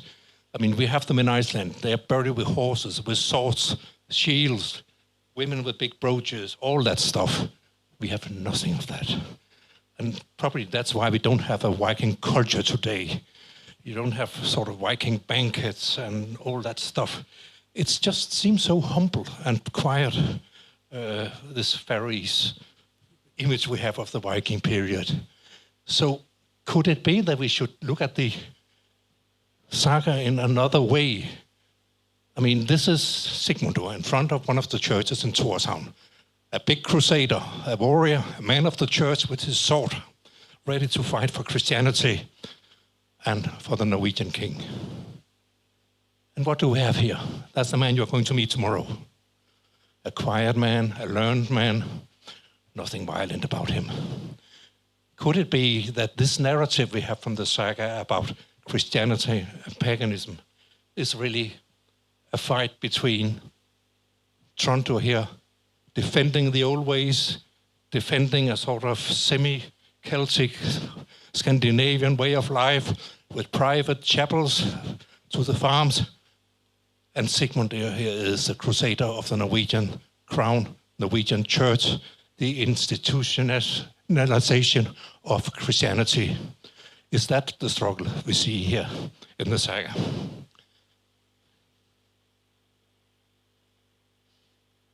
So, this is a typical Faroese view today.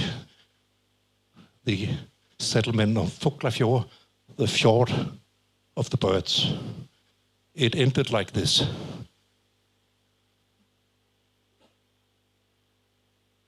And not like this.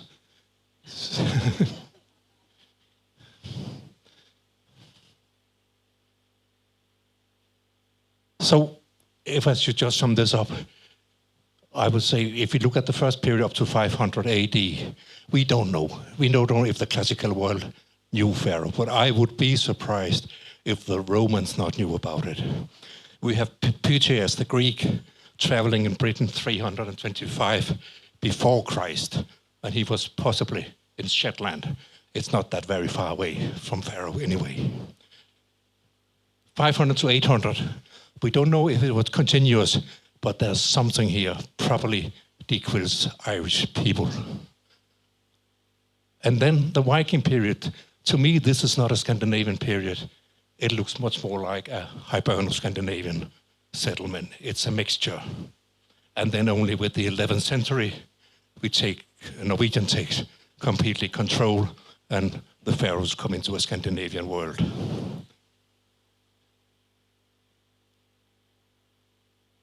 So for me, it's just to say, go Emilie, very good. Thank you.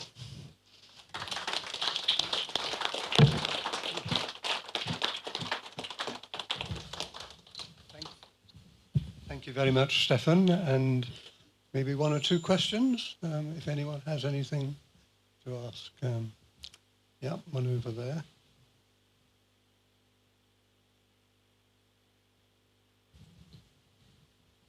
So when you were talking about Lervik and that church site that was rounded, why has that not been dug up to see? Why has that not been totally dug up for graves? Yeah, no, why has it not been dug up? Because like in Chittiburg, at the old church there, they had redone the church and then they found graves underneath.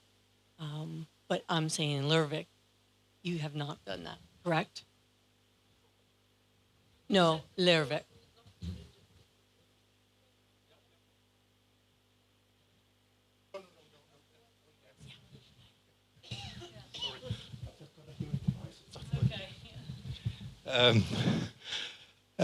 Yes, that's true. I mean, it's funny in a way because they are still respected. In my village, where this is from, we only got a church in 1906. So before that, we only had this ruin lying up there in the back of the village. Children were not permitted to play there. The only thing they could play there was really, they could play church. They could stand with the sound book. But it's also been respected. And what happened, we had a smallpox epidemic in 1725, and the authorities could do nothing really.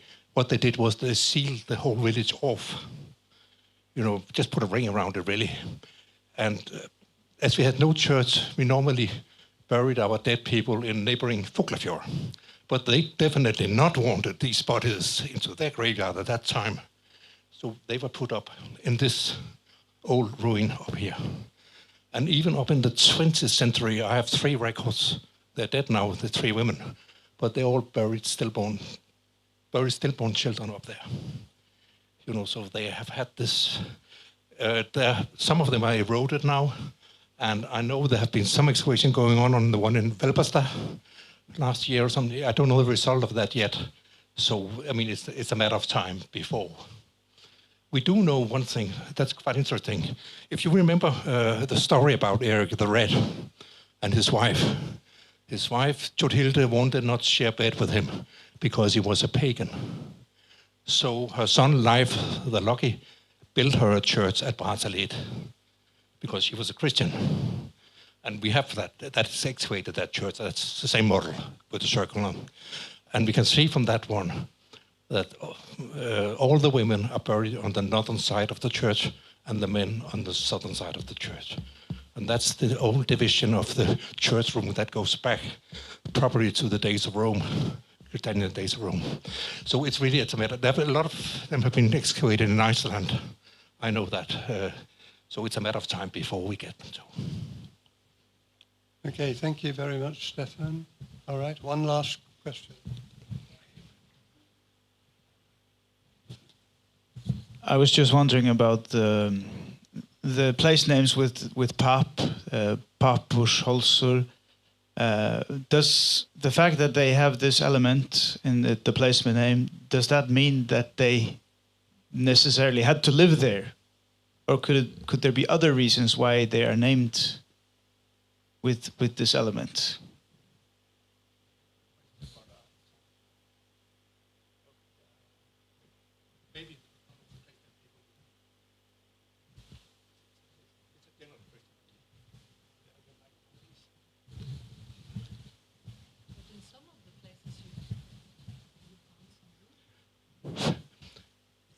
Tava. No, he mentions the Tava names. No, Papa names, sorry, what's Papa?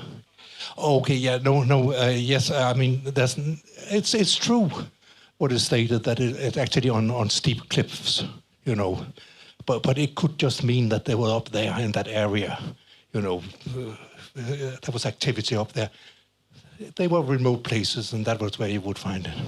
We have another place name in the northwestern corner of Strymon that is Kolmanskor, which is probably also the prefix is a Celtic name, you know. So what was there? You know, it's out in God's nowhere, really.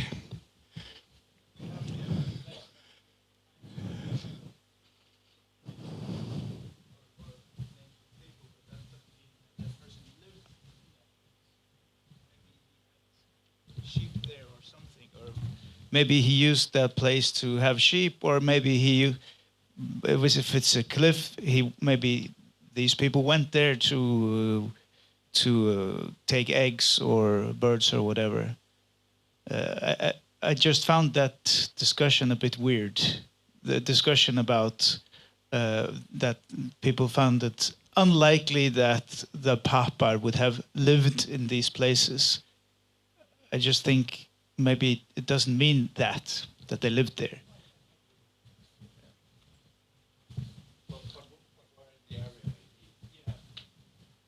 Okay, I think we'll draw a line now, Steffen. Thank you very much indeed.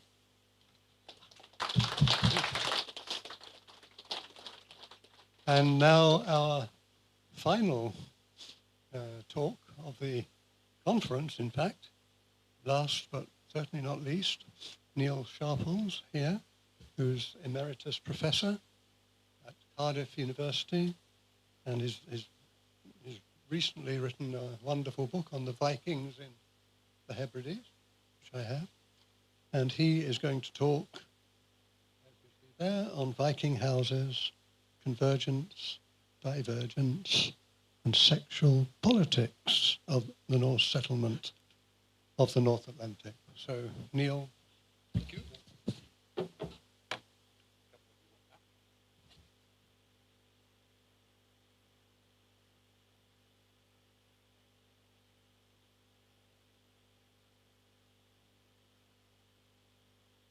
Good afternoon, ladies and gentlemen. Hopefully you'll be able to hear me. I'll try to remember to hold the microphone to my mouth. I thought I'd talk about houses today because I think it's difficult for me to come and talk about Faroese archaeology because I don't know the Faroese and I don't speak the language, so I can't give you the kind of background that Steffen's given us.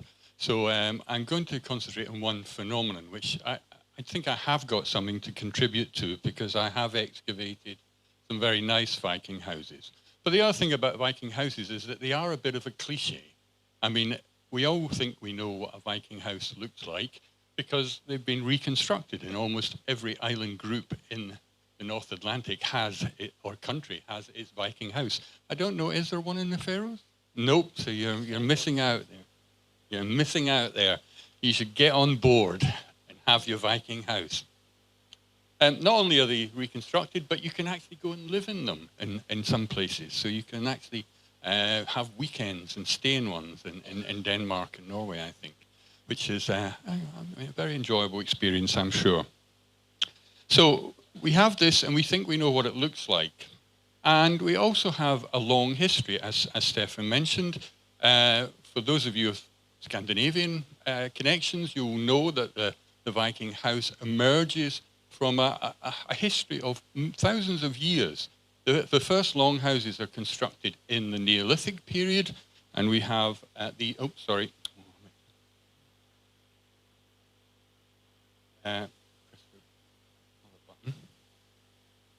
we have these two-aisled houses in the Neolithic and in the early Bronze Age. And then by the Middle Bronze Age, we're getting into this three-aisled form here.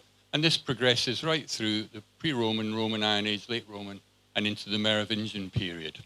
And particularly in the Iron Age and the Roman Iron Age, these are characteristically divided into two by a passage that comes through the entrances on either side of the house, with a passage between them, On one side, you have the cattle. On the other side, you have the living quarters. And this is an absolutely characteristic form which you find thousands and thousands and thousands of these houses. And archaeologists have excavated thousands and thousands and thousands of these houses all over Northern Europe. So it's a very, very characteristic form. And it carries on through the Roman period, the late Roman period, up to the migration period. And then at the end of that period, there is a major change. And there seems to be a sort of slight breakdown in the traditions. But the longhouse carries on. But the form of the longhouse changes. But before we talk about that, we'll just diverge into what we think the Viking longhouse was that emerges from this tradition. And this is the classic Viking longhouse that was presented by Bjarni Myhra for Oma in Norway. And you can see his plan and his division of the house into a major central living room with an inner room at either end. Now, Steffen, in some interesting papers that he wrote in the 90s and early 2000s, used this history and this background to create a sort of cultural marker for the Viking colonization of the North Atlantic. And this is your description of the house type. Has curved walls approximately 1 meter in thickness. The houses may have sunken floors with benches along the inner walls and the upper parts of the houses. The upper part of the structure has probably been the sleeping room, while the central part has been what might be termed the living room with the long fire. And then the lower end has a byre with a drain running through the opening in the gable. Now, I will take issue with the latter part of that description, but all the rest is absolutely fine, and we can see that very clearly. And we have this example from Toftanes, Steffen excavated and sort of stimulated, I presume, this description and paper, where he's divided the living room, where he's got his big house and subsidiary later houses on either side, and we've got the big house with the living room in the center, a badly damaged storeroom at one end, and the byre at the lower end. Now, I think, as Steffen admits in the excavation report, the evidence from the byre is problematic from this house because there was a drain, there was an absence of artifacts, which was contrasted with the living room. So there was clearly a major division between the two areas, but there was no positive evidence from the environmental material that this was a byre. Am I okay? I'm okay there. I'm safe. So even at this key site, which has fantastic environmental preservation, much better than you'll see in many of the other sites, this was a bit problematic.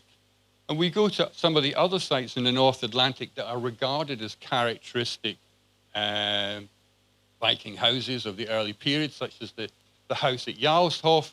It's very clear that at Jarlshof, the original house, which is shown down here, had benches in this area here, and that the evidence for a byre and a drain and the cutting through the gable end, all of that is later. And again, Steffen acknowledges this and describes this in his papers, but it's very clear that in the early house, there was no evidence for a byre at the settlement at Jarlshof.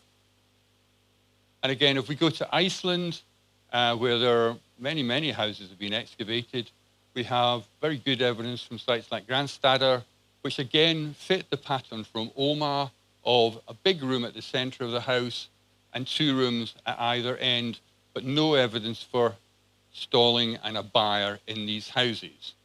So I think we can agree with part of Steffen's, well, most Steffen's description of the characteristic Viking house, the bow walls, the wall thickness, the central hearth and the living area and the subsidiary rooms, but I think the byre problem, the byres are probably not necessary. However, I don't think we should get hung up on whether there are or aren't byres, because recent work in Norway, when the Oma excavation, when this description of the Viking house was originated in the 90s, 2000s, the evidence from Norway was frankly not very good. And it's only recently that things have changed. In Norway, in the last 2 decades, there have been an enormous number of excavations of houses that span the Merovingian, the Viking period, and the medieval period. And the picture has changed quite dramatically. Now, a lot of these houses are very poorly preserved. They're not as well preserved as the house at Oma. Most of them are in ploughed fields, and they've been machined off to expose the archaeology. So we're dealing with subsoil features. But these clearly show that there's a variety of houses, and that there seems to be quite a considerable diversity of forms that sort of kicks in at the Merovingian period and on into the Viking period, where there are a number of quite distinctive forms of longhouse coexisting. And they coexist in different significances in different areas of Norway. So what can be a high status house in one area of Norway could be quite a low status house form in another area of Norway. There seems to be a lot of diversity. But this is my superficial reading of the Norwegian archaeological record. But that's what I think is happening. So I don't think we should get hung up on an absolute precise form for the earliest houses in the North Atlantic either, because we know now that there is a lot of diversity going on. So that's my sort of introduction. And I want to focus in on the site I've excavated in Bornais at the Outer Hebrides, because I think it illustrates a lot of the points that have come up during the day, but it also highlights some of the significance of the house as a social space and the significance of some of the features that we can see in these Viking houses that we do see in the North Atlantic. So this site is on South Uist, so this island here at the bottom end of the Outer Hebrides, and it's located in this Macher Plain, which coats the west coast of the island, and you can see these big settlement mounds crop up in this relatively flat, sandy plain, and you can see a contour map showing the big mounds which indicate the position of the settlement, and these are all the excavated areas that we worked on. So it's a very substantial settlement. It is the biggest settlement on the island. It's quite likely to be a major centre and a very important farmstead for a very important person from the earliest colonisation of the island right through to the 14th and 15th centuries.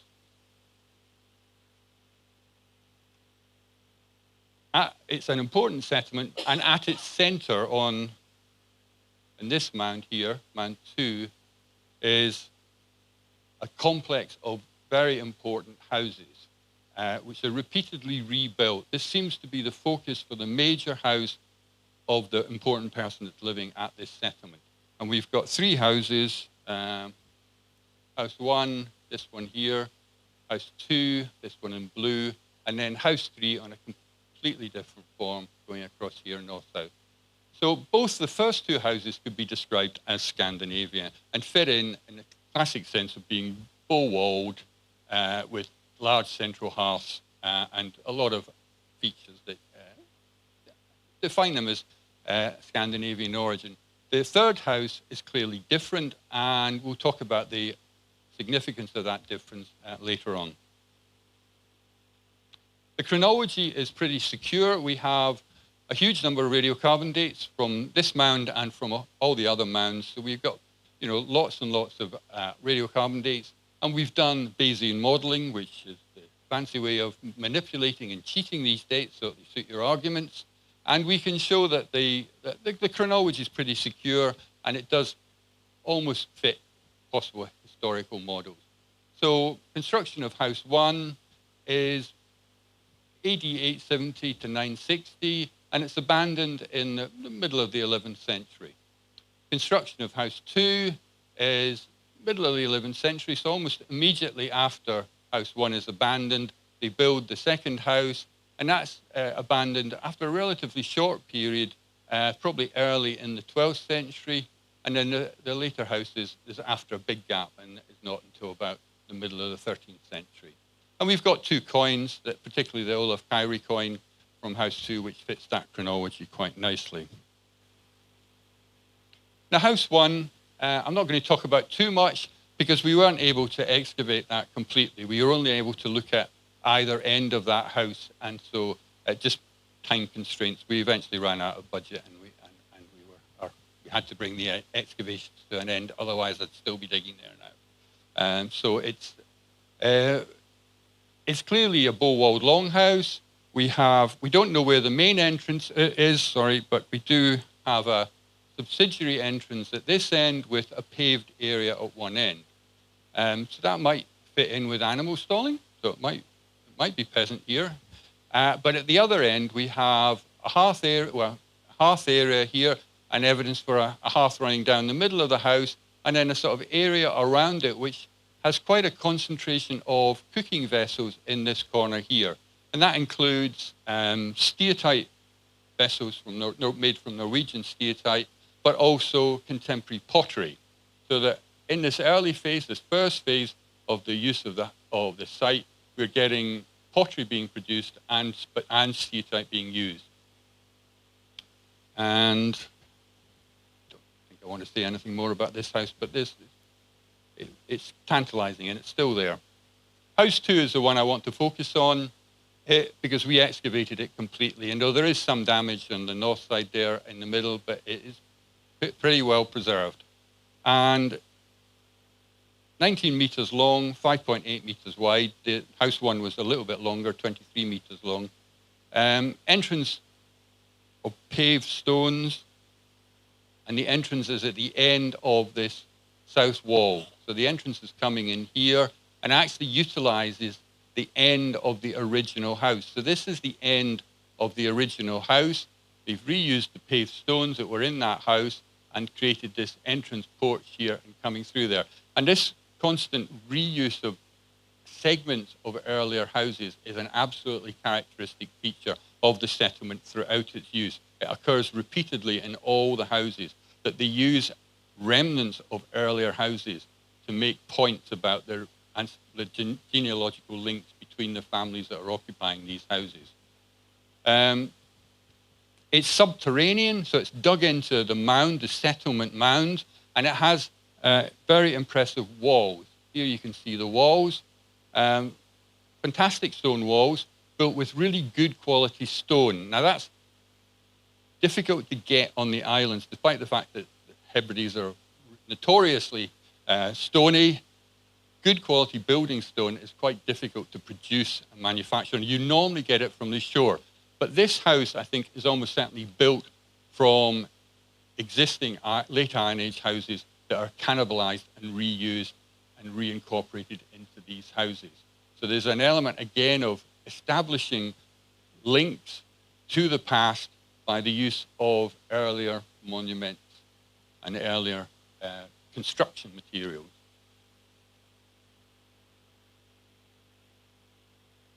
The central hearth area is an important feature of these houses, and at the Bornais house, it's quite spectacularly large. The whole of the central aisle is covered in ash, and you can see the ash in these slides here. This bright orange and pink. This is a peat ash fire. I didn't think I was going to have to comment on that, but I realized you don't have peat ash fires in the Faroes, so it's quite exceptional for these islands. But this is absolutely characteristic for any prehistoric or historic settlement in the Isles. You would get, peat would be used for fires, and you would be left with this bright orange deposits, which very clearly indicate the presence of the hearth area. It's problematic in our site, because what seems to happen is that they have hearths, they have a hearth, they have possibly numerous hearths around here, but they spread the ash. So they rake them out and they spread it across the central aisle, because that's the aisle that people are walking up and down, and that's the aisle that is used for traversing the interior of the house. So the ash actually forms a compact surface on which people can walk. And so we have, we can't narrow down precisely where the sort of main hearth area is, but I suspect it's at this end of the house.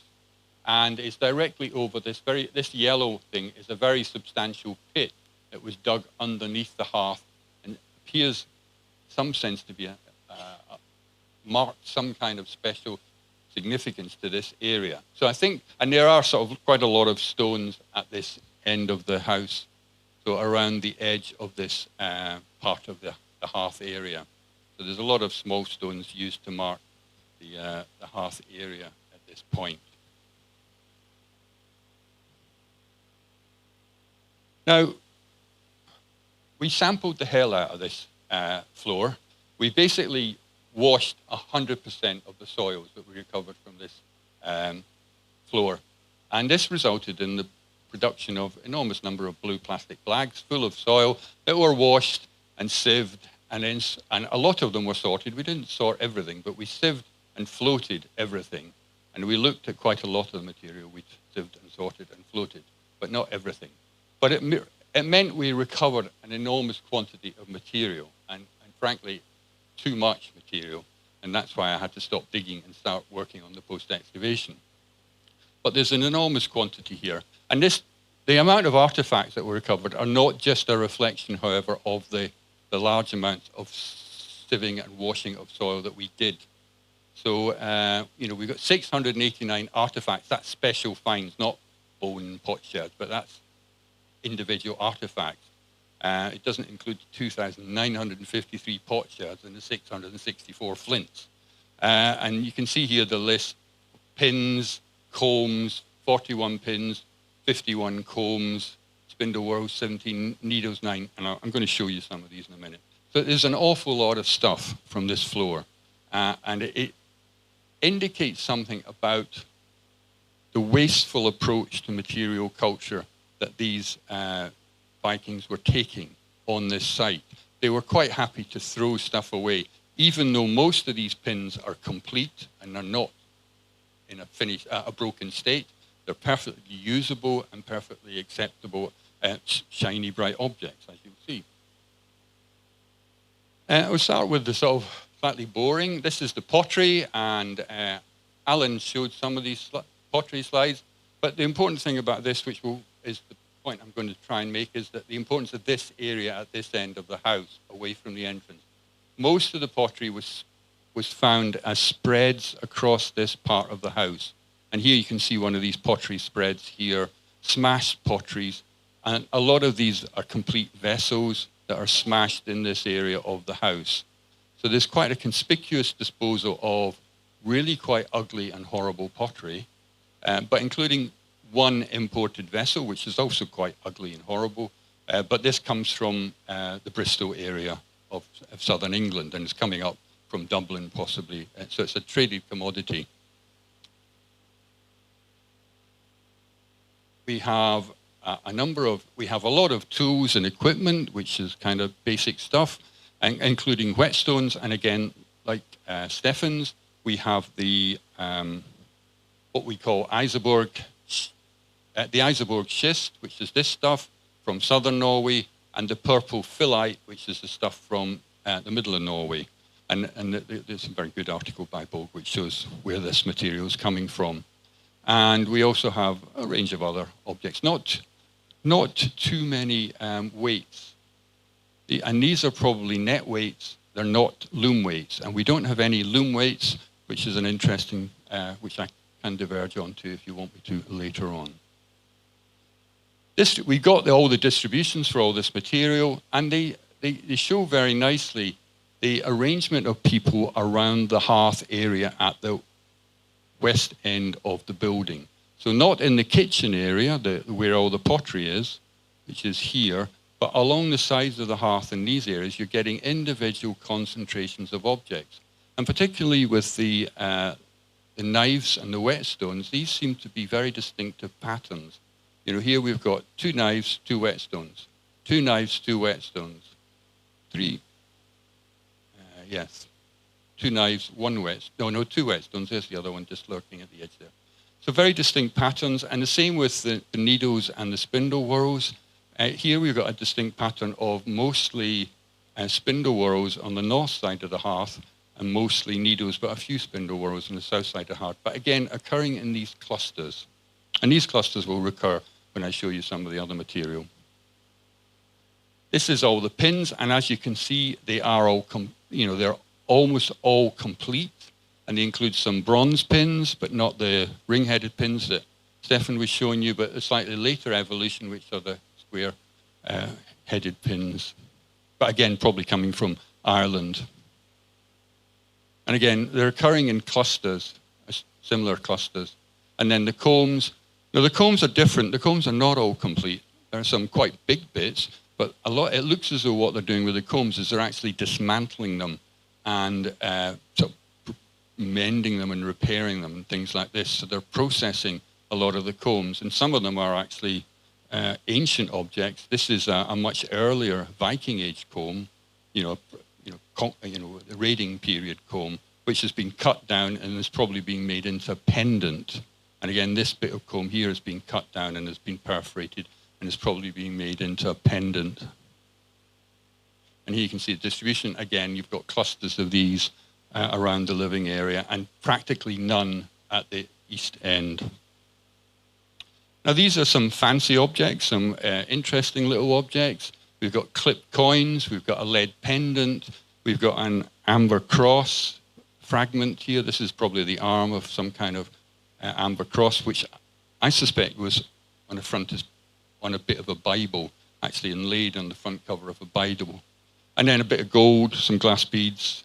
And then up here we've got the green porphyry as well, which I don't know if you know a lot about green porphyry, but this is a very important type of object which comes from Laconia in Greece, probably via Rome and Dublin, and is probably an indication of Christianity of the occupants. These things are found in portable altars, and they're used as a sort of the stone contribution to the altar. And even small fragments like this can be incorporated into wooden altars and are enough to lithify that and make it a suitable altar for the Eucharist. So they're a very important Christian symbol, and you see them they go all the way up to Iceland and all the way across to Sweden, where you see fragments of these in some of the towns in Sweden. So we've got two fragments of this from Bornais. And we've got this. This is a nice piece of Ringerike art. Again, it's probably an antique when it's deposited at our site. It's probably about anything from 100 to 50 years old by the time it's deposited on the floor of House 2. I think it's from a drinking flask, probably a leather flask, that was strapped to someone's side when they were riding around, because one side is extremely worn and the other side has this very fine animal carved on it. And it comes from one distinctive cluster of objects around here. So the Ringerike is this object, but around it are these, what are called socketed antler tines. And this is a very distinctive group of objects, which I think are associated with drinking or food consumption in high status dwellings. I think they're either handles for spoons, or possibly the end finials for drinking cups. But they're in some way connected with that kind of activity, food consumption or drinking. And again, we can talk about this if you want to query them out.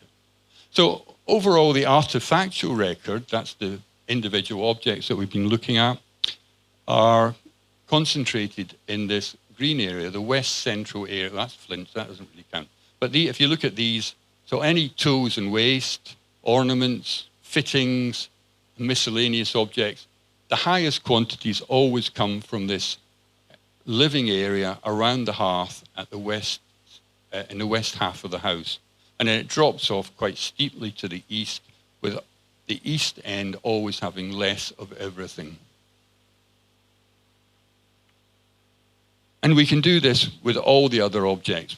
They're all been recorded on a grid, so we have distributions for all the carbonized plant remains, for all the animal bones. And again, they tend to show that the kitchen area is towards the west and the other areas are sort of not. We've also got really fine detail because we were able to, it was so easy to sieve. It's a sandy site. It's very easy to process soil samples. We were getting through 50 soil samples a day in our froth flotation system, which is an incredible number. if you've ever done that kind of terrible activity. But the sorting was problematic because, as you can see down here, the debris from the sieving produces an enormous quantity of bones, and including stuff like this, which you wouldn't normally find. These are all crab remains from one small sample from this floor. So there's enormous quantities of crabs, enormous quantities of eggshells, spirobas, which is an indication of seaweed, it's a worm cast, and all sorts of things. And again, we can do detailed analysis of these, but I don't want to go into the details too much. Okay, so we end up with a sort of interpretation of the house which fits roughly the general interpretation that we've been talking about. So we can divide the house into a west end, which is the cooking space, and there's a concentration of pits and large quantities of broken pottery from this area. Then there's the west end central area, which is the principal social space, where all the indoor activities were taking place, and a sort of social interaction between the occupants of the house and any visitors would have taken place. There's then the east half, which has a lot less of everything. And so this fits in with Steffen's observations for Toftanes, where there was an area of the house where there was very little signs of visible activities. And I suspect this is either a sleeping and storage area. Well, I suspect that's what it's for. It's an area where you could be used for sleeping or for storage. And then there's a little bit of rubbish dumping at the far end, but that's not much going on there.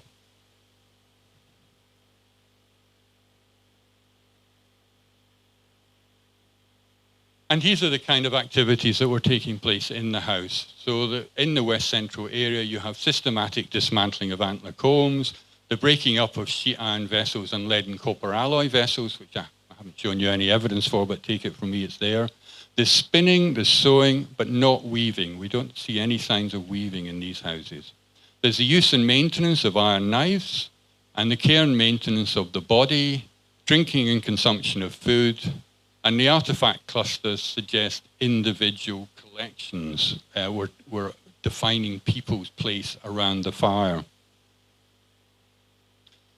Now, the general observation I want to make is that it's very interesting in my mind that the social area and the cooking area are extremely distant from the entrance. So you come in at this end and then you walk all the way down, and the cooking area is at the very, very end of the house, and the social area is just in front of that.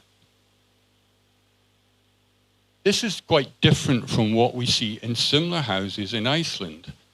As far as we can identify, the cooking areas in these houses is at this end, and at this end, near the entrance, which is coming in here and here.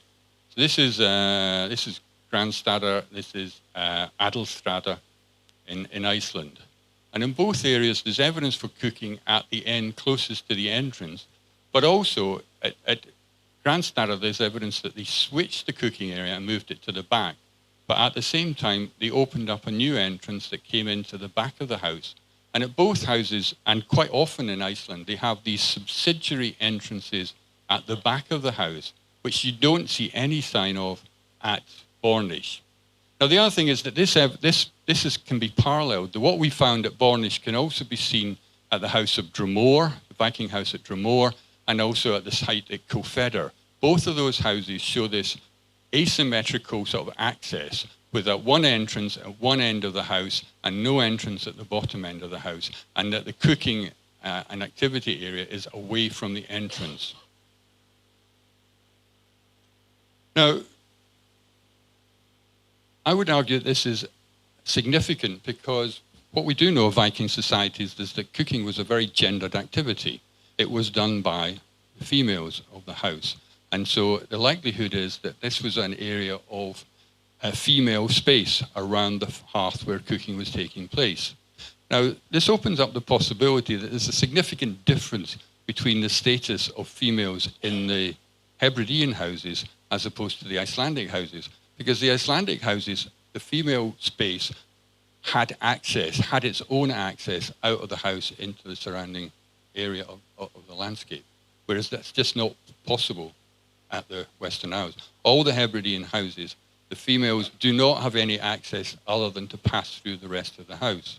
So I think there's evidence there for possible differences in the status of the females in the Hebrides and those in Iceland, with a suggestion that there's slight more freedom in some of the houses in Iceland than there is in the Hebrides. And there are also, if we look at the changes, how are we doing for time? Yeah, we can go and talk about the later house now. The later house is not such a clear-cut division in the cooking space, so I'll come back to that later. But the later house is a plain card rectangular house. It's a very different type of house. It's constructed around about 1266, when Hebrides become part of Scotland. It's difficult on the basis of radiocarbon dating to say whether it comes immediately before or immediately after. So you can't be too precise. But I don't think that matters, because the evidence does suggest historically that from about the beginning of the 13th century, about 1200, the Hebrides are being controlled by people who are essentially are from Argyll and essentially Scottish in their affiliations. So I think there are already changes taking place. And we've got 3 distinct floors in this house, and as it develops through time, there seems to be a drift in the significance of that, on the position of the hearth from, this is the main hearth in the earliest floor, and then the main hearth in the later floor is up here. So by the end of the use of this house, the main hearth is opposite the single entrance that comes into this house.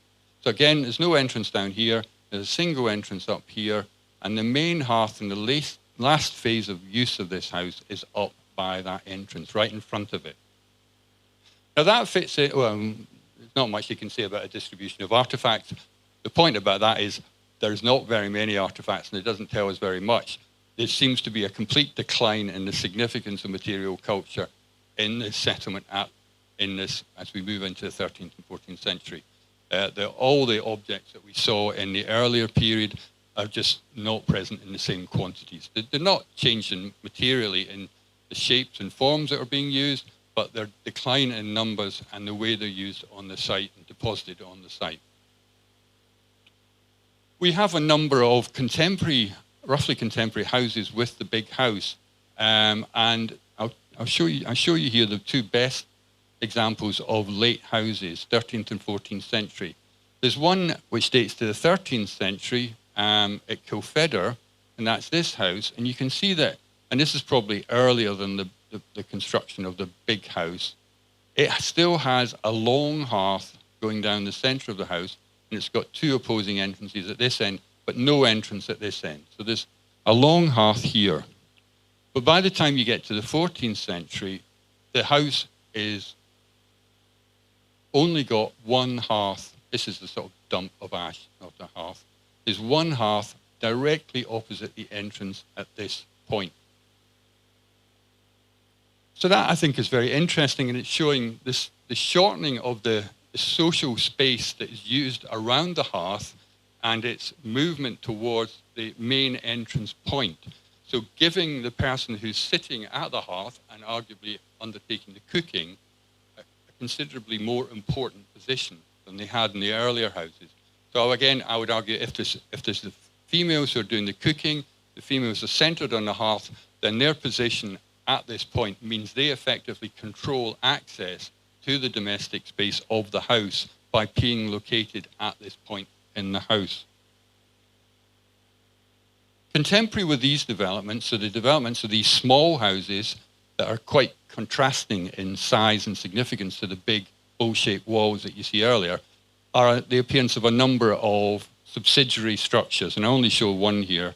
But this is a corn drying kiln with the kilns here, or the stuff laid out here, and they're using the interior space to store, presumably, barley and oats and the other crops that are grown here. There's a winnowing funnel here for winnowing stuff on the floor of this house as well. So there's a series of other smaller houses. One of them is used as a bone comb making workshop.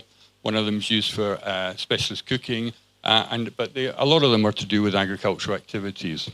So as these houses get smaller, in the 13th century, they have a series of subsidiary developments that are also being built. And this is a kind of pattern that you see all across the North Atlantic. So, but it occurs in a different way. In the Western Isles, the reduction in the size of the houses and the appearance of these subsidiary buildings is sort of atomized. So the smaller buildings are built around the small houses, but they're not connected to the small houses. If you go to the Northern Isles, like Orkney or Caithness, here you see the houses, they develop in a similar way, but they have a living space, and then they have the subsidiary spaces assembled onto the end of these houses. And you create the big long houses that are so characteristic of Orkney and Caithness. In the Shetlands, you tend to get parallel houses.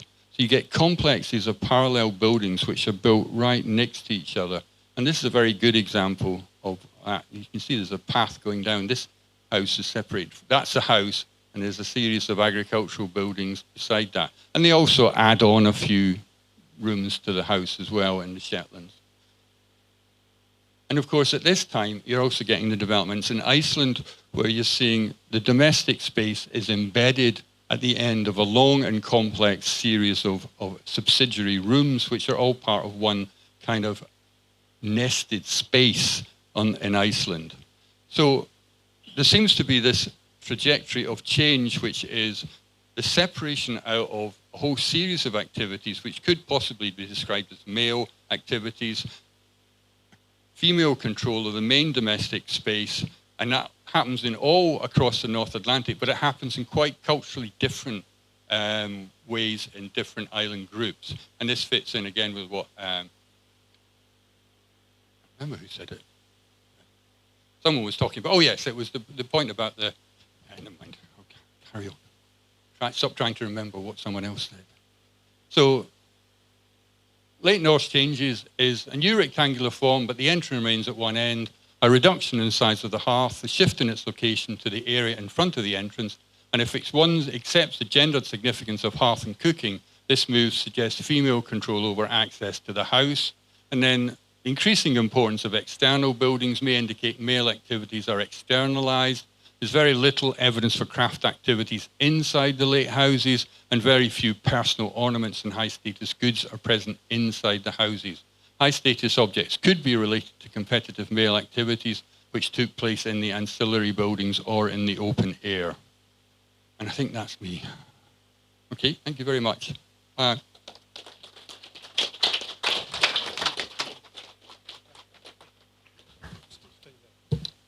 Thank you very much, Neil. So we now have a little time for questions to either of the archaeological presentations, Steffen and Neil.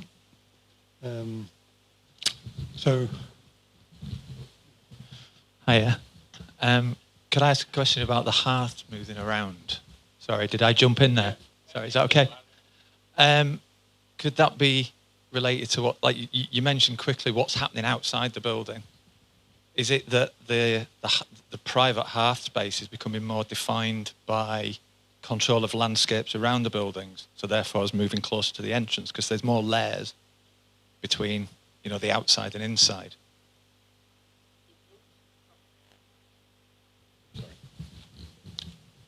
There's no structured space around the houses. As far as we can see, it's a fairly open landscape. So one of the puzzling features of the Viking settlement of the Western Isles is that there are no land divisions or anything like that.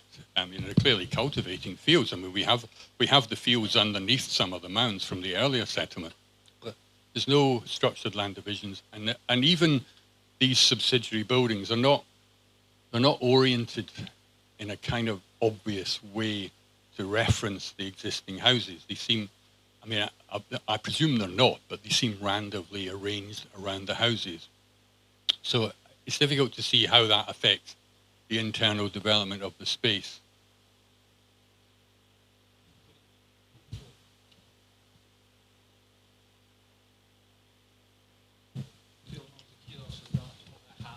the entrance. Does that make sense? Not really. I'm thinking about layers of security. Your hearth being the most secure place, and then there being layers radiating out from that, so they feel culturally secure, so they can have a hearth near their entrance rather than the other end of the building. Yeah, oh yeah. So there's an element of fear involved, and so you embed yourself within the. Well, yes, but the later ones actually have the more formidable entrances.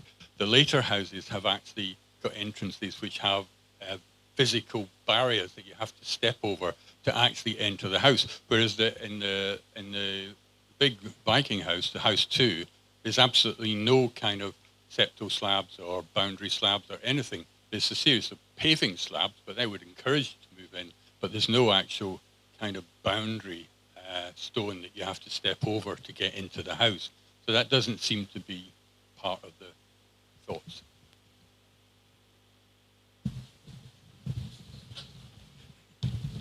Okay.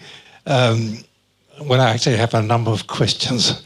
First of all, one of the first slides you showed was was Eiríksstaðir there from Iceland? Grandstaðir, yeah. Yeah. And there was something at the end, structure at the end, an open structure at the end of the house. There's a sort of rectangular addition to the at the end of the house, yeah. Yeah. And do you interpret that as a kitchen area? They interpret it as a secondary kitchen area. Right. So they think that's added on. Yeah. If I've got this right, I think they think this is added on, and it's the secondary kitchen area. The original kitchen area was at the north end of the main hearth, and that's the secondary development. That's my recollection. Yeah. Now I ask because when we did surveys in the eastern settlement of Greenland 25 years ago, we noticed exactly that type of house on a number of sites. Yeah. And it looks just to be the oldest faced, really, on some of these sites. So it may link up with yours. The other thing you were asking for reconstructions of Viking houses. Well, I would more or less be opposite opinion because I have one of the big problem with a lot of all these reconstructions is that they promote the idea of benches along the walls.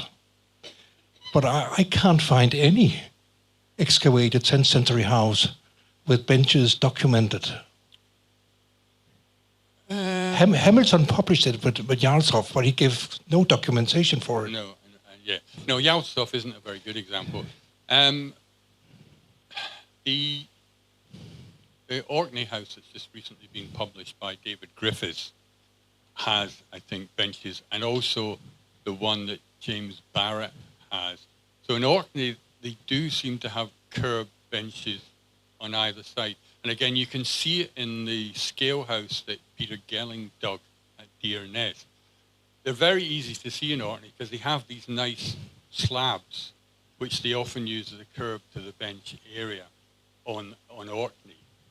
I'm pretty certain that they are quite clear cut at the particularly David Griffiths' site, which is on the Scale Bay in Orkney. So I'd have a look at that, but that's my recollection. So I think they are there. And our house. The sections are quite clear that there is a rise on either side of the hearth, so that and there were sort of little slabs. You'd never make them into good benches, and there was no kind of timbers that would support a sort of proper wooden structure. No. But there was certainly a rise up on either side, and this also existed at Kilfedder, where Mike Parker Pearson dug. He was getting sort of slight mounded areas the side. So you'd be hard pushed to describe them as benches, but I think the idea is that the other issue, the soils that developed on the bench areas were very thin and they weren't the sort of compact floors that we were getting in the central zone. And the suggestion was that was caused by the fact that there was some kind of timber flooring there and the stuff was percolating through. So you weren't really getting a sort of proper accumulation of a compact floor in those areas. So that, again, that suggests that those areas were distinguished as different separate from the central zone up the center of the house. Yeah. But we had at Toftanes is really we had hundreds of stakes surrounding the fireplace, and probably it have been sort of furnished with the juniper branches, you know, just to keep people away from the fire, really. Yeah, I'm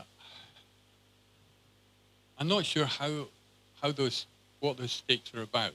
I mean, I don't understand how they work in terms of wouldn't keep people away from the fire because you want to get up close to the fire. But I don't understand how the stakes work at Toftanes. And so I'm at a loss to explain how they are. Okay.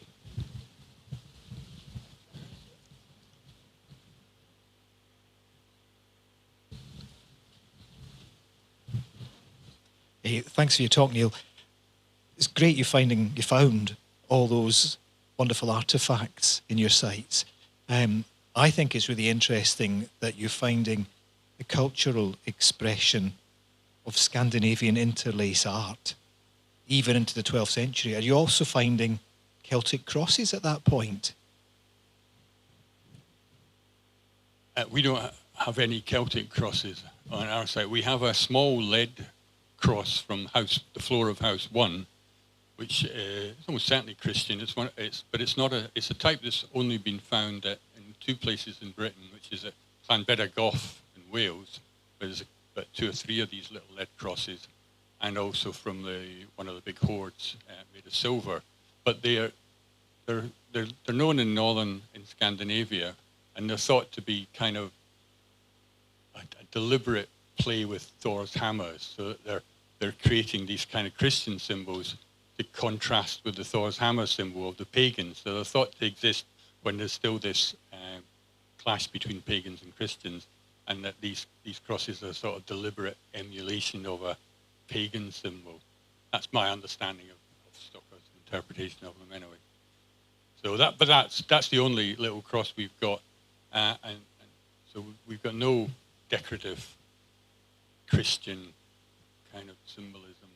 There's 2 crosses from Kilfedder which are made of wood, but again, there's no decoration on them.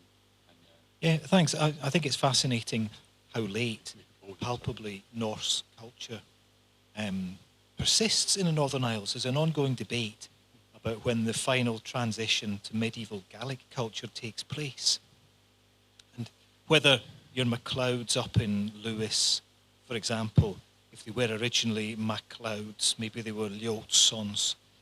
And when did that happen? Is it because they are so much more closely connected to Norway still in the 12th and 13th century than maybe Islay is in the south?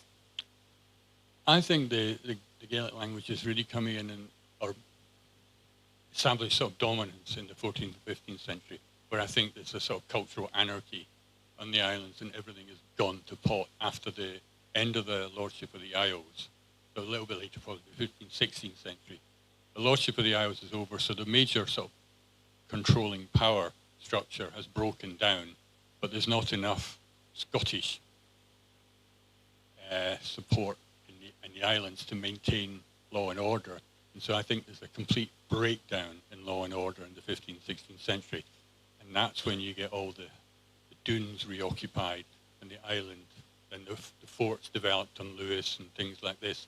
You know, it's all after this period. I mean,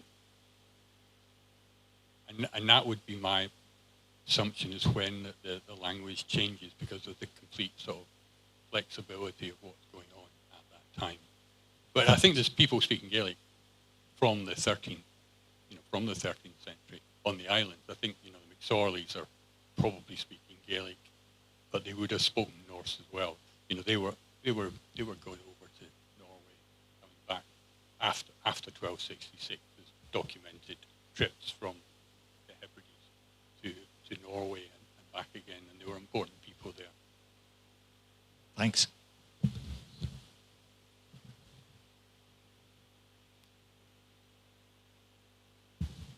Okay, well, thank you very much, Neil and Alan, for their presentations.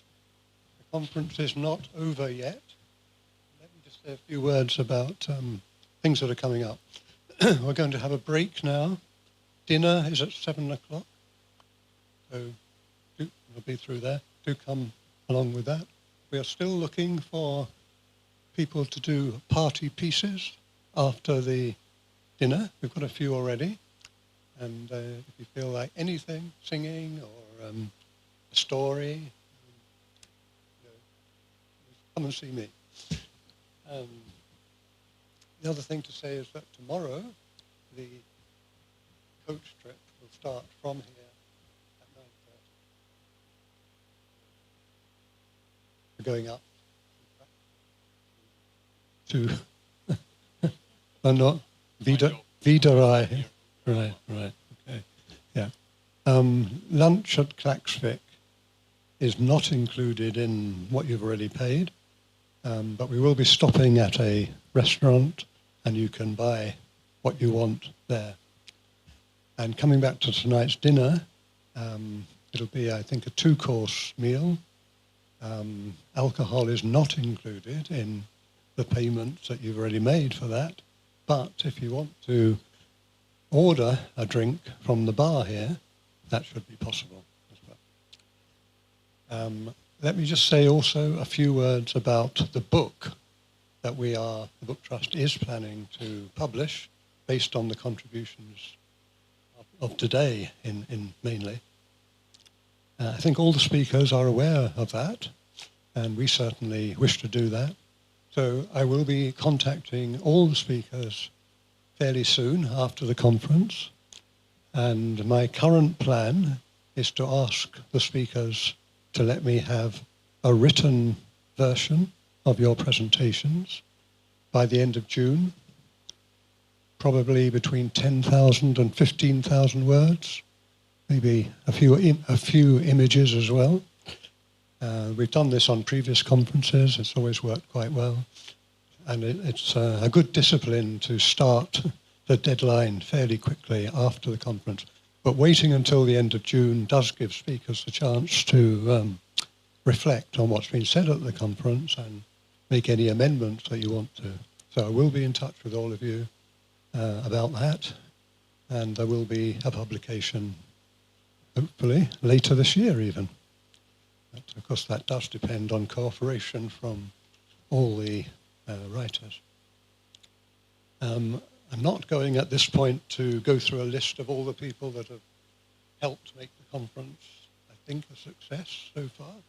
We're not over it yet, but there are a lot of people I have to thank, and I will aim to do that at the dinner and or tomorrow. But most of all, thank you to all the speakers. I think it's been a really inspiring event, and the various talks have fitted together quite well, I think. So I'm very pleased with that.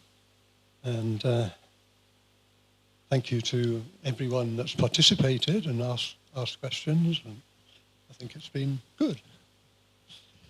Okay, so that's it until 7 o'clock. I hope to see you all there.